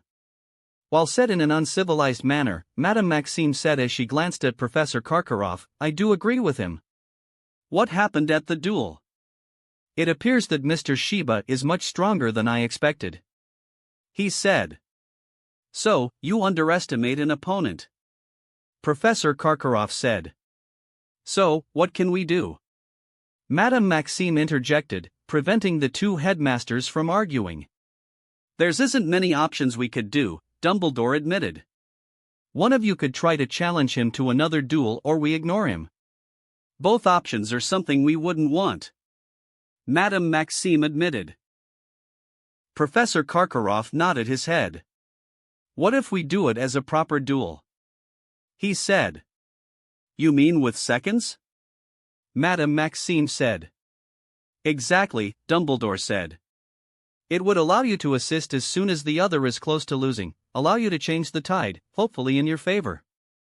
This would allow me to see more of Mr. Shiba's ability, Dumbledore thought. But his second would also be allowed to assist as well, Madame Maxime countered. It would likely be his stepsister, Artoria, to be his second, Dumbledore said. Got any information on her? Professor Karkaroff asked. He stood up and went to one of his many file cabinets and pulled out their files. He presented them to the other heads. Both of their transcripts state similar things, making it appear as if they are just students who just graduated from Mahudakaro School of Magic, but we've seen the truth, Dumbledore admitted. So, we should duel them as if they are experienced adult duelists, not amateurs, Professor Karkaroff concluded. Indeed, Dumbledore replied. Before we rush into this, we need to think of a strategy, Madame Maxime said as she turned to Professor Karkaroff. From what I've heard, you specialize in aggressive offensive casting. I do, Professor Karkaroff admitted. While you specialize in charms, transfiguration and overall defensive casting. That's good, Professor Dumbledore said. With your different specialization, it would allow both of you to cover for each other's weakness. They all began to smile as plans began to develop in their minds. Unbeknown to them, Gideon sighed as he paid attention to their plans, ready to tell Cayenne and Artoria about it. Time skip, evening. Cayenne had the other champions consider other plans instead of just relying on one or two plans. Kazara was a great help for the champions since she is a dragon and would be able to provide insight into what a normal dragon might or might not do. Cayenne soon ended the training at 16:00, once again ordering everyone to take a break from training and relax. Cayenne and Artoria returned to their bedroom to see Gideon there. About time you two got back here, Gideon said. Hello, Gideon, Cayenne greeted. Do the various heads have a new plan for us to ruin? They do, Gideon said. Also, Dumbledore is very annoyed with the wand switcheroo. Cayenne nodded. As expected, Cayenne said. So, what are they planning now? Artoria asked. Professor Karkaroff and Madame Maxime are planning to challenge both of you to a duel tonight. So, a repeat of this morning, Cayenne said with a yawn. Indeed, Gideon replied. Cayenne turned to Artoria. Do you want to decimate them or shall I? Cayenne asked. You should, Artoria said. But you should crush them without using magic, further ruining their reputation. Sure, Cayenne said with a shrug. Guess my work here is done, Gideon said as Fox appeared and took Gideon away. Cayenne and Artoria walked out to see Luna just stepped in. Hello, Luna, Cayenne greeted. Hello, Cayenne-sensei, she replied. How was your day? He asked. It was good, not worried about the bullies, she said. If you don't mind me asking, how do you have a set of mystic eyes? Artoria asked. Ah, she said. Could we sit down for this? She requested. Cayenne and Artoria nodded their heads. They sat down in the living room. My mother was one of the few who knew about Magus. She stumbled on a book about fairy eyes, a kind of mystic eyes that allow the user to see the fae. She spent the next few years trying to create the fairy eyes. My father told me to avoid my mother's workshop, for my safety. Luna let out a small sad smile. On my 9th birthday, my father told me to get my mother. I looked all over the house and I couldn't find her. The remaining place I didn't check was her workshop. I walked over to her workshop and opened the door. Suddenly there was a massive explosion. The results of the explosion caused my mother to die. But her experiment successes, changing my right eye to the fairy eye. It also triggered something from my father's side, the ability to see visions of the future. Luna said. That would explain how you knew about us. You saw our future. Kayan said. I did. However, I knew that revealing your real names is not allowed. She said. Before they could talk about it more, the door opened as Harry and Hermione entered the room. Hello, Kayan-sensei. Hello, Artoria-sensei. They greeted. Hello, you too, Artoria said. How was your break? Kayan asked. It was alright. Gringotts sent me another stack of letters, Harry said as he showed the large bundle of letters. I see, good luck, Kayan said. Harry and Hermione went over to a nearby table and began to read the letters. I'm going to start on my homework, Luna said as she went to another table. Let's see what our challengers are known for, Kayan said. Artoria nodded her head. They went to the library. With some help from Madame Prince, Kayan was able to find some information about Professor Karkaroff and Madame Maxime. Igor Karkaroff was a British wizard who was a member of the Death Eater. He was captured by retired Auror Alastair Moody. He managed to lessen his sentence because he revealed information about other rough Death Eaters. After he finished his lighter sentence, he moved to Bulgaria where he became a professor there. It's been reported that he specialized in dark and borderline dark offensive spells. Olympe Maxime is a French witch who has worked hard to become the headmistress of Beauxbatons.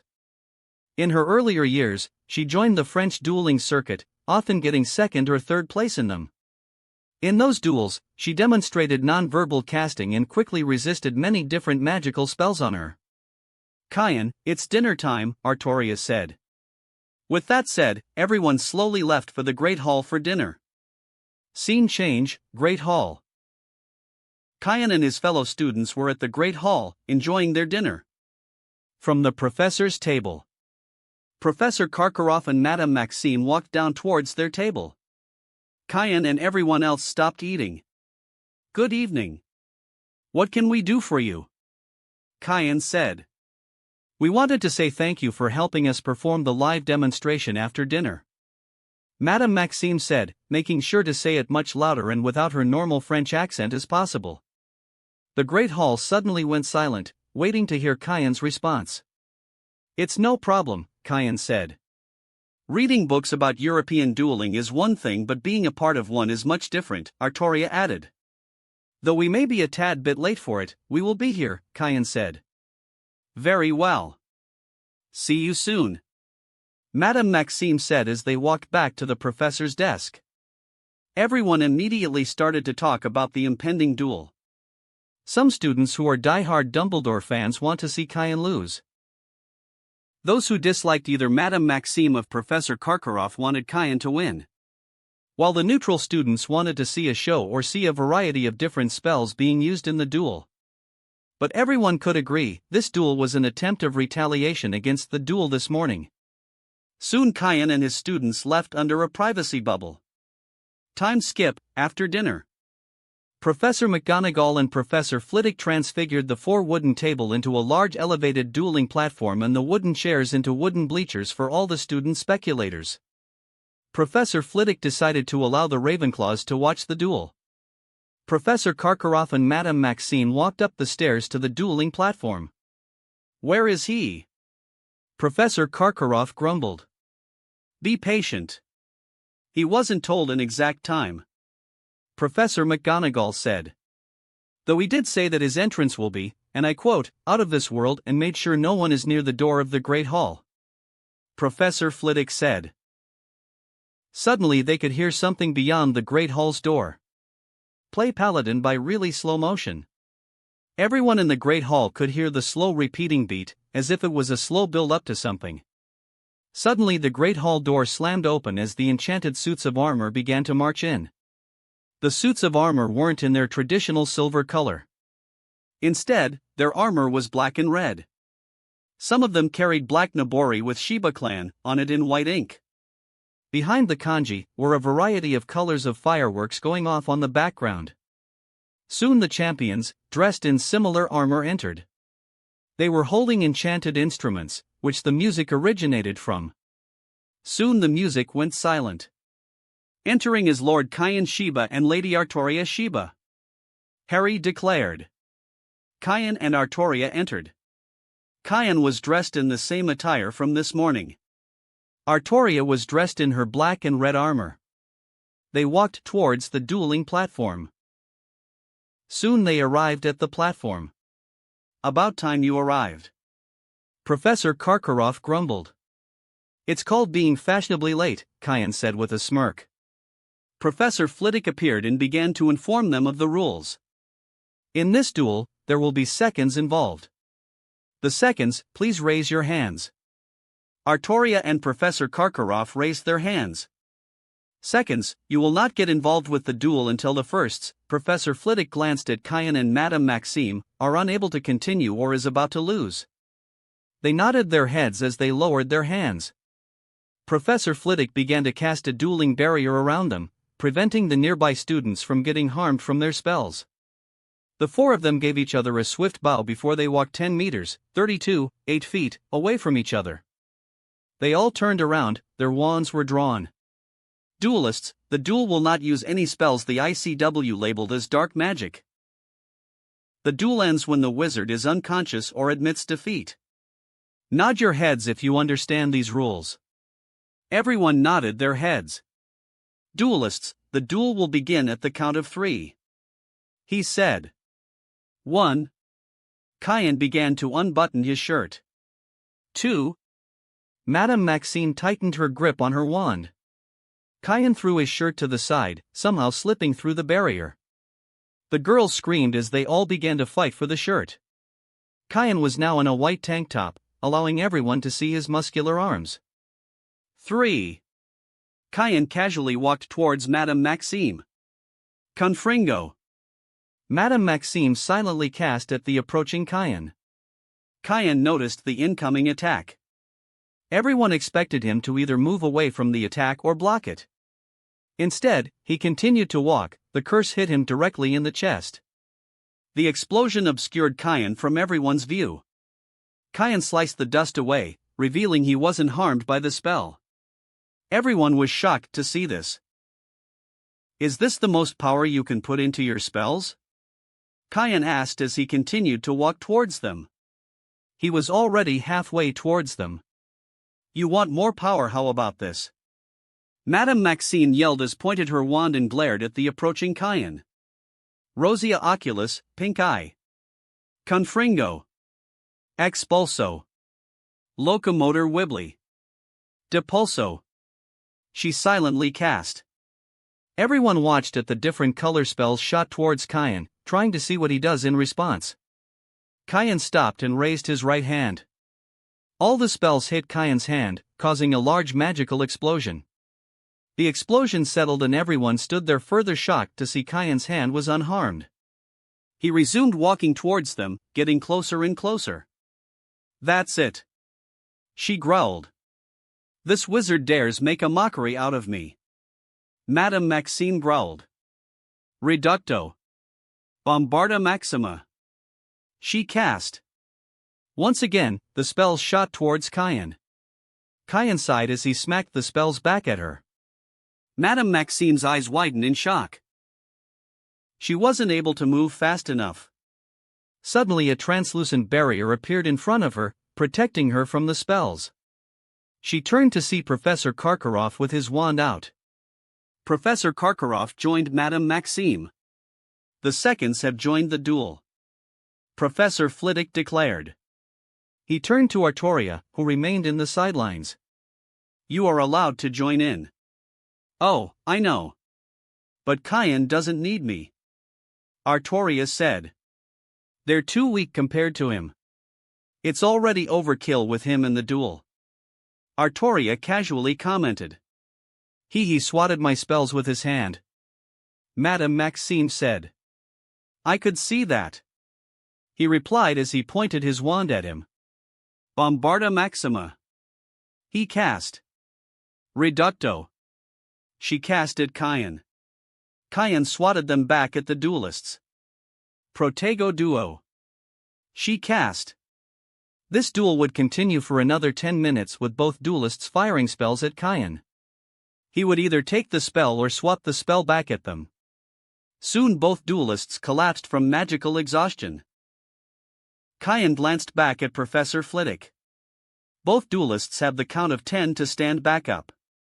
1, 2, 3, 4, 5, 6, 7, 8, 9, 10. Professor Flitwick counted. He took a deep breath before he continued. The winner of this duel is Kaien and Artoria Shiba, he declared as the duel barrier lowered. Madame Pomfrey went over to the unconscious duelists as Kaien and Artoria left. Their students quickly followed behind them. The enchanted suits of armor quickly followed after the students. Professor Dumbledore walked to Professor Flitwick. Phileas. Ah, Headmaster, give me one moment. I need to help Minerva turn the Great Hall back to normal. Take your time. Take your time. Dumbledore said. As the two professors turned the tables and benches to normal. Professor Flitwick turned back to Dumbledore. Sorry about that. What can I do for you? Did Mr. Shiba use any magic in that duel? Amazingly, no, he didn't. Professor Flitwick said. But, how did he do that? Professor Dumbledore asked. I'm not sure. What he did was similar to spell swatting, but he didn't use a wand. Professor Flitwick. I see, could he have enchanted his arms to be able to do that? Maybe the skin? Professor Flitwick theorized. But the charms designed for the skin are usually beauty-oriented and temporary. Professor Dumbledore walked away as Professor Flitwick continued to theorize how Kaien did that without being harmed by the spells. Either his body is enhanced to the point where those powerful spells did nothing, or he managed to wandlessly cast Protego around any part of his body. Dumbledore thought as he walked away. This Japanese wizard is much stronger than I thought. He may be even more challenging than Gellert and Tom. Professor Dumbledore soon arrived in his office. Maybe I could find something from those listening charms I placed in their room. Dumbledore pulled out a black wand from his robes. He opened a drawer and pulled out a small snow globe. He tapped it with his wand. The small snow globe began to glow. Dumbledore placed his ear on the globe. He read two people breathing at a constant pace. Are they sleeping? Dumbledore thought as he continued to listen for a few minutes, expecting a change of some kind. Dumbledore moved the small snow globe away from his ear and deactivated it. At least they didn't discover the listening charms. Dumbledore thought as he placed the snow globe back in his drawer. Dumbledore sighed as he stood up from his deck and went to bed. Scene change, Kaien's sleeping quarters. As Kaien and his group soon arrived in front of their sleeping quarters, Artoria turned to face the enchanted suits of armor. Thank you for your service. Report back to your post. Artoria commanded. The enchanted suits of armor slammed their fist onto their breastplate before walking away. Kaien turned to the painting of Lancelot. Caliburn, he said. Lancelot nodded his head as the portrait opened up. They all filed in. Kaien and Artoria transfigured their students' armor back to their regular clothes. Kaien turned to his students. You're probably wondering how I was able to resist those spells and swat those spells like that, Kaien said. They all nodded their heads. Well, the explanation is simple, but reproducing the effects will be extremely hard. Kaien started. I am simply using my magic to reinforce my skin against the spell. This has to be done endlessly and instinctually. Kaien explained. The students stared at Kaien with disbelief. It's getting late. We still have morning exercise. Artoria reminded them. The students groaned as they walked upstairs. Luna walked to them. Am I included in these morning exercises? She asked. It depends on you, Kaien said. You don't have to, but it's recommended if you want to get stronger.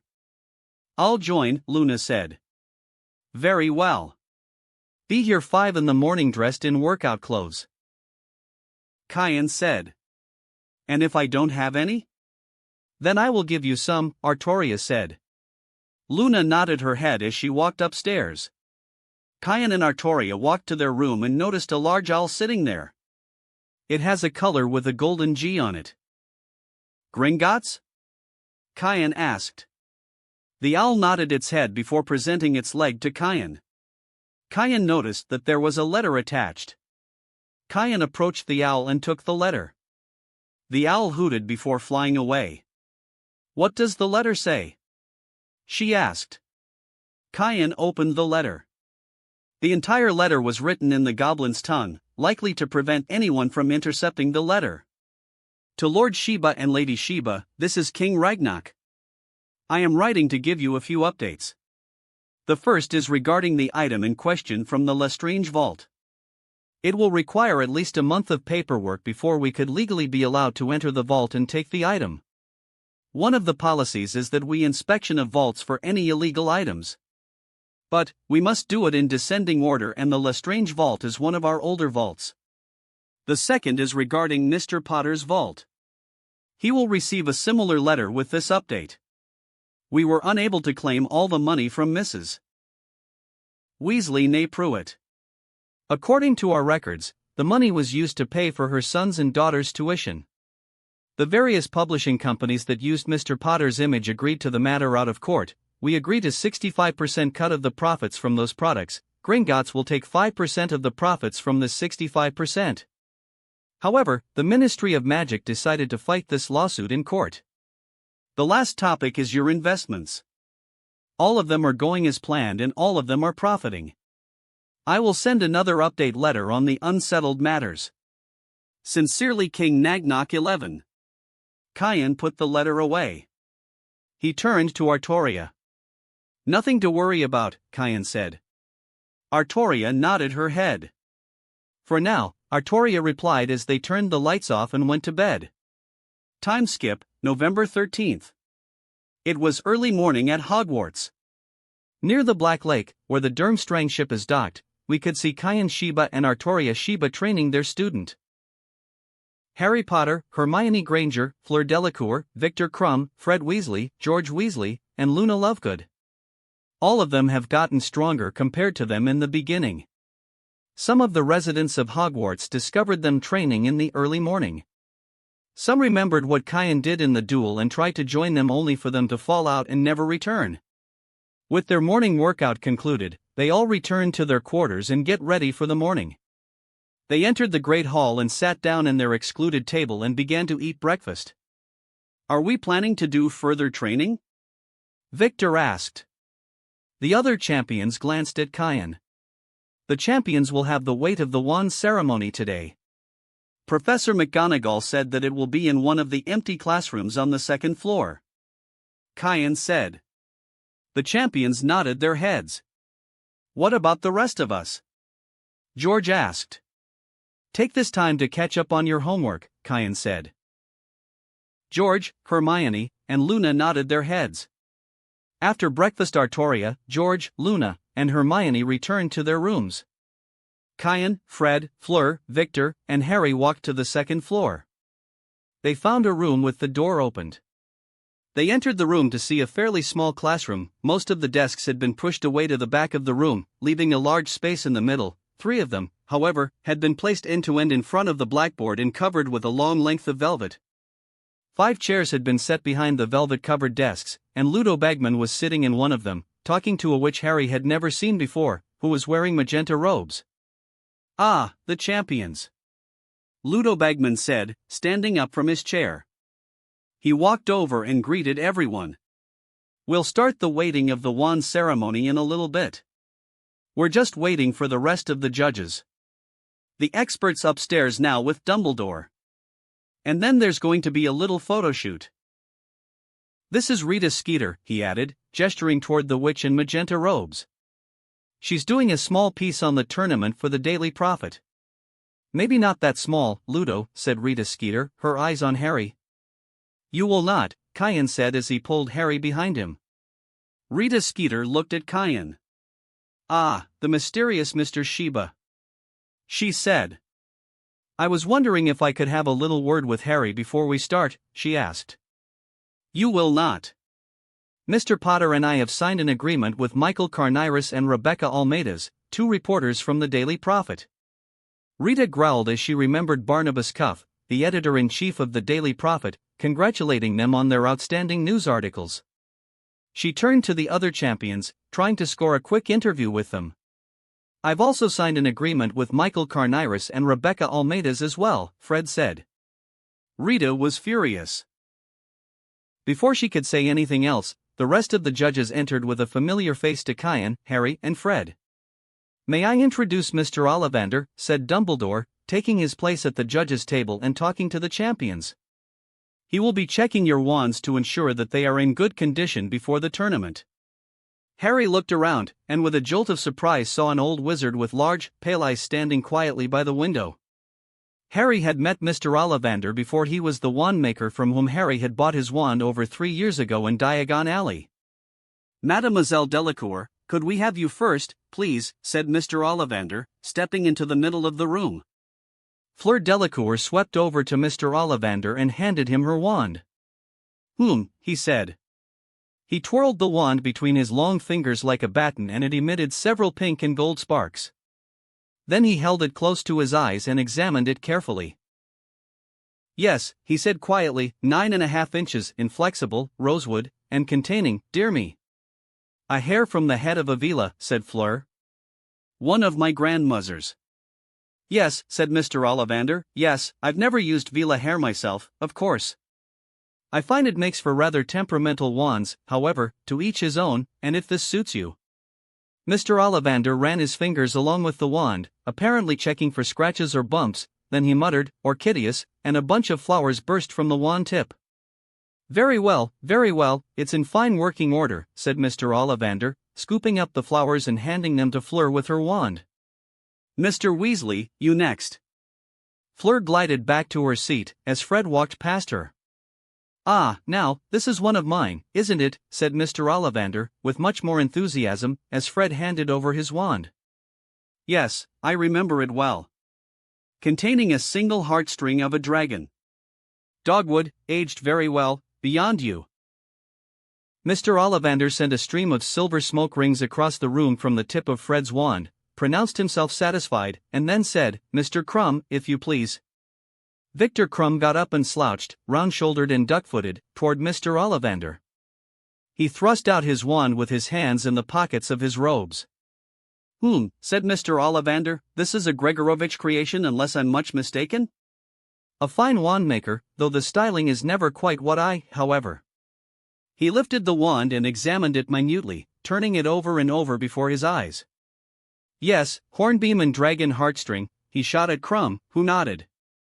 Rather thicker than one usually sees, quite rigid, 10.25 inches. Avis. The hornbeam wand let off a blast like a gun, and several small, twittering birds flew out of the end and through the open window into the watery sunlight. Good, said Mr. Ollivander, handing Crumb back his wand. Which leaves Mr. Potter. Harry got to his feet and walked past Crumb to Mr. Ollivander. He handed over his wand. Yes, said Mr. Ollivander, his pale eyes suddenly gleaming. Yes. How well I remember. Mr. Ollivander spent much longer examining Harry's wand than anyone else's. Eventually, however, he made a fountain of wine shoot out of it, and handed it back to Harry, announcing that it was still in perfect condition. Thank you all, said Dumbledore. Bagman attempted to get them to take a group photo. However, the champions inform him that they have an agreement with Michael Carniris and Rebecca Almeidas, which prevented anyone from the Daily Prophet from getting anything from them. As they were walking away, their respective headmasters/headmistress tried to talk with their champions. They glanced at them and walked away, infuriating them further. Kian decided to allow them to have the rest of the day to themselves. Harry and Hermione were working on a transfiguration spell. A barn owl flew into their quarters. Harry strode over to the barn owl, took the letter off its leg, and unrolled it. Harry, I can't say everything I would like to in a letter, it's too risky in case the owl is intercepted. We need to talk face to face. Can you ensure that you are alone by the fire in Gryffindor's common room at 1 o'clock in the morning on the 22nd of November? I know better than anyone that you can look after yourself, and while you're around Dumbledore and Moody, I don't think anyone will be able to hurt you. However, someone seems to be having a good try. Entering you in that tournament would have been very risky, especially right under Dumbledore's nose. Be on the watch, Harry. I still want to hear about anything unusual. Let me know about the 22nd of November as quickly as you can. Sirius. Harry, what's with the letter? It doesn't appear to be screened by Gringotts. Hermione commented. It's from Padfoot. Harry admitted. Hermione's eyes widen. How is he? He appears good? Harry guessed. He wants to talk to me in the Gryffindor's common room at 1 in the morning, Harry said. Hermione began to think of a way to get Harry to the Gryffindor's common room without being caught. What are you two gossiping about? Cain asked. Harry and Hermione jumped in fright. Cain-sensei! Harry yelled. Please don't sneak up on us. Hermione silently nodded her head. Sorry about that, I noticed both of you were absorbed by that note. Care to share? Harry said as he glanced at Hermione, who looked conflicted. Harry, Cain said, getting his attention. Remember that I swore an oath to not reveal your secrets, just as you swore an oath to not reveal my secrets. Harry realized that what Cain said was correct. It's a long story, Harry said. So, Harry and Hermione told Cain about Sirius Black and everything that happened to him. To summarize, Sirius Black is your godfather and was falsely accused of a crime he didn't commit and then sent to prison without being given a trial. He then broke out of prison and became a fugitive. He was captured at Hogwarts and both of you knew the truth and freed him. He now wants to talk to you on the 22nd in the Gryffindor common room. Cain said. Harry and Hermione nodded their heads. Do you think you can help us get to the Gryffindor common room? Harry asked. How would he talk to you? Would he sneak into the castle? Cain asked. I don't think so, Harry said. Agreed. He wouldn't write another letter to be delivered there. What about the fireplace?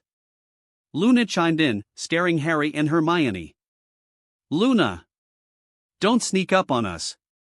Hermione said. Anyways, Mr. Stubby Boardman could try and use the flute to talk with Harry. She said. Mr. Stubby Boardman? Harry questioned. What do you mean using the flute to talk with Harry? Hermione questioned. You could use the flute to teleport from fireplace to fireplace, or you can stick your head in to talk to another person that's on the other side, Luna explained. Artuara, Cain said, though the peerage link. Yes, Cain? Is there a flute connection to the Gryffindor common room? Cain asked. Artoria said. There is one. She replied. Do you think you can move that connection to our fireplace? Cain asked. I could, why? I'll explain in a bit.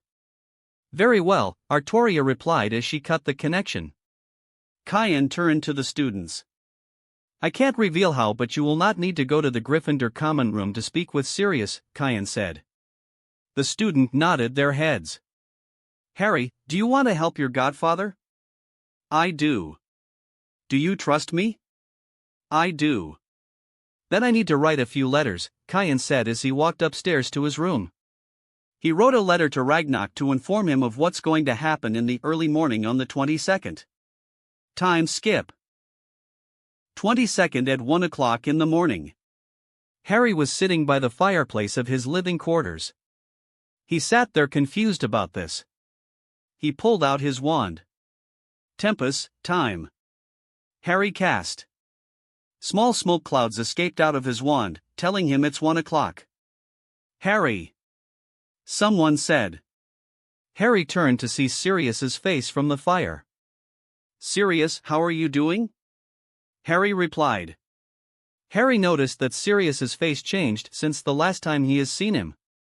Instead of the gaunt and sunken face and surrounded by a quantity of long, black, matted hair, it's now short and clean. Sirius's face was fuller, and he looked younger, much more like the only photograph Harry had of him, which had been taken at the Potter's wedding. "Never mind me, how are you?" said Sirius seriously. "It's going well," Harry said. "Sirius, do you trust me?" Harry asked. "I do, pup," Sirius answered. Suddenly Cayenne and Artoria threw off Harry's invisibility cloak. Before Sirius could react, they stuck their hand into the fire and dragged Sirius to their side. "Why?" Sirius said. "Hello, Mr. Black." "I am Cayenne Shiba, I'm in charge of making sure your godson survives the tournament." Sirius nodded his head, remembering seeing the news articles. "Anyways, turn into your animagus form and follow me," Cayenne said. Sirius glanced at Harry. "Please do what he asks." Harry insisted. Sirius sighed as he transformed into his animagus form, consisting of a black dog. Cayenne pulled a small pouch out and threw it into the fireplace, turning the flames green. Harry walked into the green fire. "Gringotts!" he shouted as he disappeared. Cayenne picked up Sirius and entered the fire. "Gringotts!" Cayenne shouted. He disappeared as well. Scene change, Gringotts. Cayenne appeared in Gringotts' lobby. Harry was beside him. In front of them was a goblin teller. "Follow me," the teller said. They followed behind him.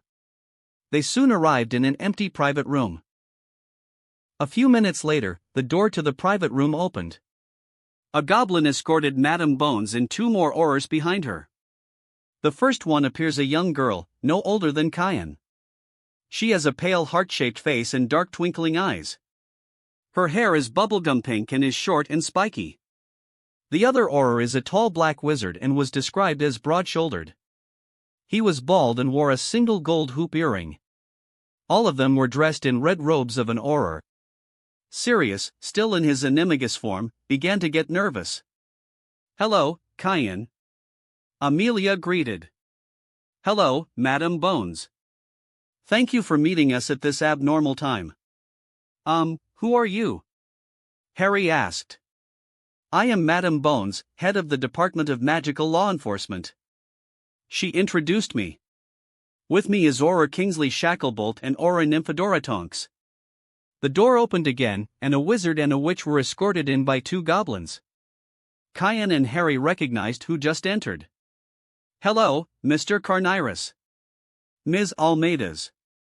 Harry greeted. "Hello, Mr. Potter, Mr. Shiba." The reporters greeted. They sat in the chairs around them. Soon a goblin entered the room carrying a box. "Good day, everyone. For now, you will call me Peacekeeper." The goblin introduced himself. "I need everyone in this room to deposit their wand in this box." Why?" Harry asked. Peacekeeper Goblin is a goblin that ensures the meeting goes peacefully. The box is a special box that only the Peacekeeper Goblin could open. Cayenne explained as he placed his wand in his box. Slowly everyone else placed their wand in the box. Peacekeeper closed the box. "Now then, Mr. Shiba, you said that you have crucial information that could lead us to find Sirius Black." Madame Bones said. "I do," Cayenne said as he glanced at the black dog in his hand. The dog looked nervous. Harry looked at the dog. "Trust me, Padfoot," Harry said. Amelia turned to Harry. "Did you just say Padfoot?" she asked. The black dog jumped out of Cayenne's hand and transformed into Sirius Black. "Hello, Amy," he said.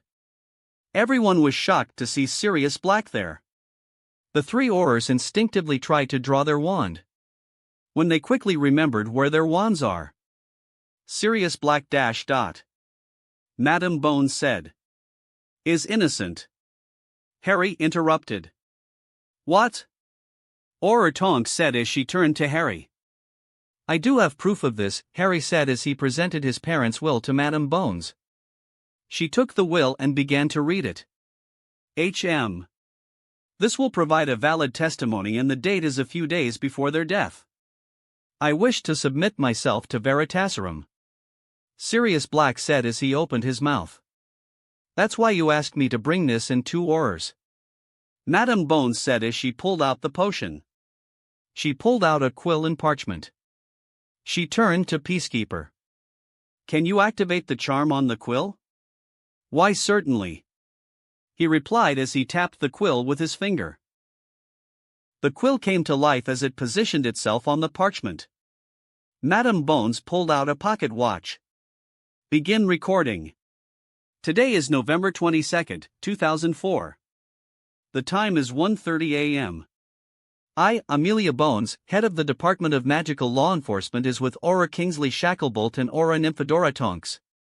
We have Sirius Black at Gringotts. He is willing to submit himself to be questioned under Veritaserum. Madame Bones paused as she approached Sirius Black. Sirius Black, are you willing to submit yourself under the effects of Veritaserum? I do, he replied as he opened the mouth. Madame Bones opened the vial and poured 4 drops into his mouth. He closed his mouth and swallowed the potion. State your full name, Madame Bones said. Sirius Orion Black III, Sirius said in an emotionless tone. What house were you in Hogwarts? Gryffindor. Final test question: was your marauder nickname Prawns? No. It was Padfoot. This concludes the test question to determine if Sirius Black is under the effects of Veritaserum, Madame Bones said. The first question: are you a Death Eater? No, Sirius yelled. Were you the secret keeper for Lily and James Potter? No. According to early reports, you blamed yourself for their death. Why did you blame yourself for their death? I was the one who told them to make Pettigrew their secret keeper, Sirius admitted. Did you kill Peter Pettigrew? No. Did you cause the explosion that killed 13 Muggles? No. Peter Pettigrew cast the spell. How did you escape Azkaban? I was an unregistered animagus. I managed to force myself through the bars with my skinny dog body. Is this also how you managed to retain your sanity? It is, Sirius admitted. Madame Bones tapped the quill, causing it to freeze. Off the record, Madame Bones said. Who was the love of your life? She asked. Sirius flinched, trying to resist the potion effects. Amelia Bones, he forcibly admitted. Madame Bones let out a small smile as she tapped the quill, causing it to get ready to write again. This concludes the questioning. The time is 1:45 a.m. on November 22, 2004. She said as she poured the antidote in Sirius's mouth. So, what can you do with that information? Kyan asked. At the December Wisengamot, I could try to bring this issue up, Madame Bones said. But he will need to present himself to the Wisengamot. Don't worry, he will be there, Kyan said. What about us? Michael asked. You will write an article about this and then send it to me for my approval. You will post it in the Evening Post after the December Wisengamot, Madame Bones said. Very well, Michael said. The Peacekeeper turned to Kyan. Does this mean the meeting is finished? It is, Peacekeeper, Kyan replied. The Peacekeeper nodded his head as he opened the box. Everyone grabbed their wands from the box. Looks like little Nymphy grew up, Sirius teased.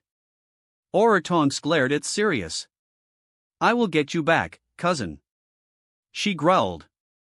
Both of you are cousins? Harry asked. Yes. My mother was a black who was disowned, Aura Tonks said. Peacekeeper, Rebecca said. Peacekeeper was already by the door. Yes? Peacekeeper replied as he turned around. If it's allowed, may we include your name as a witness to this meeting? Very well then, Peacekeeper said.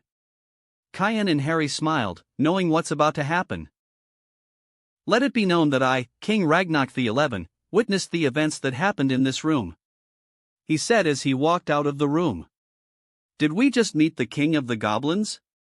Rebecca said. Everyone else nodded their heads. They soon regained their bearing and were quickly escorted out. Sirius let out a yawn. Come on, Sirius, we need to check you in with Healer Bloodfallen, Kyan said. Sirius let out another yawn. As they walked him over to Healer Bloodfallen, she immediately took him and began the necessary treatment. With that done, they returned to their room. Time skip, November 24th. The first task. Healer Bloodfallen sent a letter, giving Harry an update to Sirius's condition. In those letters, Sirius's name is replaced by John Doe. Kyan gave the champions 2 days off of training, allowing them to relax and prepare for the first task.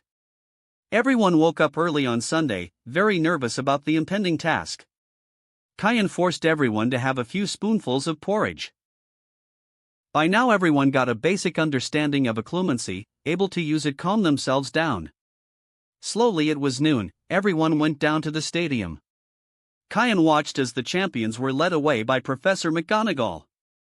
Kyan, Hermione, Luna, and George head to the stands. Artoria followed the other judges to the judges' box. They soon found their seats. To Kyan's left was Daphne Greengrass, one of his unofficial students. Hello, Mr. Sheba. She greeted. Hello, Ms. Greengrass. He replied. Do you think they will safely survive the tasks? I do, Kyan said. Scene change, champion tent. Harry, Fred, Fleur, and Victor arrived in the tent to see they're alone. Well, this is it, Harry said. It is, Fred said. We've been training with Kyan-sensei for this, Fleur said. May the best champion win this task, Victor said. Soon Bagman entered the tent. Well, now we're all here, time to fill you in, said Bagman brightly. When the audience has assembled, I'm going to be offering each of you this bag. He held up a small sack of purple silk and shook it at them, from which you will each select a small model of the thing you are about to face. There are different varieties, you see. And I have to tell you something else too. Yes, your task is to collect the golden egg. He expected fear or shock from the champions. However, they nodded their heads, as if they expected it. Bagman was opening the neck of the purple silk sack. Ladies first, he said, offering it to Fleur. She put a hand inside the bag and drew out a tiny, perfect model of a Welsh green dragon. It had the number 2 around its neck. Bagman offered the bag to Victor. He stuck his hand in the bag and pulled out a scarlet Chinese fireball dragon with the number 3 around its neck. Fred put his hand into the bag, and out came the bluish-gray Swedish short snout, the number 1 tied around its neck. Harry put his hand into the silk bag and pulled out the Hungarian horntail, and number 4. It stretched its wings as he looked down at it and bared its minuscule fangs. Well, there you are, said Bagman. You have each pulled out the dragon you will face, and the numbers refer to the order in which you are to take on the dragons, do you see? Now, I'm going to have to leave you in a moment, because I'm commentating. Mr. Weasley, you're first, just go out into the enclosure when you hear a whistle, all right? Before Fred could reply, Bagman left. Damn, Fred said. What's wrong? Harry asked. Oh, Bagman just owed me and George some money. We've been writing him letters about it, but he refused to give it to us. Fred admitted. Don't worry, we'll help you get it back, Victor said. Soon they heard a loud whistle. Guess it begins, Fred said as he walked towards the door. Good luck, they said. Thank you, Fred said as he walked out. As he walked out of the tent towards the arena, he used his occlumency to remember his plans for the task. The first champion we're going to see for this task is Frederick Weasley from Hogwarts, Bagman announced as Fred entered. Fred could see the bluish-gray Swedish short snout staring at him. In the stands, he could see Kyan, Hermione, Luna, and George. George was holding a brown knapsack. Fred pointed his wand up. Accio brown knapsack, Fred yelled. The brown knapsack flew out of George's lap to Fred. Fred caught the brown knapsack. He dug in the brown knapsack and pulled out a small device. It has a large black horn, a bell-shaped body, and small feet. Fred threw the device at the Swedish short snout. The dragon stared at the strange device. Suddenly the device began to let out loud bangs, black smoke, and waddled away. The Swedish short snout began to chase after the strange device. Yes. Our decoy detonators worked. Fred thought as he ran towards the nest. Suddenly the dragon managed to crush the device. The Swedish short snout noticed Fred running towards its nest. The dragon changed direction, beginning to charge towards Fred. He dug in his brown knapsack and pulled out another object. It appears to be a miniature tent with a tiki face on it. Fred threw 3 of those behind him. As soon as it landed, the miniature tents began to expand and transform into a giant swamp. The Swedish short snout didn't realize the change until it was too late as it changed into the swamp and got stuck. The dragon roared as it struggled to get out of the swamp. The Swedish short snout fired a stream of fire at Fred, who reached the nest. Fred pointed his wand at himself. Ignis Inoxius, harmless fire. Fred cast. The fire hit Fred. Many from the audience screamed in fright, expecting Fred to die from the task. The fire subsided, Fred not there. Don't worry everyone. Fred yelled as he cast amplifying charm. They turned to see Fred standing to the side, safe from the fire and with the golden egg in his hand. The 2 things you saw I used are 2 of the many inventions that I and my twin brother, George stood up from the stands, invented. These little things, Fred took out the device with the black horn and feet, are known as decoy detonator. Need a quick getaway, use these to serve as your decoy. Fred said as he dropped the decoy detonator. Just like before, the decoy detonator began to let out a loud bang, black smoke, and began to walk around. While this is known as a portable swamp. Good for blocking a path or trapping people. Fred as he pointed at the Swedish short snout, who is still struggling to free itself from the swamp. If you are interested in any of these products, feel free to send an owl to Weasley's Wizard Wheezes. Fred yelled as he cancelled the amplifying charm. Kyan and his fellow students clapped their hands. Slowly the Hogwarts students and everyone applauded. Very good indeed. Bagman shouted. The judges will take a few short moments to consider Mr. Weasley's score. He will be sent to the medical tent for a brief medical inspection. Fred was sent to the medical tent where Madame Pomfrey was there. She took out her wand and began to scan Fred for any injuries. Luckily your mother isn't here. Madame Pomfrey said. I had to force her away from the medical tent. Thanks, Madame Pomfrey, Fred said. He was soon escorted back out to the judges. Fred noticed that the Swedish short snout was finally freed from the swamp and Professor Flitwick was down there removing the swamp. Fred reached the edge of the enclosure to see the 6 judges. Madame Maxine raised her wand in the air. What looked like a long silver ribbon shot out of it, which twisted itself into a large figure 8. The crowd applauded. What's up with the 8? I didn't get injured or anything. Fred thought. Mr. Crouch, Professor Dumbledore, and Artoria gave Fred a 10. Mr. Bagman gave him an 8. Something is wrong with this. Fred thought. Karkaroff shot a number 6. A bloody 6? Really? We can clearly see that someone was biased in their scoring. Fred thought. Based on our points, Mr. Weasley scored a 52 out of 60. Mr. Bagman announced. The audience applauded as Fred was escorted to another tent. 1 down, 3 to go. Bagman yelled as the whistle blew again. Miss Delacour, if you please. From the champion's tent, Fleur sighed as she left the champion's tent. As she walked towards the arena, she used her occlumency to remember her plans for the task.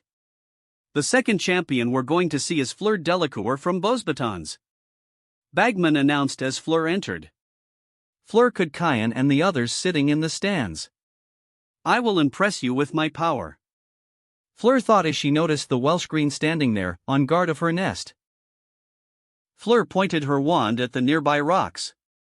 Saxa animalibus, rocks to animals. Fleur cast. The nearby rocks transformed into a herd of sheep. Go towards the dragon. She commanded. The herd of transfigured sheep, created without its normal survival instincts, walked towards the dragon. The Welsh Green stared at the sheep.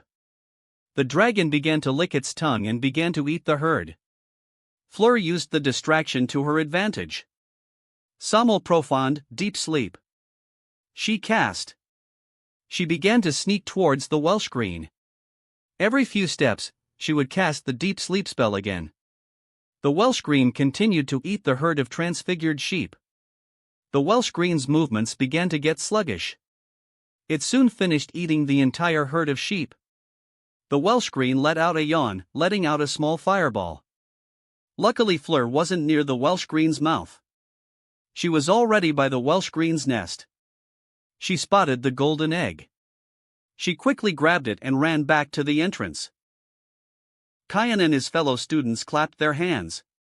Slowly, everyone applauded. Very good indeed.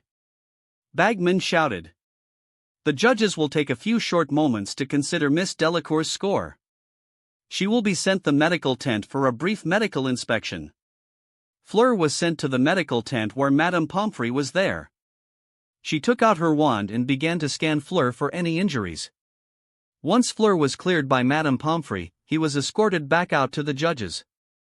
Fleur reached the edge of the enclosure to see the 6 judges. Madame Maxime gave her a 10. As expected, she may disown me from the school, but she would still want me to win. Fleur thought. Mr. Crouch and Professor Dumbledore gave her a 9. I expected that. I don't know how much he scored Fred, but he doesn't want his champion to lose to me because of a few points. Fleur thought. Bagman gave her an 8. Why so low? Professor Karkaroff gave her a 6. Was that really necessary? It's obvious that he's going to be biased to Victor. Fleur thought. Artoria gave her a 10 as well. Based on our points, Miss Delacour scored a 52 out of 60. Mr. Bagman announced. The audience applauded as Fleur was escorted to another tent. 2 down, 2 to go. Bagman yelled as the whistle blew again. From the champion's tent, Victor sighed as he left the champion's tent. As he walked towards the arena, he used his occlumency to remember his plans for the task. The third champion we're going to see is the famous Victor Crumb from Durmstrang. Bagman announced as Victor entered. Fleur could see the Chinese fireball standing there, on guard of her nest. Victor pointed his wand at the nearby rocks. Saxa animalibus, rocks to animals. Victor cast. The nearby rocks transformed into a herd of cows. Victor quickly cast the disillusionment charm and smell removal charm. The Chinese fireball noticed the sudden appearance of its favorite food. The Chinese fireball cautiously approached the cow. Victor, seeing this, slowly approaches the Chinese fireball's nest. The Chinese fireball ate one of the transfigured cows. The Chinese fireball began to eat the other cows. Seeing the Chinese fireball distracted, Victor ran towards the nest. The Chinese fireball finished the transfigured cow's turn to the nest. Victor glanced back to see the Chinese fireball facing the nest. Shit! Did the dragon realize I was there? Victor thought as he pointed his wand at the unsuspecting dragon. Rosea oculus, pink eye. Victor silently cast. The Chinese fireball didn't notice Victor's spell until it was too late. The Chinese fireball's eyes closed up. The Chinese fireball let out a distressful roar. Victor quickly ran towards the Chinese fireball's nest. The Chinese fireball began to try and find Victor. Luckily, Victor's spells held up. Victor grabbed the golden egg and ran back to the entrance. Kayan and his fellow students clapped their hands. Slowly, everyone applauded. Very good indeed. Bagman shouted. The judges will take a few short moments to consider Mr. Crumb's score. He will be sent to the medical tent for a brief medical inspection. Victor was sent to the medical tent where Madame Pomfrey was there. She took out her wand and began to scan Victor for any injuries. Once Victor was cleared by Madame Pomfrey, he was escorted back out to the judges. Victor reached the edge of the enclosure to see the 6 judges. Madame Maxime, Mr. Bagman, Professor Dumbledore, and Mr. Crouch gave him an 8. Professor Karkaroff gave him a 10. Victor resisted the urge to snort upon seeing these scores. Right, very unbiased, Victor said. Artoria gave him a 10. At least with Artoria, it's fair, Victor commented. Based on our points, Mr. Crumb scored a 52 out of 60. Mr. Bagman announced. The audience applauded as Victor was escorted to another tent. 3 down, 1 more to go. Bagman yelled as the whistle blew again. From the champion's tent, Harry sighed as he left the champion's tent. As he walked towards the arena, he used his occlumency to remember his plans for the task. The 4th and final champion we're going to see is the famous Harry Potter from Sheba Academy of Mystical Arts. Harry entered the stadium to see the most intimidating dragon in front of him. She was standing in front of her nest. She immediately noticed Harry's presence. Dollar, stupid two-legger thinks he can enter my nest without getting hurt. Dollar, the horntail growled. Dollar, please calm yourself. I am not here to harm you, Dollar, Harry said. Everyone in the arena was shocked to hear hissing from Harry. Dollar, oh? This two-legger appears to be a speaker of the tongue of the Landslithers. The dragon said. What do you want? She growled. Dollar, I was sent here to retrieve a fake egg from your nest. Dollar, Harry said. Dollar, they placed a fake egg in my nest. Dollar, the dragon growled as she looked at her nest. She spotted the golden egg in her nest. Dollar, so, you're speaking the truth, Dollar, she growled. Dollar, may I please enter your nest to retrieve the false egg? Dollar, the horntail glared at Harry. Harry stood firm. Dollar, very well, Dollar, the horntail agreed. Dollar, but if you touch any of my eggs then I will attack you. Dollar, the horntail threatened. Harry walked to the nest and carefully took the golden egg from the nest and quickly returned to the entrance. Dollar, thank you for believing in me, Dollar, Harry said with a bow to the horntail. No one knew how to respond. Kyan and his fellow students clapped their hands. Slowly, everyone applauded. Very good indeed. Bagman shouted. The judges will take a few short moments to consider Mr. Potter's score. He will be sent to the medical tent for a brief medical inspection. Hello, Madame Pomfrey. Harry greeted. Hello, Mr. Potter. It has been a few months since you were in my medical wing. She said. I think that's a good thing, Harry replied. She chuckled as she took out her wand and began to scan Harry for any injuries. It looks like you're fine. She said. Please tell Mr. Sheba I give him my thanks for making my job easier. I will, Harry said as he left the medical tent. Harry was escorted back out to the judges. Harry reached the edge of the enclosure to see the 6 judges. Madame Maxime and Professor Dumbledore gave him an 8. Mr. Crouch gave him a 9. Mr. Bagman gave him a 10. Professor Karkaroff gave him a 7. Artoria gave him a 10. Based on our points, Mr. Potter scored a 52 out of 60. Mr. Bagman announced as Harry was escorted to another tent with the other champions. What score did you get, Harry? Victor asked. I got a 52. What about all of you? Harry asked. We all got a score of 52, Fleur replied. Harry was interrupted before he could speak. Well done, all of you, said Ludo Bagman, bouncing into the tent and looking as pleased. Now, just a quick few words. You've got a nice long break before the second task, which will take place at 9:30 on the morning of February the 24th, but we're giving you something to think about in the meantime. If you look down at those golden eggs you're all holding, you will see that they open. See the hinges there? You need to solve the clue inside the egg because it will tell you what the second task is and enable you to prepare for it. Well, off you go, then, Bagman said as the champions walked out of the tent. Kayan and Artoria stood there, waiting for them. Come on, let's go, Kayan said. The champions nodded their heads as they walked towards the castle. Suddenly a witch leaped out from behind them. It was Rita Skeeter. She was wearing acid green robes today, the quick quotes quill in her hand blended perfectly against them. "Congratulations," she said. "I wonder if you could give me a quick word. How did you feel facing that dragon? How do you feel now, about the fairness of the scoring?" Before anyone could comment, Kayan slides between her and the champions. "I will let Michael and Rebecca know about your meddling.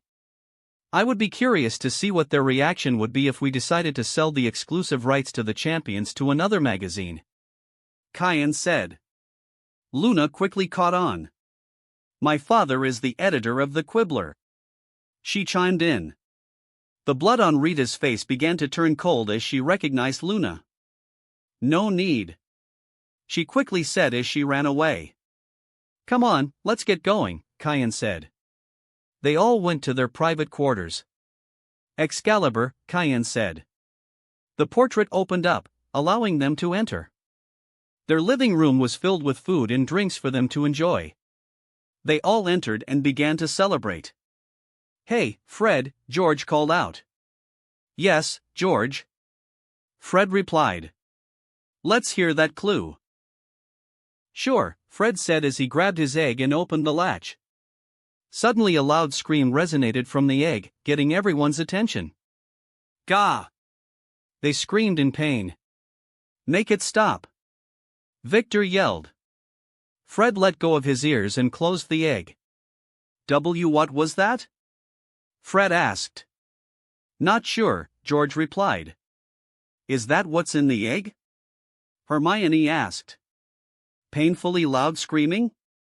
Victor replied. "Not sure," Kayan replied.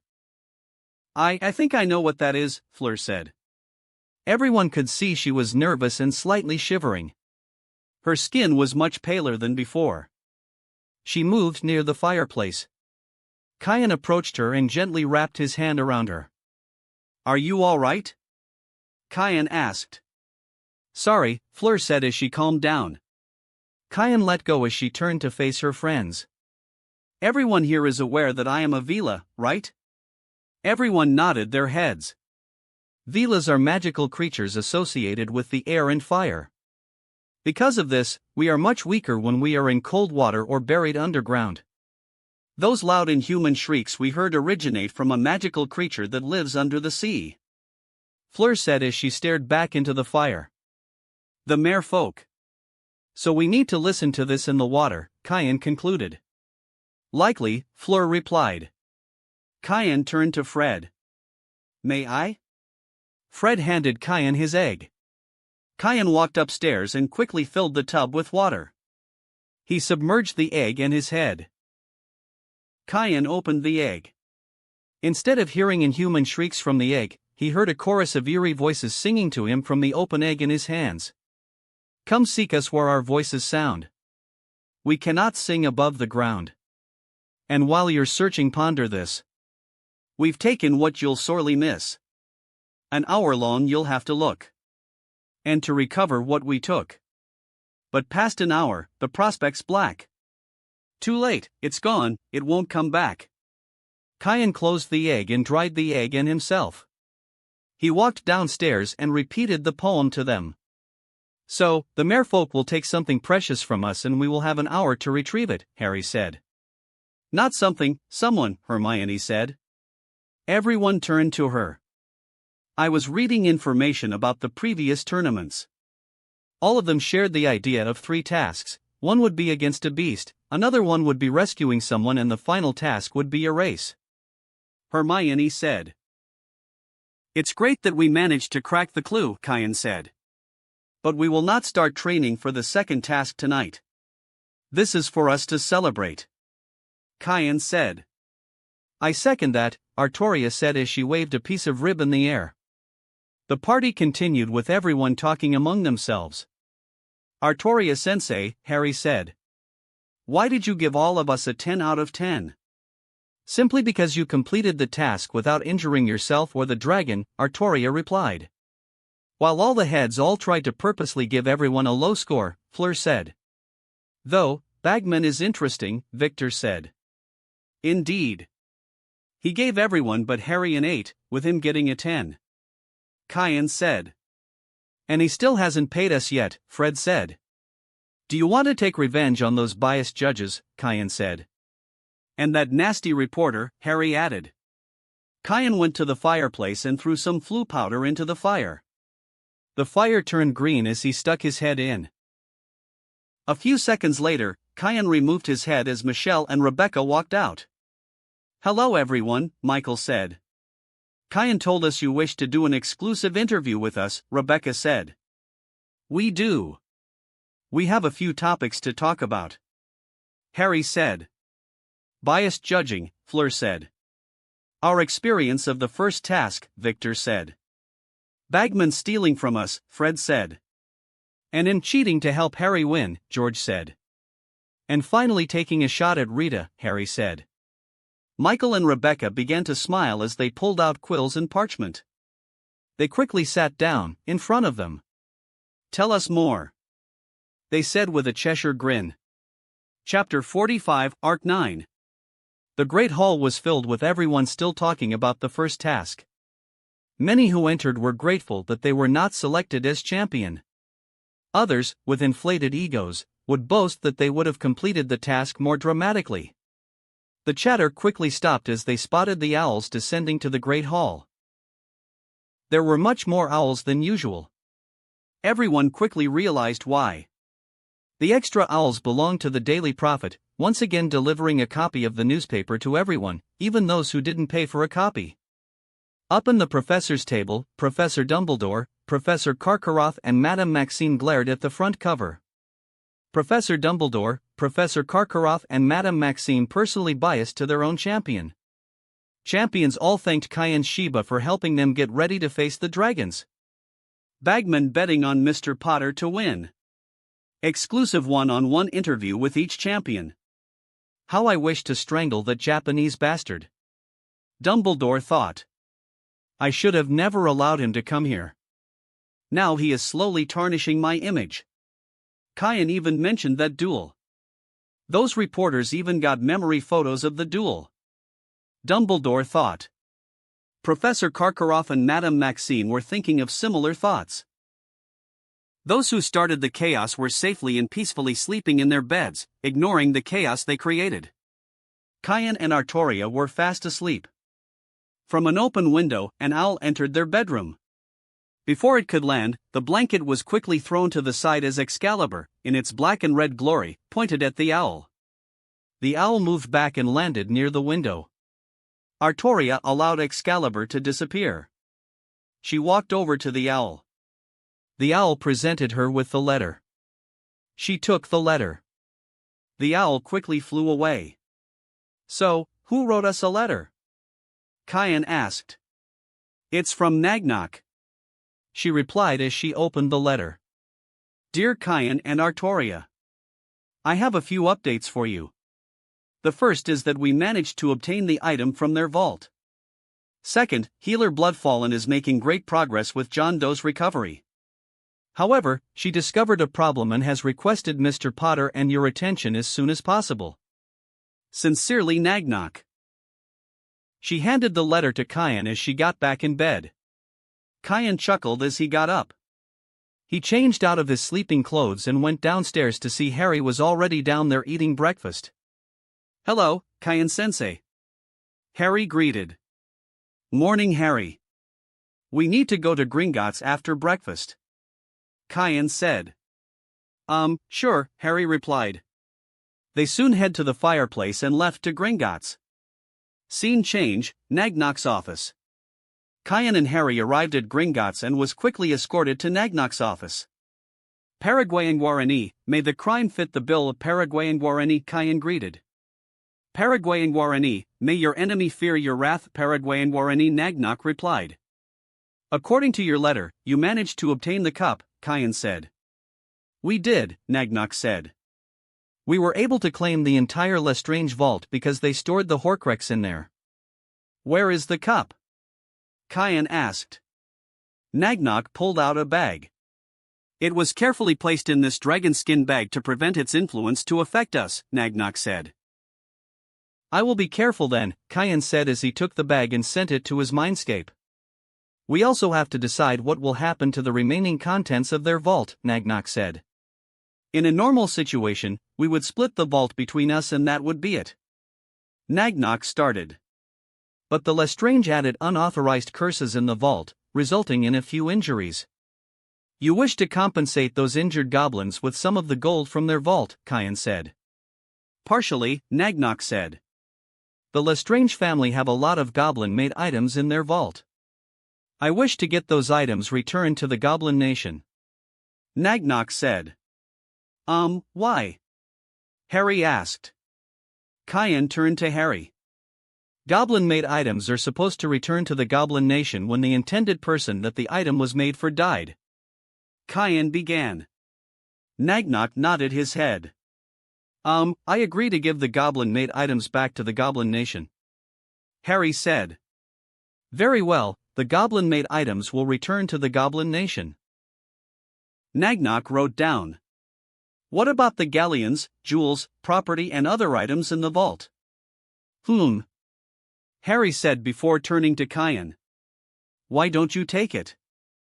You were the one who discovered the information. Are you sure?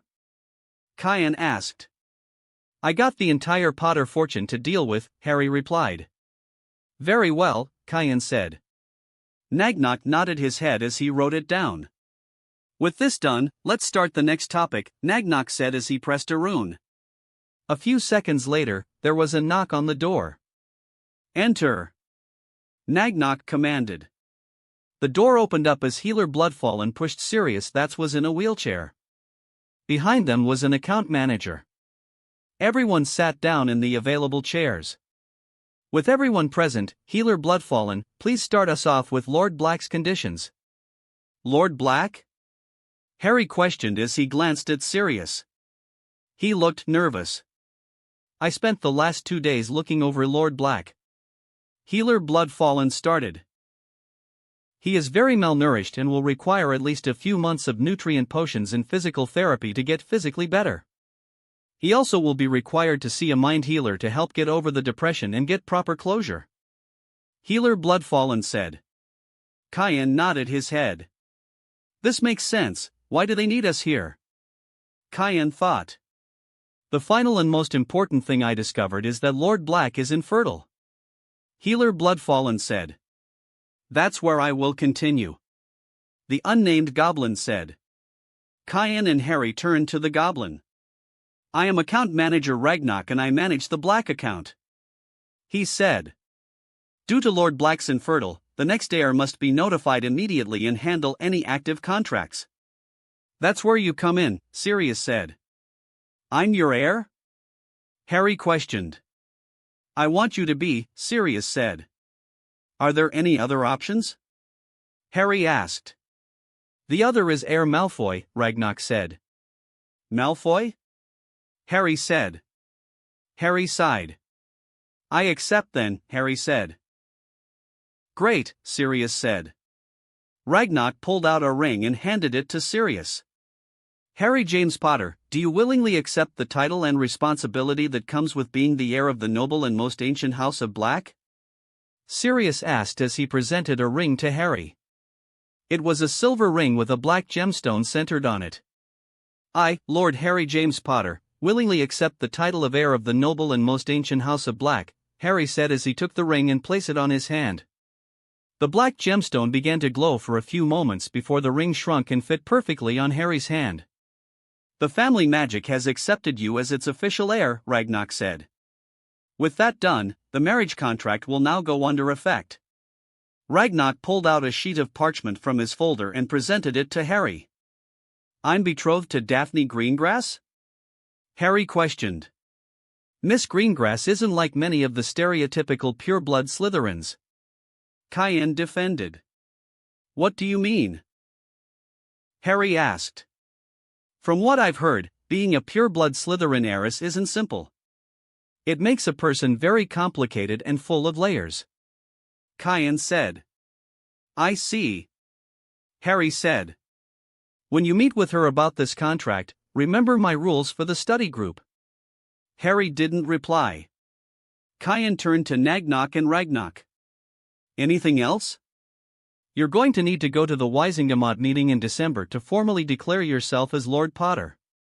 Sirius reminded. Harry nodded his head. With that, Kian and Harry used the flue to return to their room in Hogwarts. Scene change, Hogwarts. Harry and Kian returned to their room to see no one was there. Artoria, are you in the training room again? Kian asked.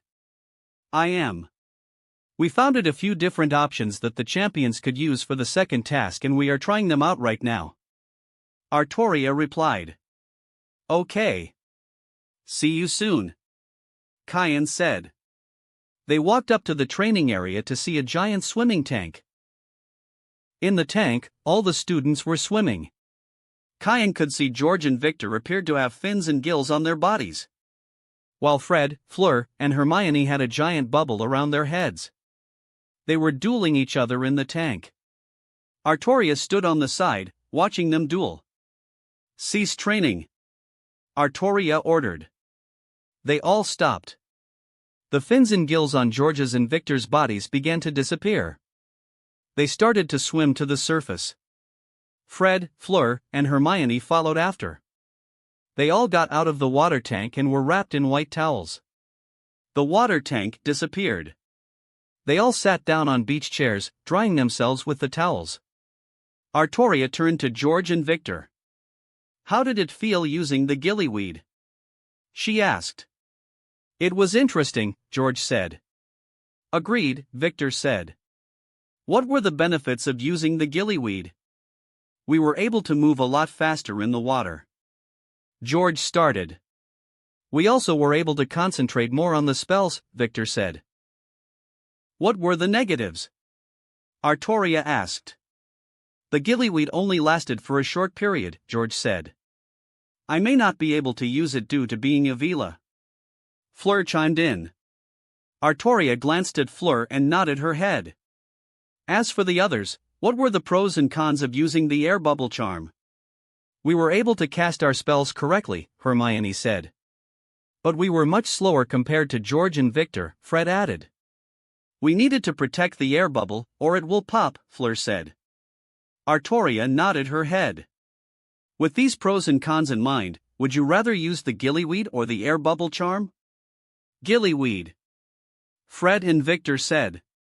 If I could handle the transformation, then the gillyweed as well, Fleur said. Artoria nodded her head. I agree with your choice, but all of you should know the air bubble charm just in case the gillyweed ends earlier than expected, Artoria said. Agreed, Kian said. I also believe we need to continue to practice dueling underwater. Especially using the water to our advantage, Kian said. What do you mean, Kian-sensei? Fleur asked.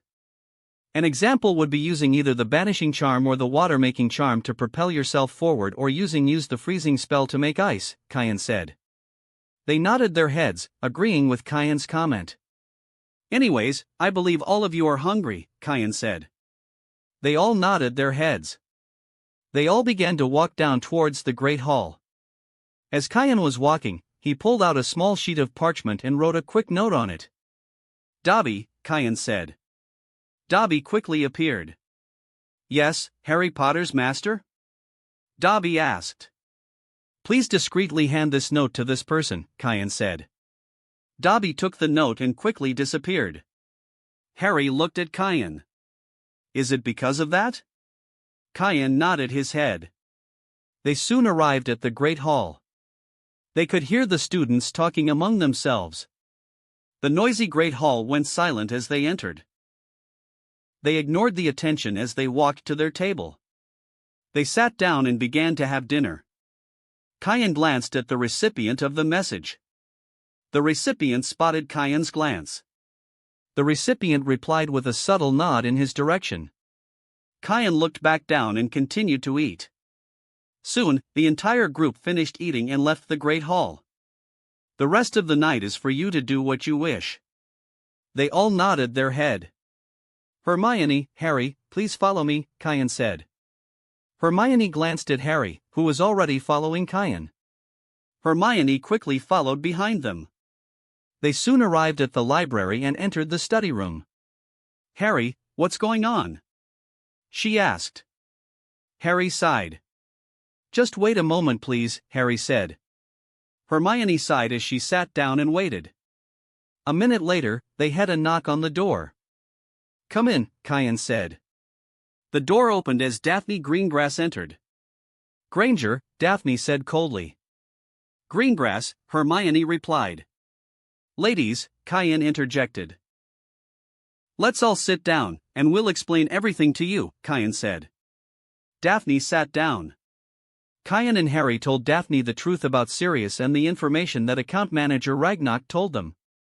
Hermione and Daphne were shocked by the information for different reasons. Harry has to marry her? Hermione thought. Jealousy, fear, and doubt began to fill her mind. Maybe Harry might not want me. After all, I have these front bucktooth teeth. I get to marry Harry. Daphne internally squealed.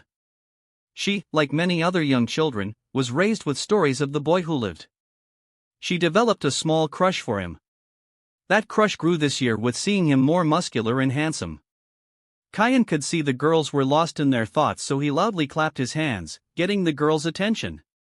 Now that I've got your attention, Harry has something to say to both of you. He said. Thank you, Kian-sensei, Harry said. He turned to the girls in front of him. I will not choose between Hermione or Miss Greengrass, Harry said. Due to my unique situation, being both Lord Potter and Lord Black, I will need 2 wives, Harry said. Their eyes widened.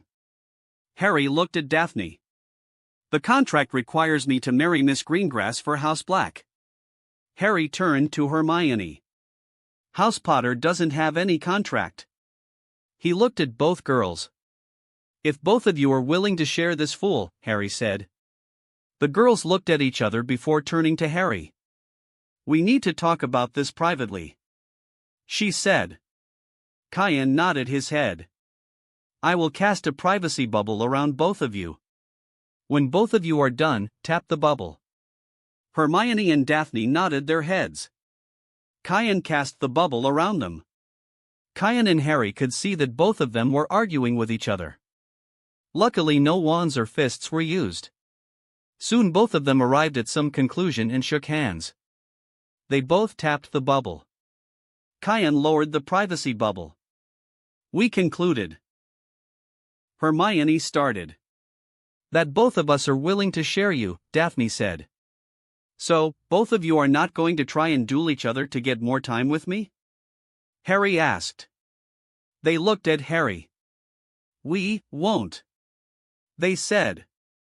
Miss Greengrass, Kian said. Due to your circumstance, you could join us in our dorm if you wish. Daphne thought about it for a few seconds. While I like the offer, it may put me at risk next year, she said. Kian nodded his head. I understand completely, Kian said as he stood up. Be right back, Kian said as he walked out of the study room. The 3 students introduced each other and began to talk among themselves. Kian soon returned with a book in his hand. What's that? Harry asked. This is the rules of Hogwarts, Kian said. This book has all the rules that Hogwarts has. He opened it and began skimming it. Kian cracked a small smile as he showed them the page. Daphne's eyes widened with realization. What did you show her? Harry asked. It's a set of rights that an attending lord at Hogwarts gets, Kian said as he showed them the page. As a lord/lady, you have the rights to your own quarters in Hogwarts for yourself and for your significant other, present or future, regardless of Hogwarts house. The lord/lady is allowed to come and go as they please as long as their actions don't negatively affect the reputation of Hogwarts or their grades in their classes.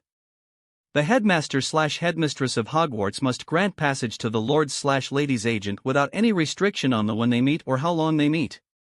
Harry's and Hermione's eyes widen. Next year, when you are officially a Hogwarts student, you could request these rights as Lord Potter. If Dumbledore tries to stop you, remind him that you are Lord Potter. The emancipation happened since November and he hasn't done anything to overrule it. In 5th year, Harry could invoke these rights which would allow me to escape the Slytherin dorms. But it would place a bigger target on me. She thought. Let's say I decide to take the offer right now, how would we explain why am I spending time in your quarters? Daphne asked. I could say that I hired you to teach Harry pureblood etiquette, Kian said. Which isn't fully wrong since Harry will need to learn it eventually, Kian said. What would I say if they asked why I wasn't in the dorms? She asked. Do you get your own rooms? No. Then you'll tell them that I allowed you to have your own room to live in, Kian said. If anyone wishes to challenge my authority. Daphne nodded her head. I accept the offer, Daphne said. Time skip, December 1st, 1994. It has been a week since Daphne joined their group. The Slytherins were offended by Daphne's actions and tried to correct it. They tried to confront her in an empty hallway. To her shock, Kian appeared out of nowhere and defended her. They all quickly backed down and ran away. In their free time, Daphne would spend time teaching Harry and Hermione the pureblood etiquette that has been drilled into her since childhood. While Hermione and Harry, to a lesser extent, helped educate her on the Muggle world. They were eating dinner in the Great Hall when Professor McGonagall walked towards them. Good evening, Professor. Luna and Daphne greeted. Good evening, Miss Lovegood and Miss Greengrass. Professor McGonagall replied. What can I do for you this evening? Kian asked.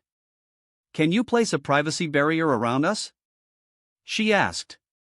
Kian pulled out his wand and wrapped everyone in a privacy bubble. Thank you. She said. The turn to face the 4 champions. On December 25th, we will be having another traditional event, the Yule Ball. The Yule Ball is a semi-formal dance open for all students 4th year or above. Professor McGonagall glanced at Luna. 3rd years and below are allowed to attend if they are invited by a 4th year student or above, as a date. The last important detail is regarding the champions. All of you will be attending and opening the ball.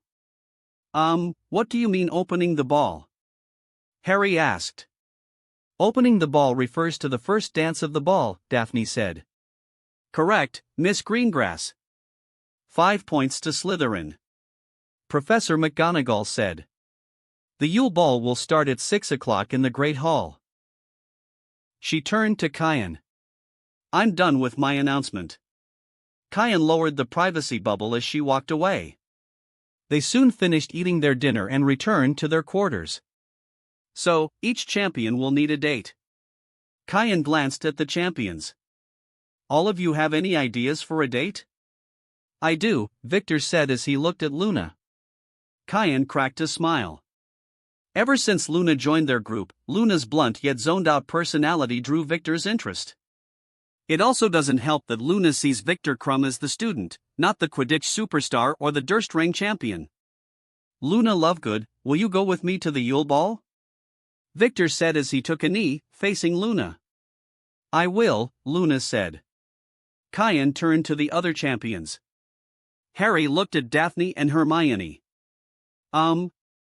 Harry said. We'll talk about it, Hermione said. Daphne nodded her head. Kian turned his head to Fred. Don't worry about it, Kian-sensei, I'll get one by the ball, Fred said. Kian turned to Fleur, who was the most silent. I'll get one by the ball. Fleur nervously said. Everyone could tell she was nervous for some reason. Artoria and Kian could tell why she was nervous. She dares think she is worthy of asking Kian out for the ball. Artoria mentally growled. This mongrel must be punished for her heresy. Kian rolled his eyes. She not only channeling her inner Gilgamesh with the mongrel insults, but she also started to channel a bit of zealot. Kian thought. I better stop this before Artoria decides to try roasting a bird with Excalibur. He walked towards Artoria and wrapped her in a hug. Artoria, you are scaring Fleur even more than before, Kayan whispered. Artoria looked at Kayan. I want burgers and fries, Artoria growled. Kayan cracked a smile. During their time in London, Artoria quickly founded a love for burgers and fries. She would devour burgers after burger, causing them to get kicked out of a few burger restaurants. Ever since they're at Hogwarts, Artoria wasn't able to enjoy any burgers or fries. I'll see what I can do, Kayan said. I will hold you to your word, Artoria said as she looked back at Fleur. Fleur looked at Artoria's cold, intimidating eyes. You have earned Kayan's permission to ask him to the ball. Fleur's face was full of relief. But Artoria's loud interjection made Fleur nervous again. This doesn't mean that you have an easy time to get into Kayan's heart, Artoria said as she went to her room. Kayan sighed. I apologize for how Artoria treated you, Kayan said. Fleur sighed. Most guys would go to their girlfriend and leave me alone to deal with the vengeful girl, Fleur said. I've been with Artoria long enough to understand how she thinks, and I know why she acted like that, Kayan said. Why does Artoria act like that? A part is jealousy, Kayan said. I hate you. I hate you. I hate you. Artoria said towards Kayan. Kayan ignored Artoria as he continued. I have a few female friends, all of which you remind her of. She has emotional feelings for me, but she is too nervous or uncomfortable to share those feelings with me. So, she would threaten all females that show interest in me. And you allow that? Fleur asked. Kayan chuckled. If you can't handle my stepsister's fury, then will I know that you will stick with me in all the things that come, Kayan said. I see. Fleur said. Enough with the depressing topic, get a good night rest for we still got training tomorrow. The students all let out a groan as they went upstairs, getting ready for bed. Time skip, December 25th. The next 3 weeks were hectic, to say the least. Everyone's mind was split between the final exams and the Yule Ball. Flashback, Week 1. Daphne, Hermione, and Harry were sitting in Harry's bedroom. So, for the ball, I need a date. Harry started. And I don't know who to choose. Good. Because we talked about it before getting you. Hermione said. You did? Harry said. We did, Daphne replied. We all know that no one should know that I am in a relationship with you. It would put a giant target on me and make the target on you even bigger than before. She's right, Hermione said. So, I suggested that I'll be your date to the Yule Ball, Hermione said. While I get to spend the entire Easter holiday with you, Daphne said. Harry turned to Hermione. How is that fair to you? Harry asked. I was planning to go back home to spend some more time with my family during the Easter holiday. So, when Daphne proposed this, I was fine with it. Okay then, Harry said. Time skip, Week 2. Fred and George walked to the Gryffindor common room. Do you remember the password to the common room? Fred asked. George dug into his pocket and pulled out a small sheet of paper. According to Lee, it's mistletoe, George replied. They soon arrived in front of the fat lady. Good evening. It's been a long time since I've seen you too. Many Gryffindors tried to convince me to block you from returning here. But you weren't fooled, Fred said. By their pointless attempts, George said. For you are both beautiful and intelligent. They said together. Oh, you. The fat lady replied as she covered her mouth with her hand, trying to not blush at their word. We're just trying to enter the common room to ask our fellow Gryffindors if they're interested in being our date, Fred said. After all, Fred needs to open the ball for he is the Hogwarts' champion. I see, do you know the current password? It's mistletoe, Fred replied. Correct. The fat lady said as her portrait opened up, revealing the red and golden common room. Thanks, George replied as they entered the common room. They heard the expected laughter and chatter. Some were using some of their products while others were talking about the ball. Then Ron noticed them. What are you doing here? Ron shouted, pointing at the twins. The laughter and chatter went silent as everyone stared at Fred and George. Why Ronikins? Fred started. You're acting as if we don't belong in Gryffindor, George replied. You don't, Ron replied. You betrayed Gryffindor and Hogwarts the moment you became friends with those foreign students. Fred and George glanced at each other. I think dear Ronikins have been dropped on his head just bit too much, Fred said. I agree, George replied. Fred. George. What are you two doing here? They turned to see Angelina Johnson and Alicia Spinnet just enter the common room. Ah, the two of the three beautiful Gryffindor vixens have graced us with their presence. Fred said. We are not worthy of your presence, George replied. Enough you jokers, Angelina said. So, what are you two doing here? Alicia asked. We were looking for both of you, Fred said. Oh? Angelina said. Fred turned to Angelina while George turned to Alicia. I was wondering if you would be my date to the Yule Ball. They said. Huh? Alicia replied, shocked at the question. About time, Angelina said with a small smile. So will I take that answer as a yes? Fred asked. Yes, I will be your date, Fred. She said. Alicia? George asked, trying to get her attention. Sure, Alicia said. Great. George said. For right now, don't worry about the dress, Fred said. Why? The girls asked. Trust us, George said. The girls looked at each. Fine, Angelina said. If this is a prank, we will get revenge. It's not.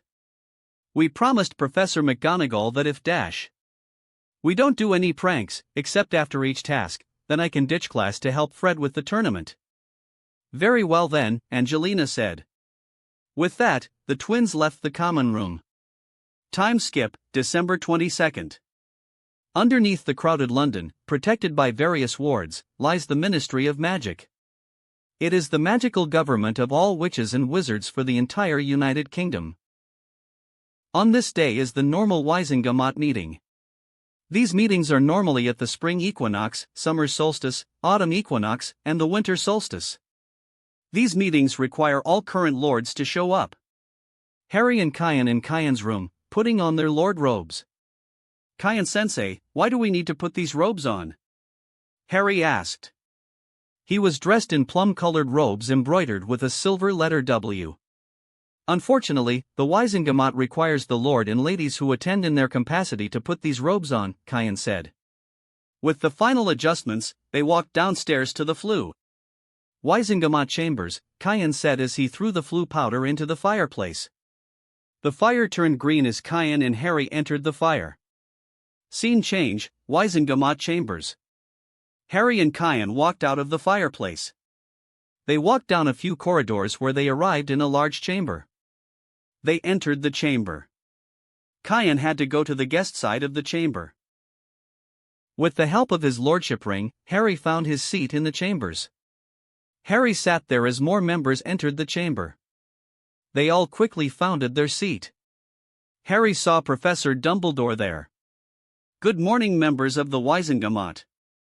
Professor Dumbledore said from his spot. The scribe will begin the Wisingamot with attendance. Professor Dumbledore sat down. Someone else, the scribe, stood up with a long sheet of parchment. He began to read each name on the list. Harry immediately noticed Lucius Malfoy was there.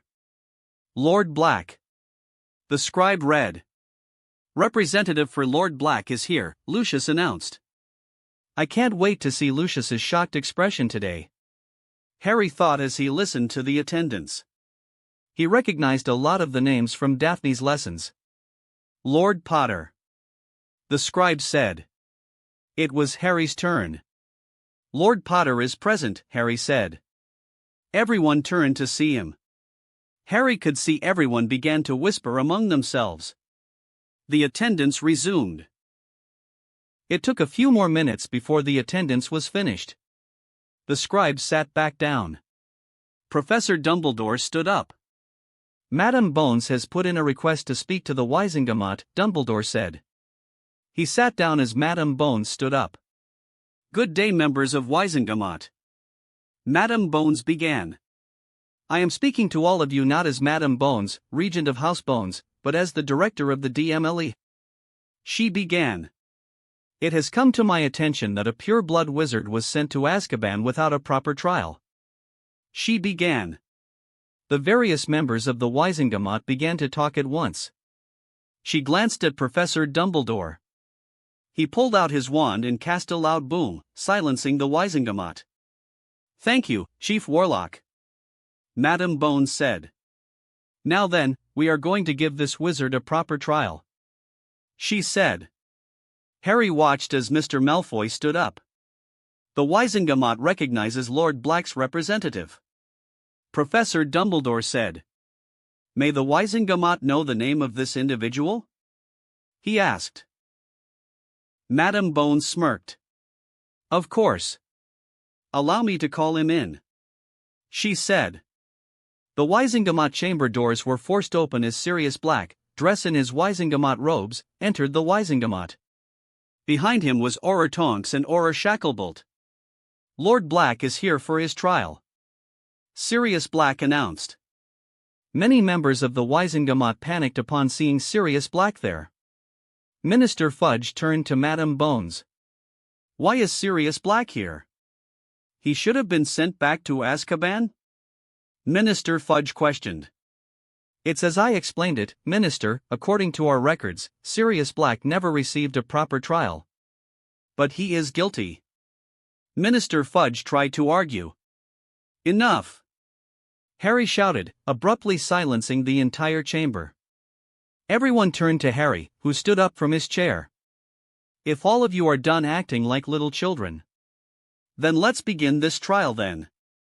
Madame Bones spent an entire month doing a private investigation regarding this matter.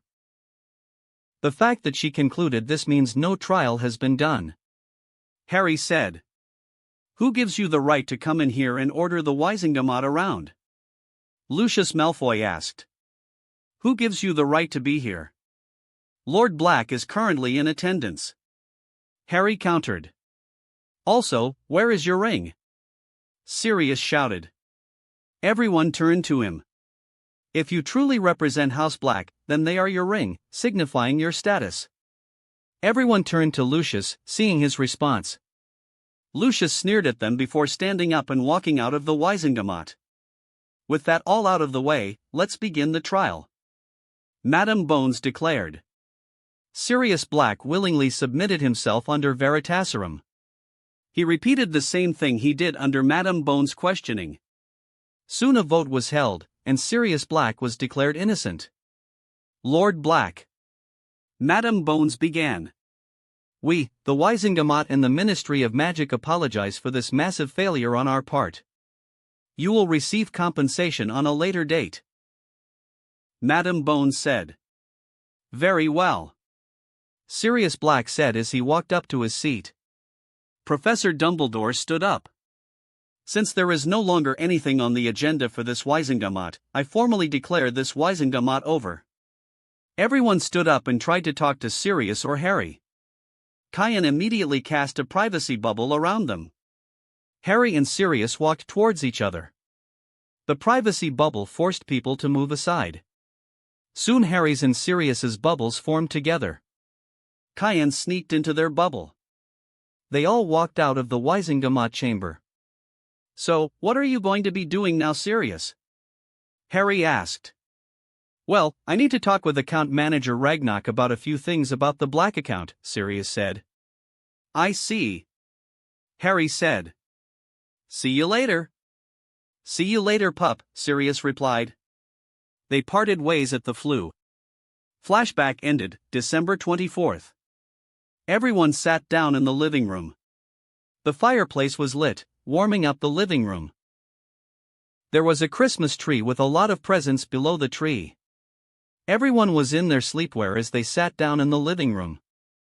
They began to exchange presents with everyone. Breakfast quickly followed after the gift exchange. Kyan allowed everyone to spend the day in whatever way they want. Victor, Harry, Fred, and George decided to get their broom and fly around. Hermione, Daphne, Luna, and Fleur pulled a book out and sat by the fire. Kyan, Kyoka called out. I may have founded Tom. Okay Kyoka, Kyan replied as they walked up to their room. Kyoka appeared with a map. According to Tom's memories, he hid one of his Horcruxes in the Gaunt Shack. She pointed a location with a circle on it. With mysterious help, we were able to create and follow a Ryatsu ribbon to London. During your trip to Diagon Alley, we were able to pinpoint a more exact area. Kyoka pointed at a spot on the map. Little Hangleton? Artoria read. But it's so close to the other Horcrux, Kyan said. It is. Either he is aware that we are hunting the Horcruxes down or it's a coincidence. Kyoka said. So, what are we going to do? Artoria asked. I suggest that Artoria watches over the shack while Kyan goes to capture Tom, Kyoka suggested. Why? Artoria asked. Based on what we could gather, if Kyan failed the initial attempt to capture Tom, there is a high chance he'll try and retrieve the ring if it's not a coincidence. And I will be able to eliminate him, Artoria concluded. Yes, Kyoka said. Let's get this started, Kyan said. Kyoka and Artoria nodded their heads. Kyoka returned to Kyan's mindscape. Artoria and Kyan used the flue connection and left to the Leaky Cauldron. Scene change, London. Kyan and Artoria came out of the flue to the mostly empty Leaky Cauldron. Ah, Mr. and Miss Sheba. Tom the innkeeper said. Passing by? Hello, Tom. Yes, we're passing by. Kyan replied. Tom nodded his head as Kyan and Artoria left the Leaky Cauldron. Kyan pointed his wand out, summoning the night bus and instructing Stan to take them to Little Hangleton. Kyan and Artoria walked to the Gaunt Shack. Artoria hid in a nearby bush, allowing her to see the shack but preventing anyone from seeing her. With the Gaunt Shack guarded, Kyan summoned the Ryatsu ribbon Kyoka and Mysteria created. It was an aged and wrinkly ribbon as if it would fall apart in a few moments. Kyan followed the ribbon to an old manor on a hill. Kyan shunpaed up the hill. As he got closer to the manor, Kyan could spot some of its windows boarded, tiles missing from its roof, and ivy spreading over the building's sides. Kyan could sense someone in the manor. Shrift S, the shadow. Kyan thought as he jumped into the shadows. Kyan continued up the stairs to the second floor. Kyan could see that there was light coming from one of the rooms. Kyan moved towards the room. Kyan entered the room to see that the light he saw was from a fireplace, warming up the room. He saw a short and fat person talking to someone who was sitting in the chair, facing the fire. Master, according to your spy, the boy is on his way to winning the tournament. The short person said. Excellent. The person sitting in the chair said with a slight snake hiss. So, there is Tom. Kyan thought. Wormtail, where is Nagini? Tom asked. I believe she is in the forest, hunting the nearby animals. The newly dubbed Wormtail replied. From the shadows, Kyan could see a snake slithering towards them. Master, we have a guest here. I could sense someone walked towards the house.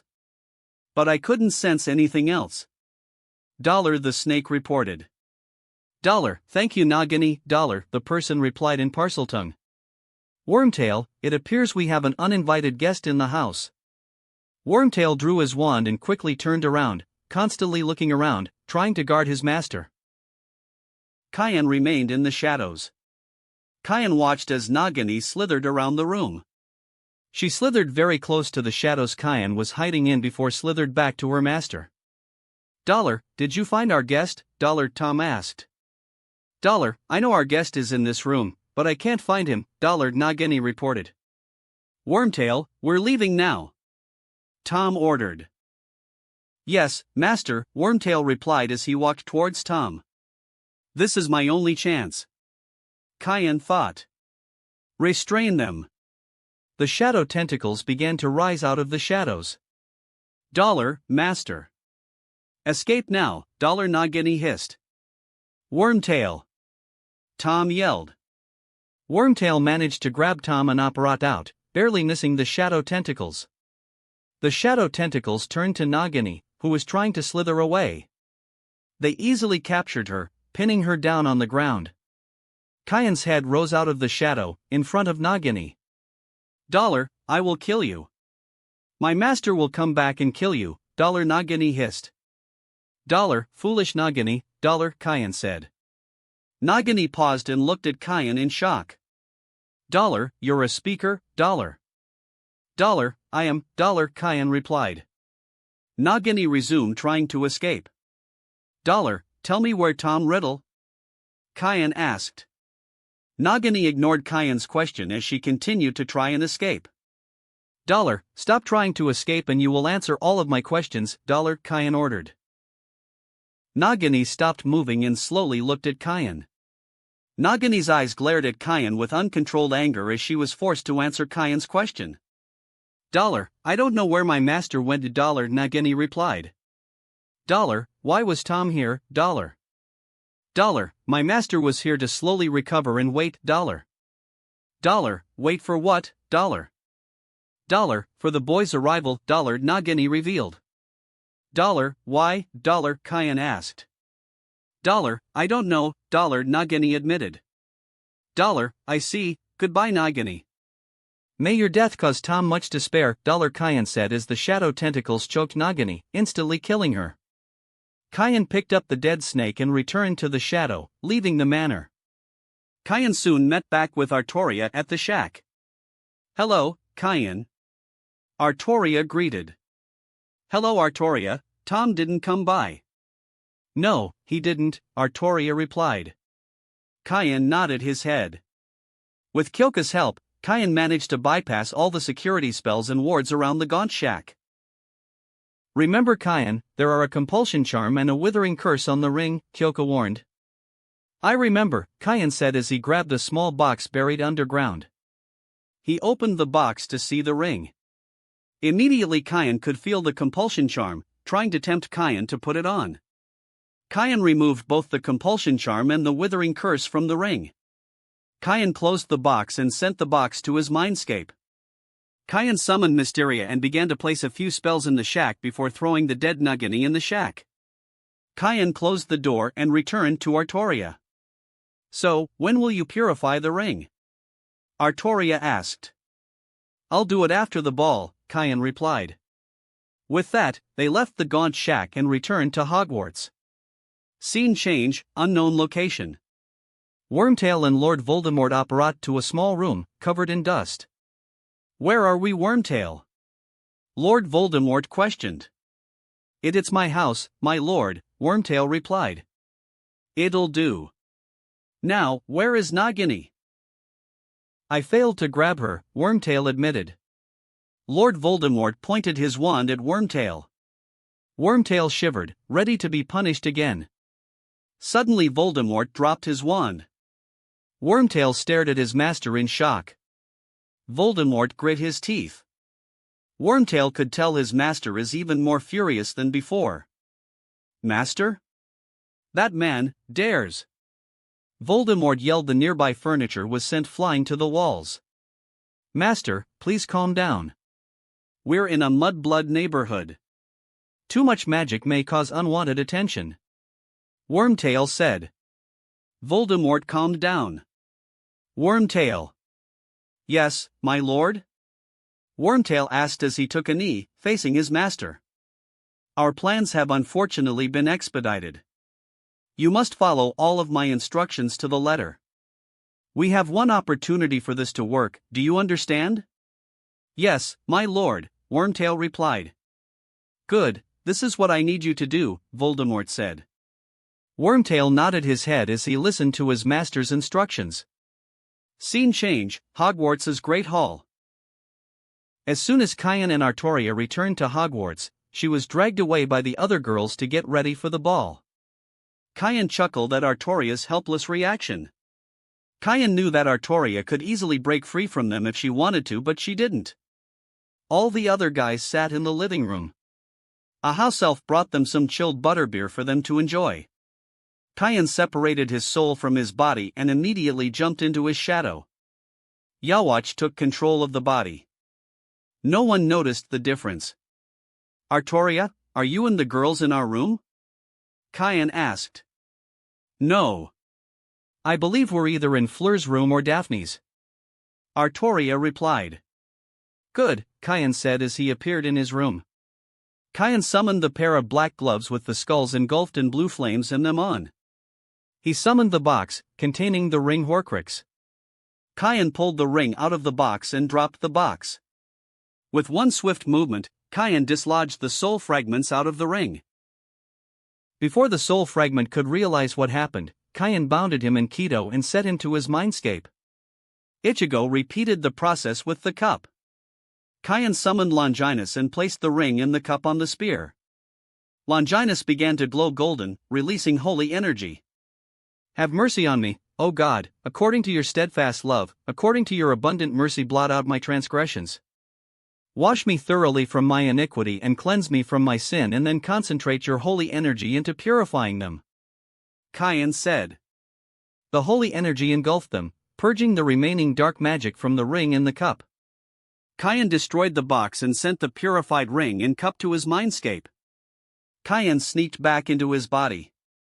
So, what happened while I was gone? Kayan asked. Everyone is currently sharing stories. When it was your turn, I shared the story about you getting drunk with Sayaka. Yawach admitted. Kayan groaned, remembering the significance of that event. The guys noticed that it was already 4 in the afternoon and left to their rooms getting ready for their date. Time skip, Kayan's quarters common room. Kayan, Fred, George, Harry, and Victor were already done getting ready. During the weekend, Kayan and Artoria took everyone to the non-magical world to get their formal clothes. Kayan took the men to get custom-fitted suits. With a minor compulsion charm on the workers, the suits were adjusted so that the suit sleeves wouldn't interfere with the wand holster. Kayan wore a black suit with a light silver dress shirt and violet tie. Fred wore a charcoal suit with a white shirt and a red and golden tie. George also wore a charcoal suit but with a golden and red plaid shirt with a blue tie. Victor decided to dress in the standard formal uniform from Durmstrang, consisting of a red tunic with brown trousers and tall black boots. It also has a short fur-lined cape. Harry was dressed in a black suit with a white dress shirt and an emerald green tie. Artoria was the first one to walk down. She was dressed in a black and dark violet strapless dress with matching heels. You look beautiful. Kayan complimented. Thank you. She replied. Artoria moved to the side as Alicia Spinnet walked down. She was dressed in a light violet dress with red embroidering. She walked to George. Hello Alicia. Alicia cracked a smile. It seems George's mind can't comprehend Alicia's beauty, Fred said. George replied with a punch to the arm. Ow. Alicia chuckled as she moved to the side. Angelina Johnson walked down. She was dressed in a red shoulder strap dress with golden embroidering. She walked to Fred. Fred stuttered. Fred serves you right, George thought. Hello Angelina. You look wonderful. Fred said. Angelina smiled. Thank you, Fred. I believe this was the first time you gave me an honest compliment. She said as she moved to the side. Luna walked down. She was dressed in a spangled silver robe. She walked to Victor. You look beautiful. Victor complimented. Blagodaria, thank you, Luna replied in Bulgarian. Victor smiled as Luna moved to the side. The next one to walk down was Daphne. She was dressed in a dark emerald green dress with silver embroidering. Wow, Harry said. Daphne cracked a small smile. Thank you, Harry, Daphne said. I see you're wearing the matching tie I picked out for you. Daphne moved to the side as Hermione walked down. Harry was shocked. She didn't look like Hermione at all. She had done something with her hair. It was no longer bushy but sleek and shiny and twisted up into an elegant knot at the back of her head. She was wearing a dress made of a floaty, periwinkle blue material, and she was holding herself with more confidence than before. Hermione, you look amazing. Harry complimented. Thank you, Harry, Hermione replied. She moved to the side as Fleur walked down. She was dressed in a silver dress with a slit on the side. What do you think, Kian? Fleur asked. It looks wonderful on you, Kian said. Fleur smiled at Kian's compliment. Kian turned to face the students. With that, the students walked to the Great Hall. The halls were mostly empty since most of the attending students were already down in the Great Hall. They arrived to see Professor McGonagall standing there. Ah! Great! All of you are on time, she said. Everyone has already entered the Great Hall and waiting for you to enter and start the first dance. Artoria, Daphne, George, and Alicia nodded their heads and entered the Great Hall through a side door. Everyone lined up behind each other. Victor and Luna were first, followed by Fleur and Kian. Right behind them were Fred and Angelina. Finally, was Harry and Hermione. The Great Hall doors opened as they all slowly entered. The music began to play, and everyone began to clap as they walked towards a round table, where the judges sat. All the champions could tell everyone were all receiving glances for different reasons. Some were jealous looks about who were the dance partners. Others were from pure bloods about the scandalous dresses the women were wearing. They soon arrived at the round table and sat down with the judges. Everyone was surprised to see Percy Weasley sitting with them instead of Mr. Crouch. They noticed that there wasn't any food at the table but small menus with a small note on them. Picked up the menu and glanced at it. Pork chops, he said. A plate of steaming hot pork chops appeared in front of him. Dumbledore smiled before dug in. Everyone grabbed their menu and quickly ordered their food. Kian, Fleur, and Victor cracked a smile when they noticed that French, Bulgarian and Japanese food were on the menu. They ordered their food, and everyone began to eat. Dinner soon finished. Dumbledore stood up from his spot. Can I have everyone stand up? Dumbledore asked. Everyone stood up. He pulled out a wand. Kian noticed that it was a different wand than before. Guess he figured out the switcheroo, Kian thought as he waved his wand. All the tables organized themselves near the wall, clearing the floor. He then conjured a raised platform. A set of drums, several guitars, a flute, a cello, and some bagpipes floated to the platform. A group of people walked towards the stage. They were all extremely hairy and dressed in black robes that had been artfully ripped and torn. The audience began to go wild, recognizing the performers.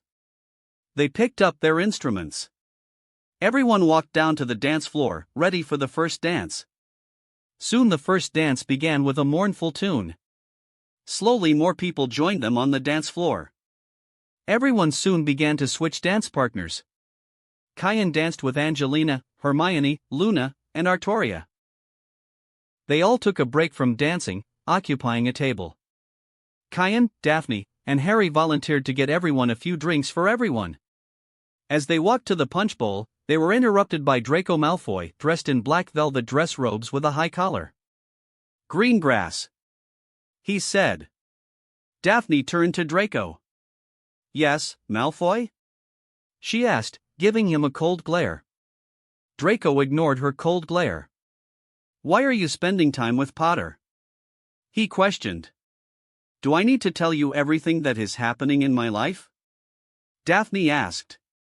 Because I believe I don't have to. Don't question me, Greengrass. Remember you will be soon trapped in a marriage contract with me. Draco said.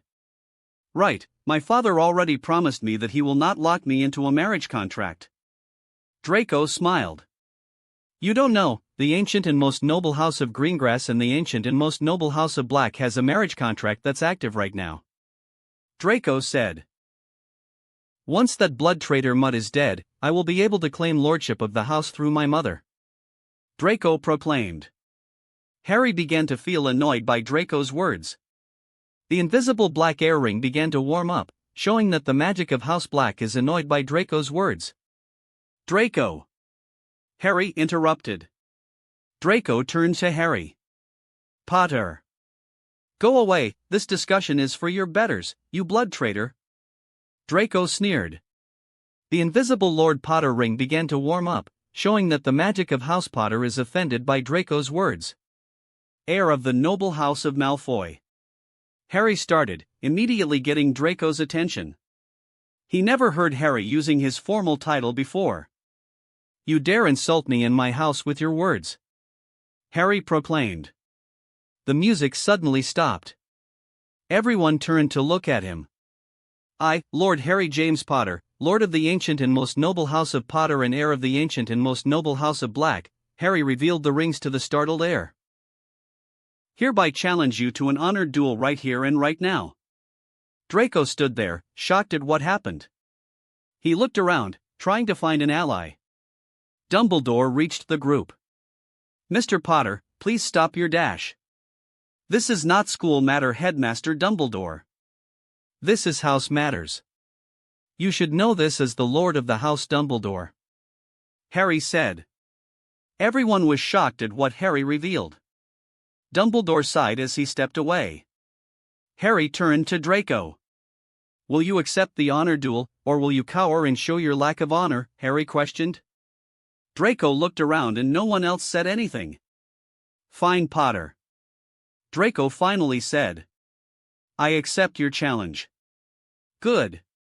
We will have it right here, right now. He said. Fine, my second will be me. Everyone turned to see Severus Snape standing there. As his godfather, I am allowed to be his second. If you're Mr. Malfoy's second, then I should be allowed to be Mr. Potter's second since he is my apprentice, Cain said. Professor Flitwick and Professor McGonagall sighed as they walked to them and quickly set up the dueling field for them. Bleachers were once again set up for them to watch. Harry and Cain moved to one side of the field while Draco and Severus moved to the other side. Remember what I taught you, Harry, Cain said. Harry remembered all the spells, techniques, and tips Cain told him from past duels. Harry and Draco meet in the middle, neither one gave each other a bow and walked 15 steps away. During this, Professor Flitwick told the duelists the rules for the duel. Begin! Professor Flitwick said as he stepped to the side. Draco immediately pointed his wand at Harry. Reducto! Reducto! Reducto! Draco cast. Harry saw the spells and easily stepped to the side, dodging the spells. Draco started to be annoyed. Stand still, Potter! Draco yelled as he continued to cast the Reductor curse. Harry replied by simply dodging the spells. Come on, Malfoy. I thought being the son and godson of 2 Death Eaters, they would have taught you more spells. Harry teased. Gore, Draco growled. He pointed his wand at Harry. Reducto. Os Ruptor, Bone Breaker, Locomotor Mortis. Depulso. Draco cast. Harry continued to dodge his spells. Good job, Ferret. It looks like you can do other tricks. Harry said. Serpensortia Black Mamba $. Harry cast in Parseltongue. A black mamba shot out of Harry's wand. What are your orders, Master? The black mamba hissed. Restrain the 2-legger with the blonde hair, Harry ordered. As you command, the black mamba replied as it slithered towards Draco. Reducto. Reducto. Draco said, trying to destroy the approaching snake. Dodge the attack, Harry ordered. The black mamba easily dodged the Draco spells. The black mamba lunged at Draco. Reducto. Draco cast. He finally managed to hit the black mamba, sending blood and guts all over the place. Harry stood there and gave Draco slow applause. Good job, Draco. It took 5 minutes, but you managed to finally hit something. Harry said. Something in Draco snapped. Anger and a desire to destroy Harry took over. Draco pointed his wand at Harry. Fiend Fire. Draco cast. Crimson fire spewed out of Draco's wand.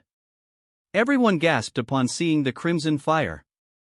Kyan and Artoria recognized the fire. Artoria saw the fire used in Fuyuki.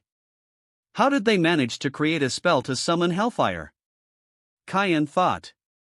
The cursed flames let out a roar, as it shaped itself like a lion. The crimson flame lion charged towards Harry. Aqua Eructo. Harry cast. A large geyser of water shot out of Harry's wand towards the fire. The fire let out a roar as it was hit by the geyser of water. Harry was shocked when the magical fire devoured the water. The cursed fire raced towards Harry, following the geyser of water. The crimson flame lion pounced at Harry. Harry stood there in shock, not sure what to do. Kyan grabbed Harry and pulled him to the side, dodging the attack. The crimson lion landed on the floor and turned to face them. The crimson lion growled at them and began to charge at them. Everyone watched in horror, expecting Kyan and Harry to die. Stop, Kyan ordered. Everyone was shocked as the crimson lion stopped mid-step. Go back where you belong, Kyan commanded. The crimson lion let out a roar before it disappeared. Everyone was shocked to see what happened. I knew it. He is a dark wizard. Dumbledore thought. Kyan turned to the two opponents of the duel. Do you give up or are we continuing? Kyan asked. Severus looked at his tired godson. Do you wish to continue? I do, Draco said, despite being magically exhausted. You're too exhausted. Professor Snape argued. I know. Draco fell unconscious. Kyan turned to Professor Flitwick. I do believe Mr. Malfoy is now unconscious, Kyan said. Professor Flitwick turned to Professor Snape. Second Snape, do wish to continue the duel? Professor Snape stood there, thinking about the situation. Draco wants to continue this duel. But if I switch with him, then Potter has the right to switch with his second. Professor Snape considered. Suddenly he felt a familiar tap on his occlumency barrier. He recognized who it was and briefly lowered them. What is it, Headmaster? Severus, I need you to test him. See how much dark magic he knows. Dumbledore said. It didn't take much to figure out who Dumbledore was referring to. Be as it may, Headmaster, he easily defeated you and the other heads. There is no doubt that he will defeat me. I understand that, Severus, but we must figure out how dark he is. He may become a Dark Lord and threaten everything. Severus sighed. Very well, Headmaster, Severus said as he raised his occlumency barrier. Professor Snape turned to Professor Flitwick. I wish to continue the duel. He said. Professor Flitwick nodded his head. He turned to Harry and Kyan. Mr. Potter, second Snape wishes to continue the duel. Do you wish to continue or switch with your second? Harry turned to Kyan. Do you believe that you can win against him? Kyan asked. Harry thought about it for a few moments before shook his head. Very well then, I will take over, Kyan replied as he stepped forward. The duel will resume on my command. Professor Flitwick said. Seconds, draw your wand. Professor Snape summoned his respective wand from his holster. The duel will begin in 3, 2, 1, start. Professor Snape began to silently cast a multitude of spells at Kyan. Many were shocked to see him cast so many spells. Kyan stared at the incoming wave of spells. Kyan calmly began to use his hands sweep the spells back at Professor Snape. Professor Snape adjusted his aim to cancel out the incoming spells. This duel began to look similar to the duel against Madame Maxime and Professor Karkaroff. Kyan covered his mouth with one of his hands, trying to stop a yawn. He thinks this is a game to him? Professor Snape thought. Him seeing Kyan acting carelessly, joking about the duel reminded him of feeling. A feeling he hasn't felt in years. The feeling of being looked down upon. He remembered the last time he felt it, back in Hogwarts. He glanced over to see James Potter standing there proud. Angry took control over him as he pointed his wand to Harry. Sectum Sempra. Professor Snape cast, slashing his wand towards Harry. That cheating bastard. Kian fought as he Shuanpaed in front of Harry and took the curse in the chest. Kian was surprised when the curse cut his chest. A drop of blood leaked out of the cut. Kian dabbed the drop of blood from the wound and stared at it. Everyone was shocked for different reasons. Kian-sensei got injured from a duel. The majority of the students thought. In all his duels at Hogwarts, he was never injured from a spell. Snape used that dark spell on him and he looks fine. Many of the teaching staff thought. During Snape's Death Eater days, that spell was one of his well-known curses he would use to his foes. He wasn't affected by the spell? Snape thought. He knew the spell is deadly when performed and targeted correctly, which he did in his anger. About time someone managed to scratch me, Kian commented. He glanced at Artoria, who looked bored out of her mind. It has been 4 months since we came to Britain? Indeed. She replied. Kian glanced at Professor Snape. Kian cracked a smile. Congratulations, Professor Snape. Looks like you finally made me try. Kian said. Everyone looked shocked at Kian's comment. He wasn't trying? Everyone thought. Kian summoned Mysteria, the wand, to his hand. He began to write runes in the air. Professor Snape cast spells at Kian. Only for Kian to use his left hand to swat the spells away. Everyone watched at what Kian was doing. The nearby students turned to Professor Babbling, the ancient runes teacher, for an explanation. In old history texts, it said that runes were used in the air and on the ground to cast spells and perform rituals before the use of a wand and the Latin-based spell system we use today. She said. Kian finished his spells and swiped the runes with his wand. The runes turned to face Professor Snape. The runes glowed and a barrage of elemental-based spells shot towards Professor Snape. His eyes widened as he tried to dodge the barrage of spells. They all watched as Professor Snape tried his best against the attack. Slowly he began to get hit by the attacks. He fought bravely before he collapsed from the damage. Kian ended the attack. The duel is over. I repeat. The duel is over. Professor Flitwick said. The winner of this duel is Mr. Potter and Mr. Sheba. Professor Flitwick said as he lowered the dueling barrier. Madame Pomfrey rushed to the scene and took Professor Snape to the medical wing. Everyone stood there in amazement and shock about what they just witnessed. Kian ignored their shocked expressions and walked off stage. He turned to his students. See you back in the room, Kian said as he left the Great Hall. Artoria nodded her head to them and silently left. Time skip, December 31st, Little Hangleton Graveyard. The moon was barely out this night. In the graveyard was a cauldron bubbling. Beside the bubbling cauldron was a table with a small baby-like figure holding a timepiece in its hand. We have one shot of this wormtail, Voldemort said. A chubby adult man was adding another ingredient to the cauldron. The surface began not only to bubble but to send out fiery sparks, as though it were on fire. The steam thickening as the seconds went by. Hurry!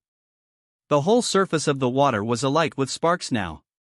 It might have been encrusted with diamonds. It is ready. Master! Wormtail grabbed the small baby-like figure and dropped him in the cauldron. Voldemort landed with a soft thump at the bottom of the cauldron. Wormtail raised his wand, closed his eyes, and spoke to the night.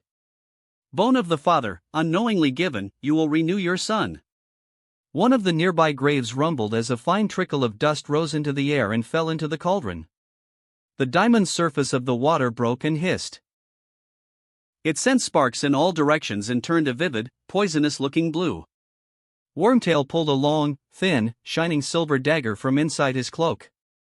His voice broke into petrified sobs. Flesh of the servant willingly given, you will revive your master. He stretched his right hand out in front of him, the hand with the missing finger.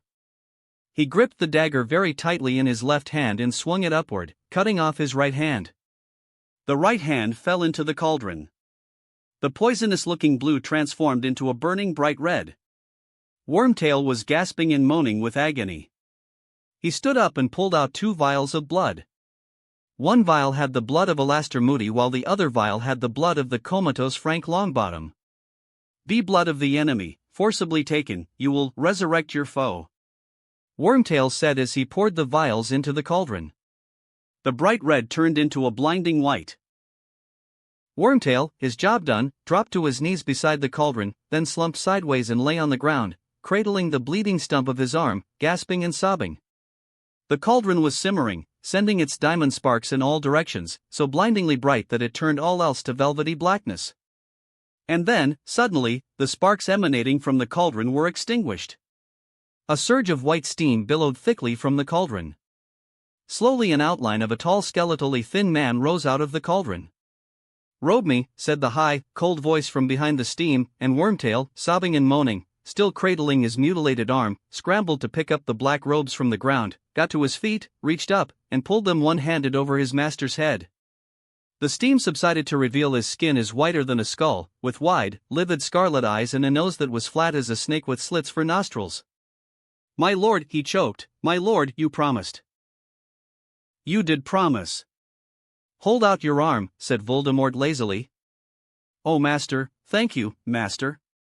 He extended the bleeding stump, but Voldemort laughed again. "The other arm, Wormtail." "Master, please, please." Voldemort bent down and pulled out Wormtail's left arm. He forced the sleeve of Wormtail's robes up past his elbow, revealing the dark mark. "It is back," he said softly, "they will all have noticed it, and now, we shall see, now we shall know." He pressed his long white forefinger to the brand on Wormtail's arm, sending a signal through the dark mark. "How many will be brave enough to return when they feel it?" he whispered, his gleaming red eyes fixed upon the stars. "And how many will be foolish enough to stay away?" Voldemort stood there and waited. He watched as a few Death Eaters apparat to the graveyard. One of the Death Eaters fell to his knees, crawled toward Voldemort, and kissed the hem of his black robes. "Master! Master," he murmured. The remaining ones followed the first Death Eater, kissing his robes. The few that showed up stood up and formed a circle around the ritual site. "It seems we lost quite a few members," Voldemort said, looking at the few Death Eaters that showed up. No one replied. "It matters not if they are dead or betrayed the cause, for they will come," Voldemort said. "My lord." One of the Death Eaters said. "Yes, not?"